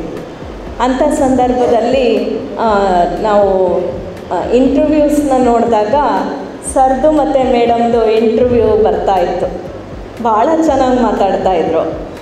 ಸೊ ನಾನು ಶಂಭು ಅವ್ರಿಗೆ ಹೇಳಿದೆ, ಯಾಕೆ ನಾವು ಸರ್ನ ಕರಿಬಾರ್ದು, ಸರ್ನ ಮತ್ತು ಮೇಡಮ್ನ ಕರಿಬಾರ್ದು ಅಂತ. ಸೊ ಅವ್ರು ಹೇಳಿದ್ರು, ಕರಿಬೋದು, ಬರಬೇಕಲ್ಲ ಅಂತ. ನೋಡೋಣ, ಪ್ರಯತ್ನ ಪಡೋಣ ಅಂತ ಅಂದ್ಬಿಟ್ಟು ನಾನು ಫಸ್ಟು ಫೋನ್ ಮಾಡಿದ್ದೆ ಕಿಕ್ಕೇರಿ ಕೃಷ್ಣಮೂರ್ತಿ ಅವ್ರಿಗೆ. ಫೋನ್ ಮಾಡಿಬಿಟ್ಟು ಅವ್ರಿಗೆ ಕೇಳಿದೆ, ಶ್ರೀನಿವಾಸ್ ಪ್ರಭು ಅವ್ರು ಗೊತ್ತಿದ್ದಾರಾ ನಿಮಗೆ ಅಂತ. ನನ್ನ ಫ್ರೆಂಡಮ್ಮ ಅವರು ಅಂದರು. ಸೊ ಒಂದು ಕೃತಿ ಲೋಕಾರ್ಪಣೆ ಕಾರ್ಯಕ್ರಮ ಇದೆ ನಂದು ಮತ್ತು ನಮ್ಮ ತಂದೆದು, ವಿಶೇಷವಾಗಿರುತ್ತೆ, ಅವ್ರನ್ನ ಕರೆಸ್ಕೊಡೋಕ್ಕಾಗತ್ತಾ ಅಂತ. ನನಗೆ ಒಂದು 10 ನಿಮಿಷ ಟೈಮ್ ಕೊಡು, ಅವ್ರು ಫ್ರೀ ಇದ್ದಾರ ಕೇಳ್ತೀನಿ, ಕೇಳಿದ್ಮೇಲೆ ಹೇಳ್ತೀನಿ, ಆಮೇಲಿಂದ ಫೋನ್ ಮಾಡುವಂತೆ ಅಂತ. ಸೊ ಒಂದು 10 ನಿಮಿಷ ಟೈಮ್ ತೊಗೊಂಡು 5 ನಿಮಿಷಕ್ಕೆ ರಿಪ್ಲೈ ಮಾಡಿಬಿಟ್ರು, ಅವರು ಒಪ್ಪಿದ್ದಾರೆ, ಬರ್ತಾರೆ ಅಂತ. ನೀವು ನಂಬ್ತೀರಾ ಬಿಡ್ತೀರಾ, ನಾನು ಅವತ್ತು ಅಮ್ಮನ ಮನೇಲಿದ್ದೆ, ಹಾಲ್ ಫುಲ್ಲು ಕುಣಿದಾಡ್ಬಿಟ್ಟಿದ್ದೀನಿ. ಕುಣಿದು ಚಿಕ್ಕ ಮಕ್ಕಳು ಕುಣಿದಾಡ್ತಾರಲ್ಲ ಆ ಥರ ಕುಣಿದಾಡ್ತೀನಿ, ಬರ್ತಾರಂತೆ ಅಂತ. ಆಮೇಲಿಂದ ಸರ್ಗೆ ಕಾಲ್ ಮಾಡಿದೆ. ಏನೋ ಒಂದು 25 ವರ್ಷ ಹಳೇ ಪರಿಚಯ ಇದ್ದಂಗೆ ಮಾತಾಡಿಬಿಟ್ರು ಅವರಂತೂ. ನನಗೆ ಐ ಕಾಂಟ್ ಬಿಲೀವ್ ದಟ್, ನನಗೆ ಇನ್ನೂ ನಂಬಕ್ಕೆ ಸಾಧ್ಯ ಇಲ್ಲ. ಗೂಸ್ ಬಂಪ್ಸ್ ಅಂತಾರಲ್ಲ ಈಗಿನ ಭಾಷೆಯಲ್ಲಿ, ರೋಮಾಂಚನ ಹಂಗಾಗೋಯ್ತು. ಅಷ್ಟು ಸರಳ ವ್ಯಕ್ತಿತ್ವದಿಂದ ಎಷ್ಟು ಆಪ್ತರಾಗಿ ಮಾತಾಡಿದ್ರು ಅಂದರೆ ಅಷ್ಟು ಚೆನ್ನಾಗಿ ಮಾತಾಡಿದ್ರು. ಒಂದೇ ಸತಿಗೆ ಒಪ್ಕೊಂಬಿಟ್ರು. ಅವ್ರು ಹೇಳಿದ ಒಂದು ಮಾತು, ನನ್ನ ಗೆಳೆಯ ಹೇಳಿದ್ದಾನೆ ನಿಮ್ಮ ಬಗ್ಗೆ, ಮತ್ತು ನೀವು ಮಾತಾಡಿದ ರೀತಿ ನನಗೆ ಇಷ್ಟ ಆಯ್ತಮ್ಮ, ಖಂಡಿತ ಬರ್ತೀನಿ ಅಂತಂದರು. ಹಾಗೆ ಒಪ್ಕೊಂಡು ಮೇಡಮ್ ಜೊತೆ ನಾನು ಮಾತಾಡಲಿಲ್ಲ, ಇವತ್ತೇ ಮಾತಾಡಿದ್ದು. ಮೇಡಮ್ಮು ಕೂಡ ಅಷ್ಟೇ ಒಪ್ಕೊಂಡು ಆಪ್ತವಾಗಿ ಅವರು ಬಂದರು. ಅವರು ಶ್ರೀಲಂಕಾ ಪ್ರವಾಸದಲ್ಲಿದ್ದು ನಿನ್ನೆ ಬೆಳಿಗ್ಗೆ ಬಂದರು. ಒಂದು ವಾರದಿಂದ ಶ್ರೀಲಂಕಾ ಪ್ರವಾಸಕ್ಕೆ ಹೋಗಿ ನಿನ್ನೆ ಬೆಳಿಗ್ಗೆ ಬಂದು, ಅದಾದ ನಂತರ ಶೂಟಿಂಗಿಗೆ ಹೋಗಿ ರೆಸ್ಟೇ ಇಲ್ಲ ಪಾಪ ಅವ್ರಿಗೆ. ಇವತ್ತು ಅವರೇ ಡ್ರೈವ್ ಮಾಡ್ಕೊಂಡು ಬಂದಿದ್ದಾರೆ ಬೆಂಗಳೂರಿಂದ. ಚಿರಂತ ಪ್ರಕಾಶನದ ವತಿಯಿಂದ ಅವ್ರಿಗೆ ಶ್ರೀನಿವಾಸ್ ಪ್ರಭು ಸರ್ಗೆ ಹೃತ್ಪೂರ್ವಕ ಧನ್ಯವಾದಗಳನ್ನು ಹೇಳ್ತೀನಿ. ಚಿರಂತ ಪ್ರಕಾಶನದ ವತಿಯಿಂದ ಶ್ರೀನಿವಾಸ್ ಪ್ರಭು ಸರ್ಗೆ ಒಂದು ಗೌರವ ಸಮರ್ಪಣೆಯನ್ನು ನಾವು ಮಾಡ್ತಾ ಇದ್ದೇವೆ. ನೀವು ಕೇಳಬೇಕು, ತುಂಬ ಚೆನ್ನಾಗಿರುತ್ತೆ.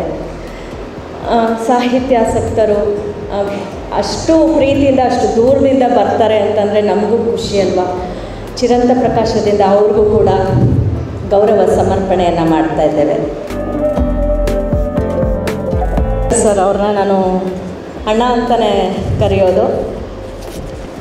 ನಮ್ಮ ಯಾವುದೇ ವಿಶ್ವವಿದ್ಯಾಲಯದ ಕಾರ್ಯಭಾರ ಇರಲಿ ಅಥವಾ ಏನೇ ಕಾಲೇಜಿನ ವಿಚಾರಗಳಿರಲಿ, ಮುಕ್ತವಾಗಿ ನಾವು ಮಾತಾಡ್ಕೊಳ್ತೀವಿ. ಪ್ರತಿಯೊಂದನ್ನು ಮಂಡ್ಯ ವಿಶ್ವವಿದ್ಯಾನಿಲಯ ಇರ್ಬೋದು ಅಥವಾ ಮೈಸೂರು ವಿಶ್ವವಿದ್ಯಾನಿಲಯ ಇರ್ಬೋದು, ಪ್ರತಿಯೊಂದು ವಿಚಾರವನ್ನು ನಾವು ಡಿಸ್ಕಸ್ ಮಾಡಿಕೊಂಡೆ. ಈ ರೀತಿ ಹಲವಾರು ಮಂದಿ ಇದ್ದಾರೆ, ತುಂಬ ಜನ ಆ ಥರ ಡಿಸ್ಕಸ್ ಮಾಡಿಕೊಂಡು ಪ್ರತಿಯೊಂದನ್ನು ನಾವು ಮುಂದೆ ಕಾಲೇಜಿನ ವಿಚಾರವನ್ನು ಪರಸ್ಪರ ಚರ್ಚೆ ಮಾಡಿಕೊಂಡು ನಾವು ಅದನ್ನು ಹಂಚ್ಕೊಳ್ತಾ ಇರ್ತೀವಿ. ನಾನು ಅವ್ರಿಗೆ ಹೇಳಿದೆ, ಈ ಸತಿ ನೀವು ನನ್ನ ಕೃತಿ ಬಗ್ಗೆ ಮಾತಾಡ್ತೀರಾ ಅಂತ. ಯಾಕಂದರೆ ಕೃತಿ ಬಗ್ಗೆ ಮಾತಾಡೋರು, ಮುನ್ನುಡಿ ಬರೆಯೋರು, ಬೆನ್ನುಡಿ ಬರೆಯೋರು ತುಂಬ ಅಪರೂಪ ಆಗ್ಬಿಟ್ಟಿದ್ದಾರೆ ನಮಗೆ.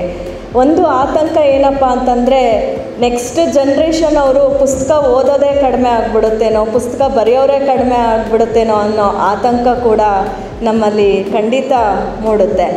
ಇಂಥ ಸಂದರ್ಭದಲ್ಲಿ ಇಲ್ಲ ಕಣವ, ಮಾಡು ನೀನು, ನಾನು ಮಾತಾಡ್ತೀನಿ ಅಂತ ಹೇಳಿದ್ರು. ಭಾಳ ಚೆನ್ನಾಗಿ ಮಾತಾಡಿದ್ದಾರೆ. ಅವರೇನೆಂದರೆ ವಿಧೇಯ ವಿದ್ಯಾರ್ಥಿ ಅಂತರ ದಿನ ನನಗೆ ಅಪ್ಡೇಟ್ ಮಾಡೋದು. ಇಷ್ಟು ಪ್ರಬಂಧಗಳನ್ನ ಓದಿದೆ, ಇದರಲ್ಲಿ ಇದಿಷ್ಟ ಆಯಿತು, ಇದರಲ್ಲಿ ಅದಿಷ್ಟ ಆಯಿತು ಅಂತ ಪ್ರತಿದಿನ ನನಗೆ ಅಪ್ಡೇಟ್ ಮಾಡೋದು. ನಾನು ಅಲ್ಲೂ ಪ್ರಿನ್ಸಿಪಲ್ಗಿರಿನೇ ಮಾಡೋದು, ಅಣ್ಣ 15 ನಿಮಿಷಕ್ಕಿಂತ 1 ನಿಮಿಷನೂ ಜಾಸ್ತಿ ಮಾತಾಡೋಂಗಿಲ್ಲ, ನೀವು 15 ನಿಮಿಷ ಕೊಡೋದು ಅಂತ. ಅವರು ನಾನು ಹೇಳಿದ್ದಕ್ಕೆ ತಕ್ಕ ಹಾಗೆ ನಾನು ಹೇಳಿದ್ದನ್ನ ಕರೆಕ್ಟಾಗಿ ಒಪ್ಪಿಸಿದ್ದಾರೆ. ಬಹಳ ನಾಜೂಕಾಗಿ, ಬಹಳ ಆಪ್ತವಾಗಿ ಎಲ್ಲ ಪ್ರಬಂಧಗಳನ್ನು ಓದಿ ಅವರು ಅರ್ಥ ಮಾಡಿಕೊಂಡು ನಿಮ್ಮ ಮುಂದೆ ಪಾಸಿಟಿವ್ ಆಗಿ ಅದನ್ನು ಪ್ರಸ್ತುತಪಡಿಸಿದ್ದಾರೆ. ಅವ್ರಿಗೂ ಕೂಡ ಚಿರಂತ ಪ್ರಕಾಶನದ ವತಿಯಿಂದ ಗೌರವ ಸಮರ್ಪಣೆ.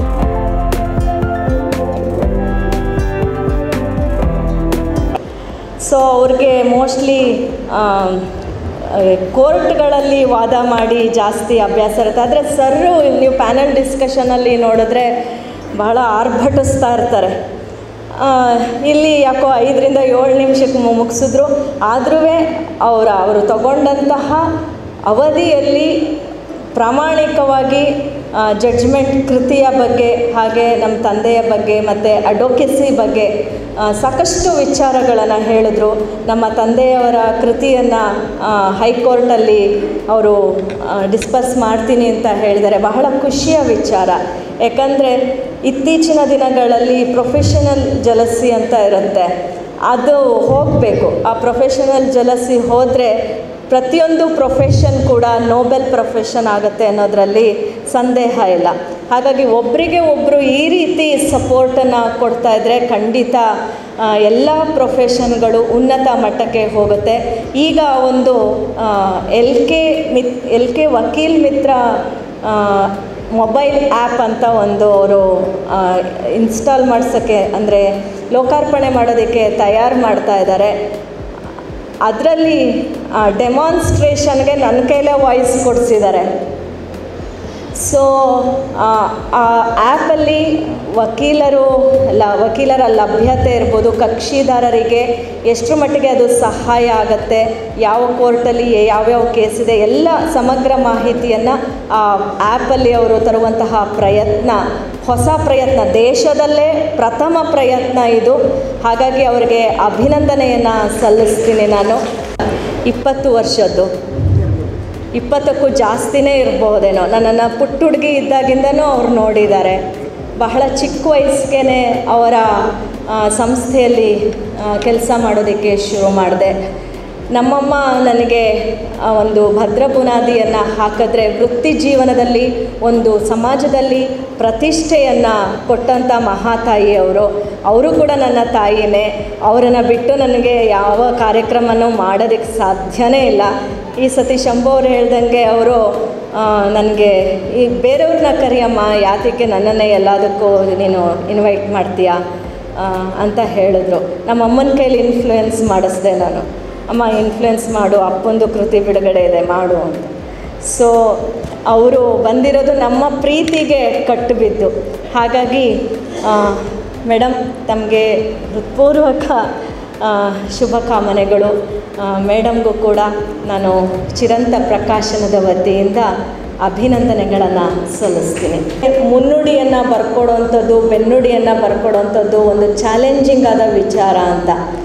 ಸೊ ನಾವೇನು ಡಿಸೈಡ್ ಮಾಡ್ಕೊಂಡಿದ್ದೀವಿ ಅಂತಂದರೆ, ಮುನ್ನುಡಿ ಬರ್ಕೊಡಿ ಅಂತ 3-4 ತಿಂಗಳು ಹೊರಗಡೆ ಇರುವಂತಹ ಲೇಖಕರನ್ನು ನಾವು ಅಂಗಲಾಚಿ ಬೇಡಿ, ಅವರು ವರ್ಷಾನುಗಟ್ಟಲೆ ತಗೊಂಡು ನಮಗೆ ಸತಾಯಿಸಿ ಆಮೇಲಿಂದ ಅದನ್ನು ನಾವು ಸ್ವೀಕಾರ ಮಾಡೋದಕ್ಕಿಂತ ನಮ್ಮಲ್ಲಿರುವಂತಹ ಲೇಖಕರನ್ನೇ ನಾವು ಅವ್ರ ಕೈಲೇ ಬರ್ಸೋಣ. ಅವರು ಕೂಡ ಪ್ರಚುರಕ್ಕೆ ಬರಲಿ, ಅವರು ಕೂಡ ಬಾನೆತ್ತರಕ್ಕೆ ಬೆಳೀಲಿ ಅಂತ ಹೇಳಿ ನಾವು ಸ್ಥಳೀಯ ಲೇಖಕರನ್ನೇ ನಾವು ಈ ಸತಿ ಮುನ್ನುಡಿ ಹಾಗೂ ಬೆನ್ನುಡಿಯನ್ನು ಬರೆಸಿದ್ವಿ. ಅವ್ರಿಗೂ ಕೂಡ ಒಂದು ಅಭಿನಂದನೆಯನ್ನು ನಾನು ಸಲ್ಲಿಸಲೇಬೇಕು ಈ ಸಂದರ್ಭದಲ್ಲಿ. ಶೇಷಾದ್ರಿ ಸರ್ ಅವರು ದಯಮಾಡಿ ವೇದಿಕೆಗೆ ಬರಬೇಕು. ಅವರು ಜಡ್ಜ್ಮೆಂಟ್ ಕೃತಿಯ ಬಗ್ಗೆ ನನ್ನ ತಂದೆಯ ಬಗ್ಗೆ ಬೆನ್ನುಡಿಯನ್ನು ಬರ್ಕೊಟ್ಟಿದ್ದಾರೆ. ಅವ್ರಿಗೆ ನಾನು ಅಭಿನಂದನೆಯನ್ನು ಸಲ್ಲಿಸಬೇಕು. ದಯವಿಟ್ಟು ಬನ್ನಿ. ಕೊಡೋಕ್ಕೆ ಹೋದಾಗ ದೇವರ ಹುಡುಕಾಟದಲ್ಲಿ ಅನ್ನೋ ಟೈಟ್ಲು ನೋಡಿಬಿಟ್ಟೆ ಸುಮಾರು ಜನ ಪ್ರಶ್ನೆಗಳನ್ನು ಕೇಳಿದ್ರು. ಕೆಲವರು ದೇವ್ರು ಸಿಕ್ಕದ್ನ ಅಂತ ಕೇಳಿದ್ರು, ಇನ್ನೂ ಎಷ್ಟು ದಿವಸ ಹುಡುಕಾಡ್ತೀಯಮ್ಮ ಅಂತ ಕೇಳಿದ್ರು. ಸೊ ಏನಿದೆ ದೇವರು ಅಂದರೆ ನಿನ್ನ ಪ್ರಕಾರ ಏನು ಅಂತ ಕೇಳಿದ್ರು. ಕೆಲವರು ಕಾಂಟ್ರವರ್ಸಿ ಇದೆಯಾ ಅಂತ ಕೇಳಿದ್ರು. ಹಲವಾರು ಮಂದಿ ಅವರವರ ನೆಲೆಯಲ್ಲಿ ಹಲವಾರು ಪ್ರಶ್ನೆಯನ್ನು ಕೇಳಿದ್ರು. ಈ ನನ್ನ ಕೃತಿಯನ್ನು ಫಸ್ಟು ಓದ್ದವರೇ ಕೊತ್ತತ್ತಿ ರಾಜು ಅವರು ಬಹಳ ಅದ್ಭುತವಾಗಿ ಮುನ್ನುಡಿಯನ್ನು ಬರ್ಕೊಟ್ಟಿದ್ದಾರೆ. ಅವ್ರಿಗೂ ಕೂಡ ಚಿರಂತ ಪ್ರಕಾಶನದ ವತಿಯಿಂದ ನಾನು ಅಭಿನಂದನೆಯನ್ನು ಸಲ್ಲಿಸಬೇಕು. ದಯಮಾಡಿ ವೇದಿಕೆ ಮೇಲೆ ಬನ್ನಿ. ಸೆಂಟರ್ ಶ್ರೀಧರ್ ಅಂತ ಅವರ ಹೆಸರು. ನೀವು ಯಾವುದಾದ್ರೂ ಕೃತಿಗಳು ಯಾವುದಾದ್ರೂ ಡಿಸೈನ್ ಮಾಡಬೇಕು ಅಂದರೆ ಇವ್ರನ್ನ ಕಾಂಟ್ಯಾಕ್ಟ್ ಮಾಡ್ಬೋದು. ಹೇಳಿದ ತಕ್ಷಣ ಒಂದು 3 ದಿವಸ ಟೈಮ್ ತೊಗೋತಾರೆ. ಆಮೇಲಿಂದ ನಾವೇನು ಕರೆಕ್ಷನ್ಸ್ ಹೇಳಿದ್ರು ಬೇಜಾರಿಲ್ಲದೆ ಅವರು ಅದನ್ನು ಸ್ವೀಕಾರ ಮಾಡ್ಕೋತಾರೆ.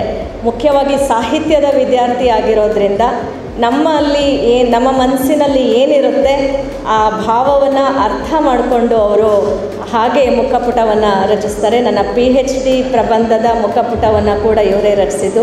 ಅವ್ರಿಗೂ ಕೂಡ ಚಿರಂತ ಪ್ರಕಾಶನದ ವತಿಯಿಂದ ಶುಭ ಕಾಮನೆಗಳನ್ನು ಸಲ್ಲಿಸ್ತೀನಿ. ಮುಖ್ಯವಾಗಿ ಇದೆಲ್ಲದರ ಬೆನ್ನೆಲುಬು ನನ್ನ ಪತಿ ಕಬ್ನಳ್ಳಿ ಶಂಭು ಅವರು. ಅವರೇ ದೇವರ ಹುಡುಕಾಟದಲ್ಲಿ ಅನ್ನುವಂತಹ ಶೀರ್ಷಿಕೆಯನ್ನು ಕೊಟ್ಟಿದ್ದು. ಇವತ್ತಿಗೆ ಅವರ ಜೊತೆಯಾಗಿ 20 ವರ್ಷ ಆಯಿತು.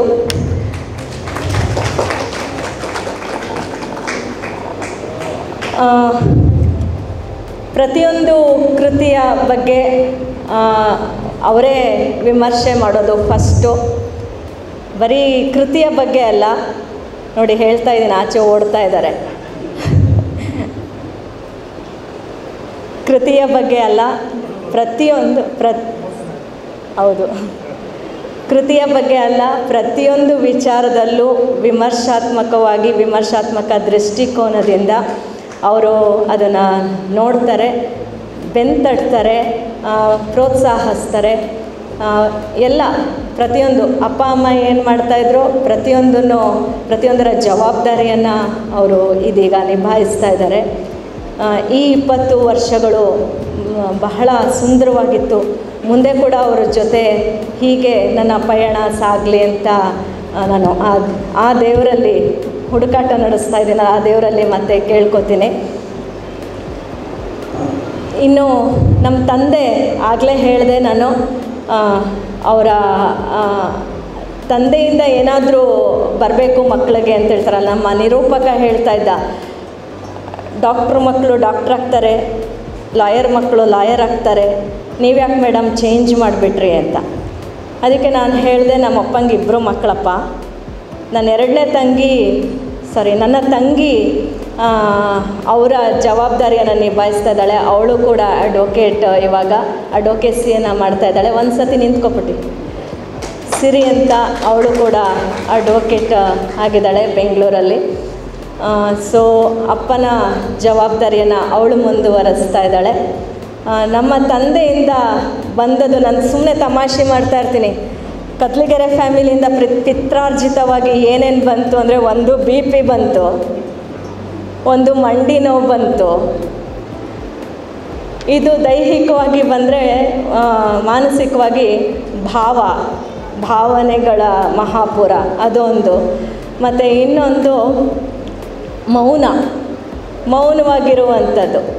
Same ditto to ditto. ನನ್ನ ಬೇರೆ ಥರ ನೋಡಲೇಬೇಕಾಗಿಲ್ಲ. ಮೌನವಾಗಿರೋದೇ ನಮ್ಮ ಆಸ್ತಿ. ಸೈಲೆಂಟ್ ಆಗಿಬಿಡ್ತೀವಿ, ಏನೇ ಆದರೂ ಫುಲ್ ಸೈಲೆಂಟ್. ಬೇಜಾರಾಗ್ಬಿಟ್ರೆ ಸೈಲೆಂಟ್ ಆಗಿಬಿಡ್ತೀವಿ. ಅದು ಸೈಲೆನ್ಸ್ ಅಲ್ಲ, ಸೈಲೆನ್ಸ್ಗೂ ಮೀರಿದಂತಹ ಭಾವ ಅದು.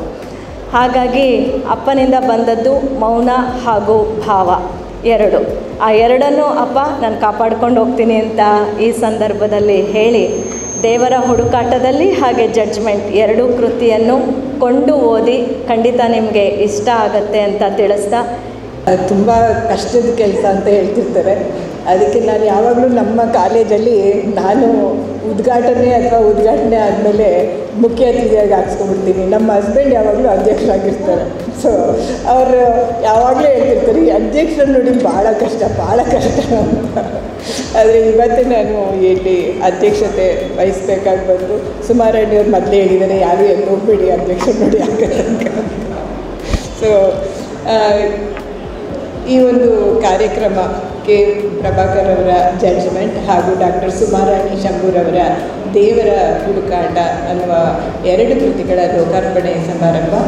ಈ ಒಂದು ಕಾರ್ಯಕ್ರಮದ ಉದ್ಘಾಟನೆಯನ್ನು ಮಾಡಿಕೊಂಡು ಬಹಳ ಚೆನ್ನಾಗಿ ಆ 2 ಪುಸ್ತಕಗಳ ಕೃತಿಗಳ ಬಗ್ಗೆ ಅನೇಕ ವಿಮರ್ಶಾತ್ಮಕ ನುಡಿಗಳನ್ನು ಹೇಳಿದಂತಹ ಖ್ಯಾತ ನಟರು, ರಂಗಕರ್ಮಿ ಹಾಗೂ ಲೇಖಕರಾದ ಮಾನ್ಯ ಶ್ರೀನಿವಾಸ್ ಪ್ರಭುರವರೇ ಹಾಗೂ ಖ್ಯಾತ ಲೇಖಕಿ ರಂಜಿನಿ ಪ್ರಭುರವರವರು, ಶ್ರೀಮತಿಯವರು, ಅವ್ರು ಹೇಳಿದ್ದು 2 ಮಾತಾದ್ರೂ ಅದರಲ್ಲಿ ಬಹಳಷ್ಟು ಸತ್ವ ಇತ್ತು ಮತ್ತು ಬಹಳಷ್ಟು ಯೋಚನೆ ಮಾಡ್ತಕ್ಕಂಥ ಒಂದು ವಿಚಾರ ಇತ್ತು. ಸೀತೆ ಮತ್ತು ಜನಕ ಮತ್ತು ಶಕುಂತಲೆ ಮತ್ತು ಕಣ್ವ ಅಂತ ಹೇಳಿದ್ರಲ್ಲ, ಅದರಲ್ಲಿ ಎಲ್ಲ ಸಂಪೂರ್ಣವಾಗಿ ಅಡಕವಾಗಿದೆ. ಅವರೇನು ಹೇಳಬೇಕು ಅಂತಿದ್ರೋ ಅದು ಚೆನ್ನಾಗಿ ಬಂದದ್ದು. ಹಾಗೆಯೇ ಈ ಕೃತಿಯನ್ನು ಕುರಿತು, ದೇವರ ಹುಡುಕಾಟದಲ್ಲಿ ಕೃತಿಯನ್ನು ಕುರಿತು ಮಾತನಾಡಿದಂತಹ ಮಾನ್ಯ ಸೋಮಶೇಖರ್ ಕೇರವರೇ ಹಾಗೂ ಜಡ್ಜ್ಮೆಂಟ್ ಕೃತಿಯನ್ನು ಕುರಿತು ಮಾತಾಡಿದಂತಹ ಲೋಹಿತ್ ಅಂಬಾಪುರರವರೇ ಹಾಗೂ ಈ ಒಂದು ಇಲ್ಲಿ ಎಲ್ಲ ಈ ಒಂದು ಕಾರ್ಯಕ್ರಮದ ಆಯೋಜಕರು ಹಾಗೂ ಸುಮಾರಾಣಿ ಶಂಭೂರವರ ಒಂದು ಬೆನ್ನೆಲುಬಾಗಿ ಅವರಿಗೆ ಎಲ್ಲ ರೀತಿಯ ಪ್ರೋತ್ಸಾಹ ಕೊಟ್ಟು ಈ ಕೃತಿ ಬರಲು ಕಾರಣಕರ್ತರು ಅಂತಲೂ ಹೇಳ್ಬೋದು. ಕಮ್ಮನಹಳ್ಳಿ ಶಂಭೂರವರೇ ಹಾಗೂ ಶಮಂತಕ ಪ್ರಭಾಕರ್ ಅವರೇ ಹಾಗೂ ಈ ಕೃತಿಗಳನ್ನು ಬರೆದಂತಹ ಮಾನ್ಯ ಸುಮಾರಾಣಿರವರೇ ಹಾಗೂ ಮಾನ್ಯ ಪ್ರಭಾಕರ್ ಅವರೇ ಹಾಗೂ ಇಲ್ಲಿ ನಡೆದಿರ್ತಕ್ಕಂಥ ಎಲ್ಲ ಪ್ರೀತಿಯ ಸ್ನೇಹಿತರೆ. ಸುಮಾರಾಣಿಯವರು ಮತ್ತು ಶಂಭು ಅವರು ಹೇಳಿದಾಗೆ ಚಿಕ್ಕಂದಿನಿಂದ ನಾವು ಅವ್ರನ್ನ ನೋಡಿ ಕಂಡಿದ್ದೇವೆ. ಅವರ ಬುದ್ಧಿವಂತಿಕೆ ನನ್ನನ್ನು ಅವರ ಕಡೆಗೆ ಸೆಳೆದಿತ್ತು ಅಂತ ಹೇಳ್ಬೋದು. ಕಾಲ್ರಿಡ್ಜ್ ಹೇಳೋ ಹಾಗೆ ಏನು common sense in N uncommon way is what we call wisdom ಅಂತ. ಸೊ ಎಲ್ಲಿ ಆ ಬುದ್ಧಿವಂತಿಕೆ ಅನ್ಕಾಮನ್ ಆಗಿರುತ್ತೋ ಅಲ್ಲಿ ನಿಜವಾಗ್ಲೂ ಅದು ಬಹಳ ಜನರನ್ನು ಸೆಳೆಯುತ್ತೆ.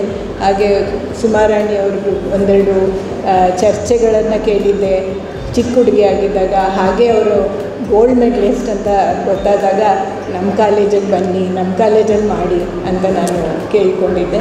ಸೊ ಹಾಗೆ ಅಲ್ಲಿ ನಿಂತು ನಮ್ಮ ಶಾಲಾ ಕಾಲೇಜಿನಲ್ಲಿ BEd ಕಾಲೇಜಿನಲ್ಲಿ ಮಾಡ್ತಾ ಬಂದಿದ್ದಾರೆ. ಅದನ್ನು ಚೆನ್ನಾಗಿ ಮುಂದುವರಿಸ್ತಿದ್ದಾರೆ.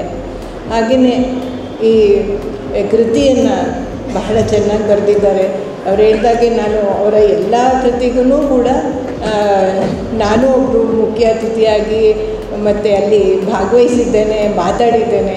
ಅದಕ್ಕೆ ಹೇಳಿದೆ, ನಾನೇ ಮಾತಾಡ್ತಾಯಿದ್ರೆ ಎಲ್ಲರೂ ಏನು ಇವರು ಒಬ್ಬರೇ ಮಾತಾಡ್ತಾರಲ್ಲ ಅನ್ಕೋತಾರೆ ಕಣಮ್ಮ, ಬೇರೆಯವ್ರನ್ನ ಕರಿ ಅಂತ.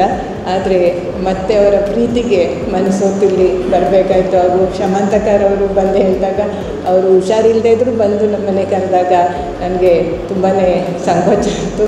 ಸೊ ಅದಕ್ಕಾಗಿ ಅವ್ರಿಗೆ ಕೃತಜ್ಞತೆ ಹೇಳ್ತಾ, ಈ ಒಂದು ಕೃತಿ ಏನಿದೆ ಅದು ಅವರ ಸುಮಾರಾಣಿ ಶಂಭೂರವರು ದೇವರ ಹುಡುಕಾಟದಲ್ಲಿ ಅವರ ಒಂದು ಸುಮಾರಾಣಿಯವರ ವಿಶಿಷ್ಟ ಕಲ್ಪನಾ ವಿಲಾಸ, ಅಭಿವ್ಯಕ್ತಿ ವಿಧಾನದಿಂದ ಅವರು ತೀರಾ ನಮ್ಮವರೆನಿಸ್ತಾರೆ.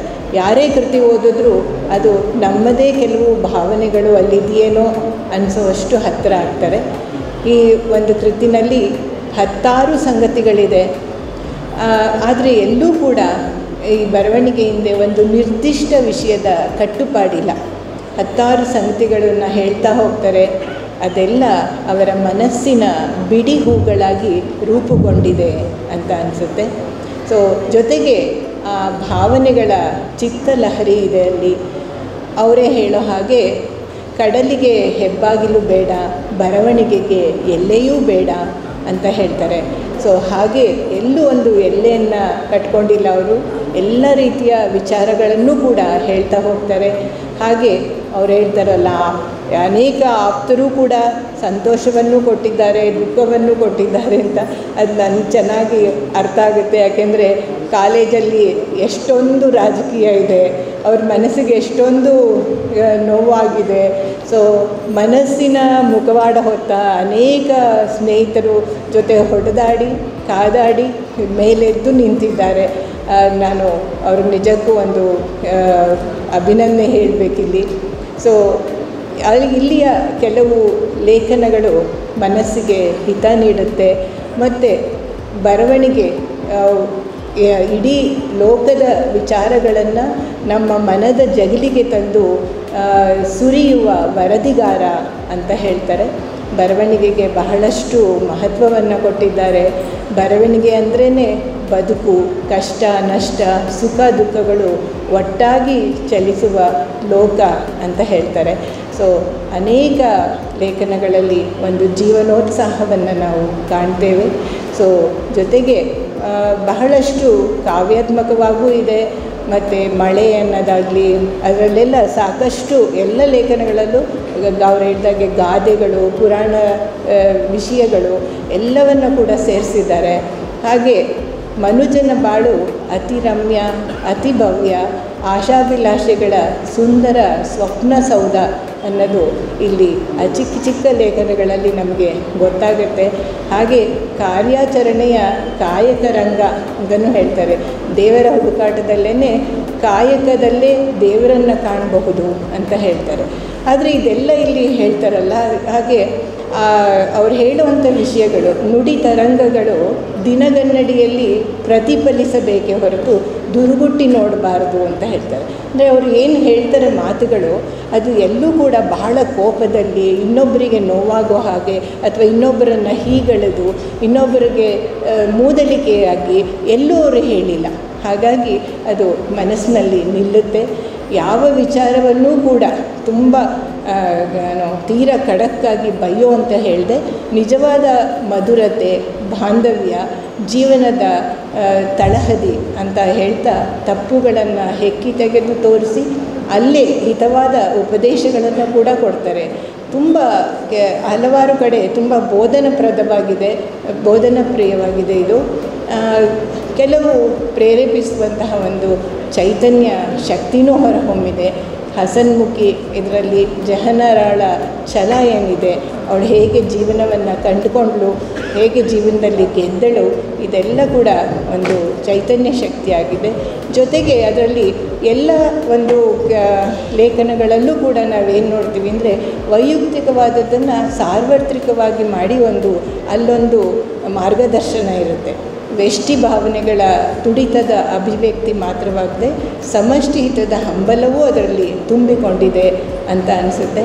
ಸೊ ಅವ್ರು ಹೇಳ್ತಾರೆ, ಭಾವಗಳ ಮಿಲನದಿಂದ ಆವಿರ್ಭವಿಸುವ ಸಂಚಾರಿ ವಿಚಾರಗಳು ಹೃದಯಾಂತರಾಳದಿಂದ ಹೊರಹೊಮ್ಮುತ್ತದೆ ಅಂತ ಹೇಳ್ತಾರೆ. ಮತ್ತು ಎಲ್ಲ ಲೇಖನಗಳೂ ಕೂಡ ಸರಳ, ಸಂಕ್ಷಿಪ್ತ, ಸಾಂಕೇತಿಕ ಮತ್ತು ಸಂದರ್ಭೋಚಿತವಾಗಿದೆ. ಪ್ರೀತಿಯ ಪಿಸುಮಾತು, ಅದರಲ್ಲಂತೂ ಪ್ರೀತಿ ಅಂದರೆ ಏನು ಅಂತ ಪ್ರೀತಿ ಅನ್ನೋದು ಬಾನಿನಂಗಳದಲ್ಲಿ ಬೆಳಕು ಚೆಲ್ಲುವ ಸೂರ್ಯನಂತೆ ಒಂದು ಸಂಕೀರ್ಣ ಭಾವನೆಯದು, ಮೊಗೆದಷ್ಟು ಅಕ್ಷಯವಾಗುವ ನಿಗೂಢ ಪರಿಕಲ್ಪನೆ ಎಲ್ಲ ಅಂತ ಹೇಳಿ ಬಹಳಷ್ಟು ಒಂದು ಒಳ್ಳೆಯ ಅಂತಃಕರಣದ ಭಾವನೆಗಳನ್ನು ಮೂಡಿಸ್ತಾರೆ. ಹಾಗೆ ಅವರ ಶಿಕ್ಷಣನೂ ಕೂಡ ತುಂಬ ಓದಿದ್ದಾರೆ, ತುಂಬ ತಿಳ್ಕೊಂಡಿದ್ದಾರೆ. ಗೋರುಚಾರ್ ಅವರು ಒಂದು ಕಡೆ ಹೇಳ್ತಾರೆ, ನಮಗೆ ಬೇಕಾಗಿರೋದು ಸಭ್ಯ ಜೀವನ ಧರ್ಮ ಮತ್ತು ಸ್ನೇಹ ಸಂಸ್ಕೃತಿಗಳನ್ನು ಅರಳಿಸುವ ಶಿಕ್ಷಣ. ಅನುಕರಣೆಯ ಶಿಕ್ಷಣ ಅಲ್ಲ, ಅನುಭವದ ಶಿಕ್ಷಣ. ಅಧಿಕಾರದ ಶಿಕ್ಷಣ ಅಲ್ಲ, ಬದುಕಿನ ಶಿಕ್ಷಣ ಅಂತ. ಅದನ್ನೇ ನಾವು ಸುಮಾರಾಣಿಯವರಲ್ಲಿ ನೋಡ್ತೀವಿ, ಅವರ ಪುಸ್ತಕಗಳಲ್ಲಿ ಓದ್ತೀವಿ. ಅಂತಹ ಒಂದು ಒಳ್ಳೆಯ ಶಿಕ್ಷಣವನ್ನು ಪಡ್ಕೊಂಡಿರೋರು ಸುಮಾರಾಣಿರವರು. ಮತ್ತು ಶೂನ್ಯದ ಬಗ್ಗೆ ಒಂದು ಹೇಳ್ತಾರೆ. ಶೂನ್ಯದ ಬಗ್ಗೆ ಹೇಳ್ತಾ ಭಾಳ ಆಳಕ್ಕೆ ಹೋಗ್ತಾರೆ. ಪ್ರಪಂಚ ಶುರುವಾದದ್ದೇ ಶೂನ್ಯದಿಂದ ಅಂತ ಹೇಳ್ತಾರೆ.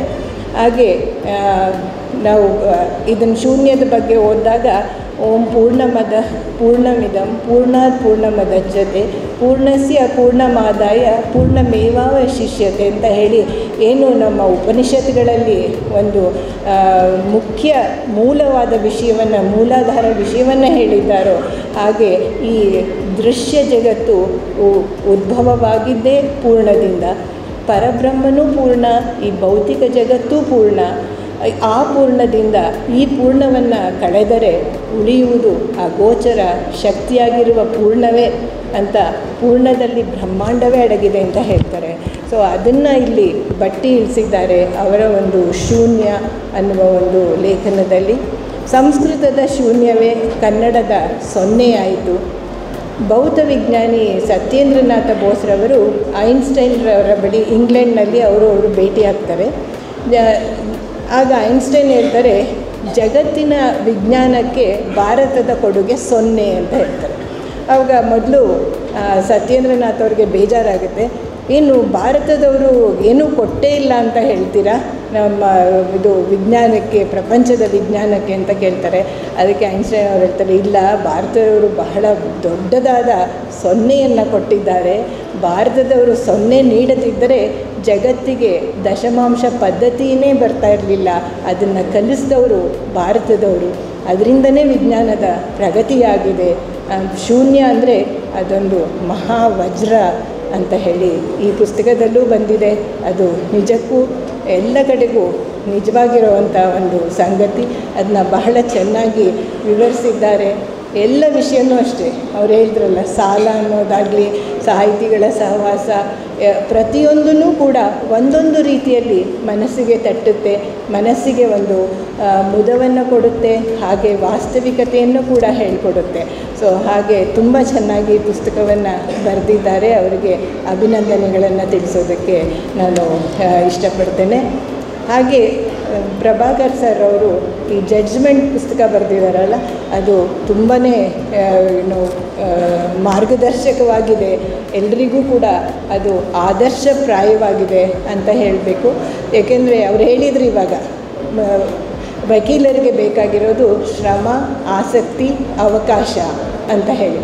ಸೊ ಆ ಒಂದು ನಿಟ್ಟಿನಲ್ಲಿ ಅವರಿಗೆ ಎಲ್ಲವೂ ದೊರಕಿದೆ. ಪ್ರಭಾಕರ್ ಅವ್ರಿಗೆ ಅವರು ಅತ್ಯಂತ ಯಾವುದೇ ಒಂದು ಕೇಸಾಗಿರ್ಬೋದು, ಚಿಕ್ಕ ಕೇಸಾಗಿರಲಿ, ದೊಡ್ಡ ಕೇಸಾಗಲಿ, ಅಷ್ಟೇ ಆಸಕ್ತಿಯಿಂದ, ಶ್ರಮದಿಂದ ಆ ಕೇಸನ್ನು ಅವರು ಡೀಲ್ ಮಾಡಿದ್ದಾರೆ. ಹಾಗೆ ಅವಕಾಶಗಳನ್ನು ಕೂಡ ಸರಿಯಾಗಿ ಬಳಸ್ಕೊಂಡಿದ್ದಾರೆ. ಆಮೇಲೆ ಇನ್ನೊಂದು ಮಾತು ಹೇಳಿದರು, ಸಮಾಜವನ್ನು ಸರಿದಾರಿಗೆ ತರೋದಕ್ಕೆ ವಕೀಲರಿಗೆ ಮಾತ್ರ ಸಾಧ್ಯ ಅಂತ. ಅದು ನಿಜಕ್ಕೂ 100ಕ್ಕೆ 100 ನಿಜ ಅಂತ ಅನಿಸುತ್ತೆ. ಯಾಕೆಂದರೆ ಇನ್ಯಾರಿಗೂ ಕೂಡ ತಲೆ ಬಗ್ಗದವರು ಕೂಡ ಈ ವಕೀಲರಿಗೆ, ಜಡ್ಜ್ಮೆಂಟ್ಗೆ ತಲೆ ಬಾಗ್ತಾರೆ. ಸೊ ಹಾಗೆ ಅವರು ಎಷ್ಟೊಂದು ಸಲಹೆಗಳನ್ನು ಕೊಡ್ತಾರೆ. ಒಂದು ಜಮೀನು ಪಡ್ಕೊಳ್ಳುವಾಗ ಲಾಯರ್ ಸಲಹೆ ತಗೊಳ್ಳಿ ಅಂತ. ಮತ್ತು ಗಂಡ ಹೆಂಡತಿಯನ್ನು ಅನೇಕ ಸಲ ಒಟ್ಟು ಮಾಡಿದ್ದಾರೆ ಅವರು. ಹಾಗೆ ಎಷ್ಟೊಂದು ಬುದ್ಧಿ ಹೇಳಿದ್ದಾರೆ. ಕೇಸ್ ಬಂದ ತಕ್ಷಣ ಕೇಸ್ ತೊಗೊಂಡು ದುಡ್ಡಿಗಾಗಿ ಮಾಡಲಿಲ್ಲ ಅವರು, ಆದರೆ ಅವ್ರನ್ನ ಒಟ್ಟು ಮಾಡೋದಕ್ಕೇ ಅವರು ತುಂಬ ಪ್ರಯತ್ನ ಮಾಡಿದ್ದಾರೆ. ನಿಷ್ಠೆಯಿಂದ ಕರ್ತವ್ಯ ನಿರ್ವಹಿಸಬೇಕು ಅಂತ ಅಲ್ಲಿ ಹೇಳಿದ್ದಾರೆ. ನಿಷ್ಠೆಯಿಂದ ಕರ್ತವ್ಯ ನಿರ್ವಹಿಸಿದ್ರೆ ವೃತ್ತಿಯಲ್ಲಿ ಸೋಲೋದೇ ಇಲ್ಲ ಅಂತ. ಮತ್ತು ಹಣದ ಹಿಂದೆ ಹೋಗಬಾರ್ದು, ಬಿಟ್ಟಿ ಸೇವೆನೂ ಮಾಡಬಾರ್ದು ಅಂತ ಅವರು ಒಂದು ಗೈಡ್ಲೈನ್ ಹಾಕಿದ್ದಾರೆ. ಹಾಗೆ ಅವರ ಮಗಳು ವಕೀಲೆ, ಮಗಳಿಗೂ ಕೂಡ ಪ್ರೋತ್ಸಾಹ ಕೊಟ್ಟು, ಅವಳಿಗೂ ಕೂಡ ಒಳ್ಳೆ ರೀತಿಯಲ್ಲಿ ಕೇಸ್ಗಳನ್ನು ಕೊಟ್ಟು, ಅವಳ ಕೈಲೂ ಕೇಸ್ನ ಹ್ಯಾಂಡಲ್ ಮಾಡಿಸಿ ಅವಳಿಗೆ ಮಾರ್ಗದರ್ಶನ ಮಾಡಿದ್ದಾರೆ. ಎಲ್ಲ ರೀತಿಯಲ್ಲಿಯೂ ಕಕ್ಷಿದಾರರನ್ನೇ ಹೆಚ್ಚಿಸಿದ್ದಾರೆ, ಅವರ ಶೋಷಣೆಯನ್ನು ತಪ್ಪಿಸಿದ್ದಾರೆ. ಕಕ್ಷಿದಾರರ ಅನೇಕ ವ್ಯಾಜ್ಯಗಳನ್ನು ತಾವೇ ನಿಂತು ನ್ಯಾಯಾಲಯದಲ್ಲಿ ರಾಜಿ ಮಾಡಿದ್ದಾರೆ. ಮಾನವೀಯತೆಯನ್ನು ವೃತ್ತಿಜೀವನದುದ್ದಕ್ಕೂ ಮರೆತವರಲ್ಲ ಅವರು. ವಿನಯಶೀಲರು, ಜನಪರವಾಗಿ ಬಾಳಿದ್ದಾರೆ. ಅನುಕರಣೀಯ ಮತ್ತು ಆದರ್ಶಪ್ರಾಯ ಅವರ ಜೀವನ. ಎಲ್ಲೂ ಕೂಡ ಕಕ್ಷಿದಾರರ ಹೆಸರನ್ನು ದುರುಪಯೋಗಪಡಿಸ್ಕೊಳ್ಳಿಲ್ಲ. ಸೊ ಹಾಗಾಗಿ ಆ ವೃತ್ತಿ ಕೌಶಲ್ಯವನ್ನು ಮೆರೆದಿದ್ದಾರೆ.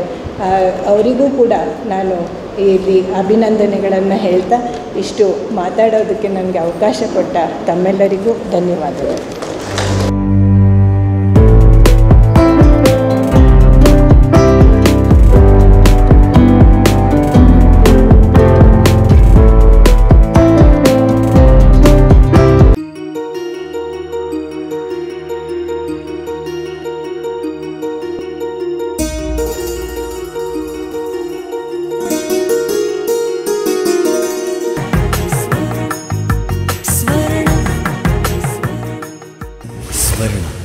ಇದು ಬಾಂಧವ್ಯಗಳ ಬೆಸುಗೆ,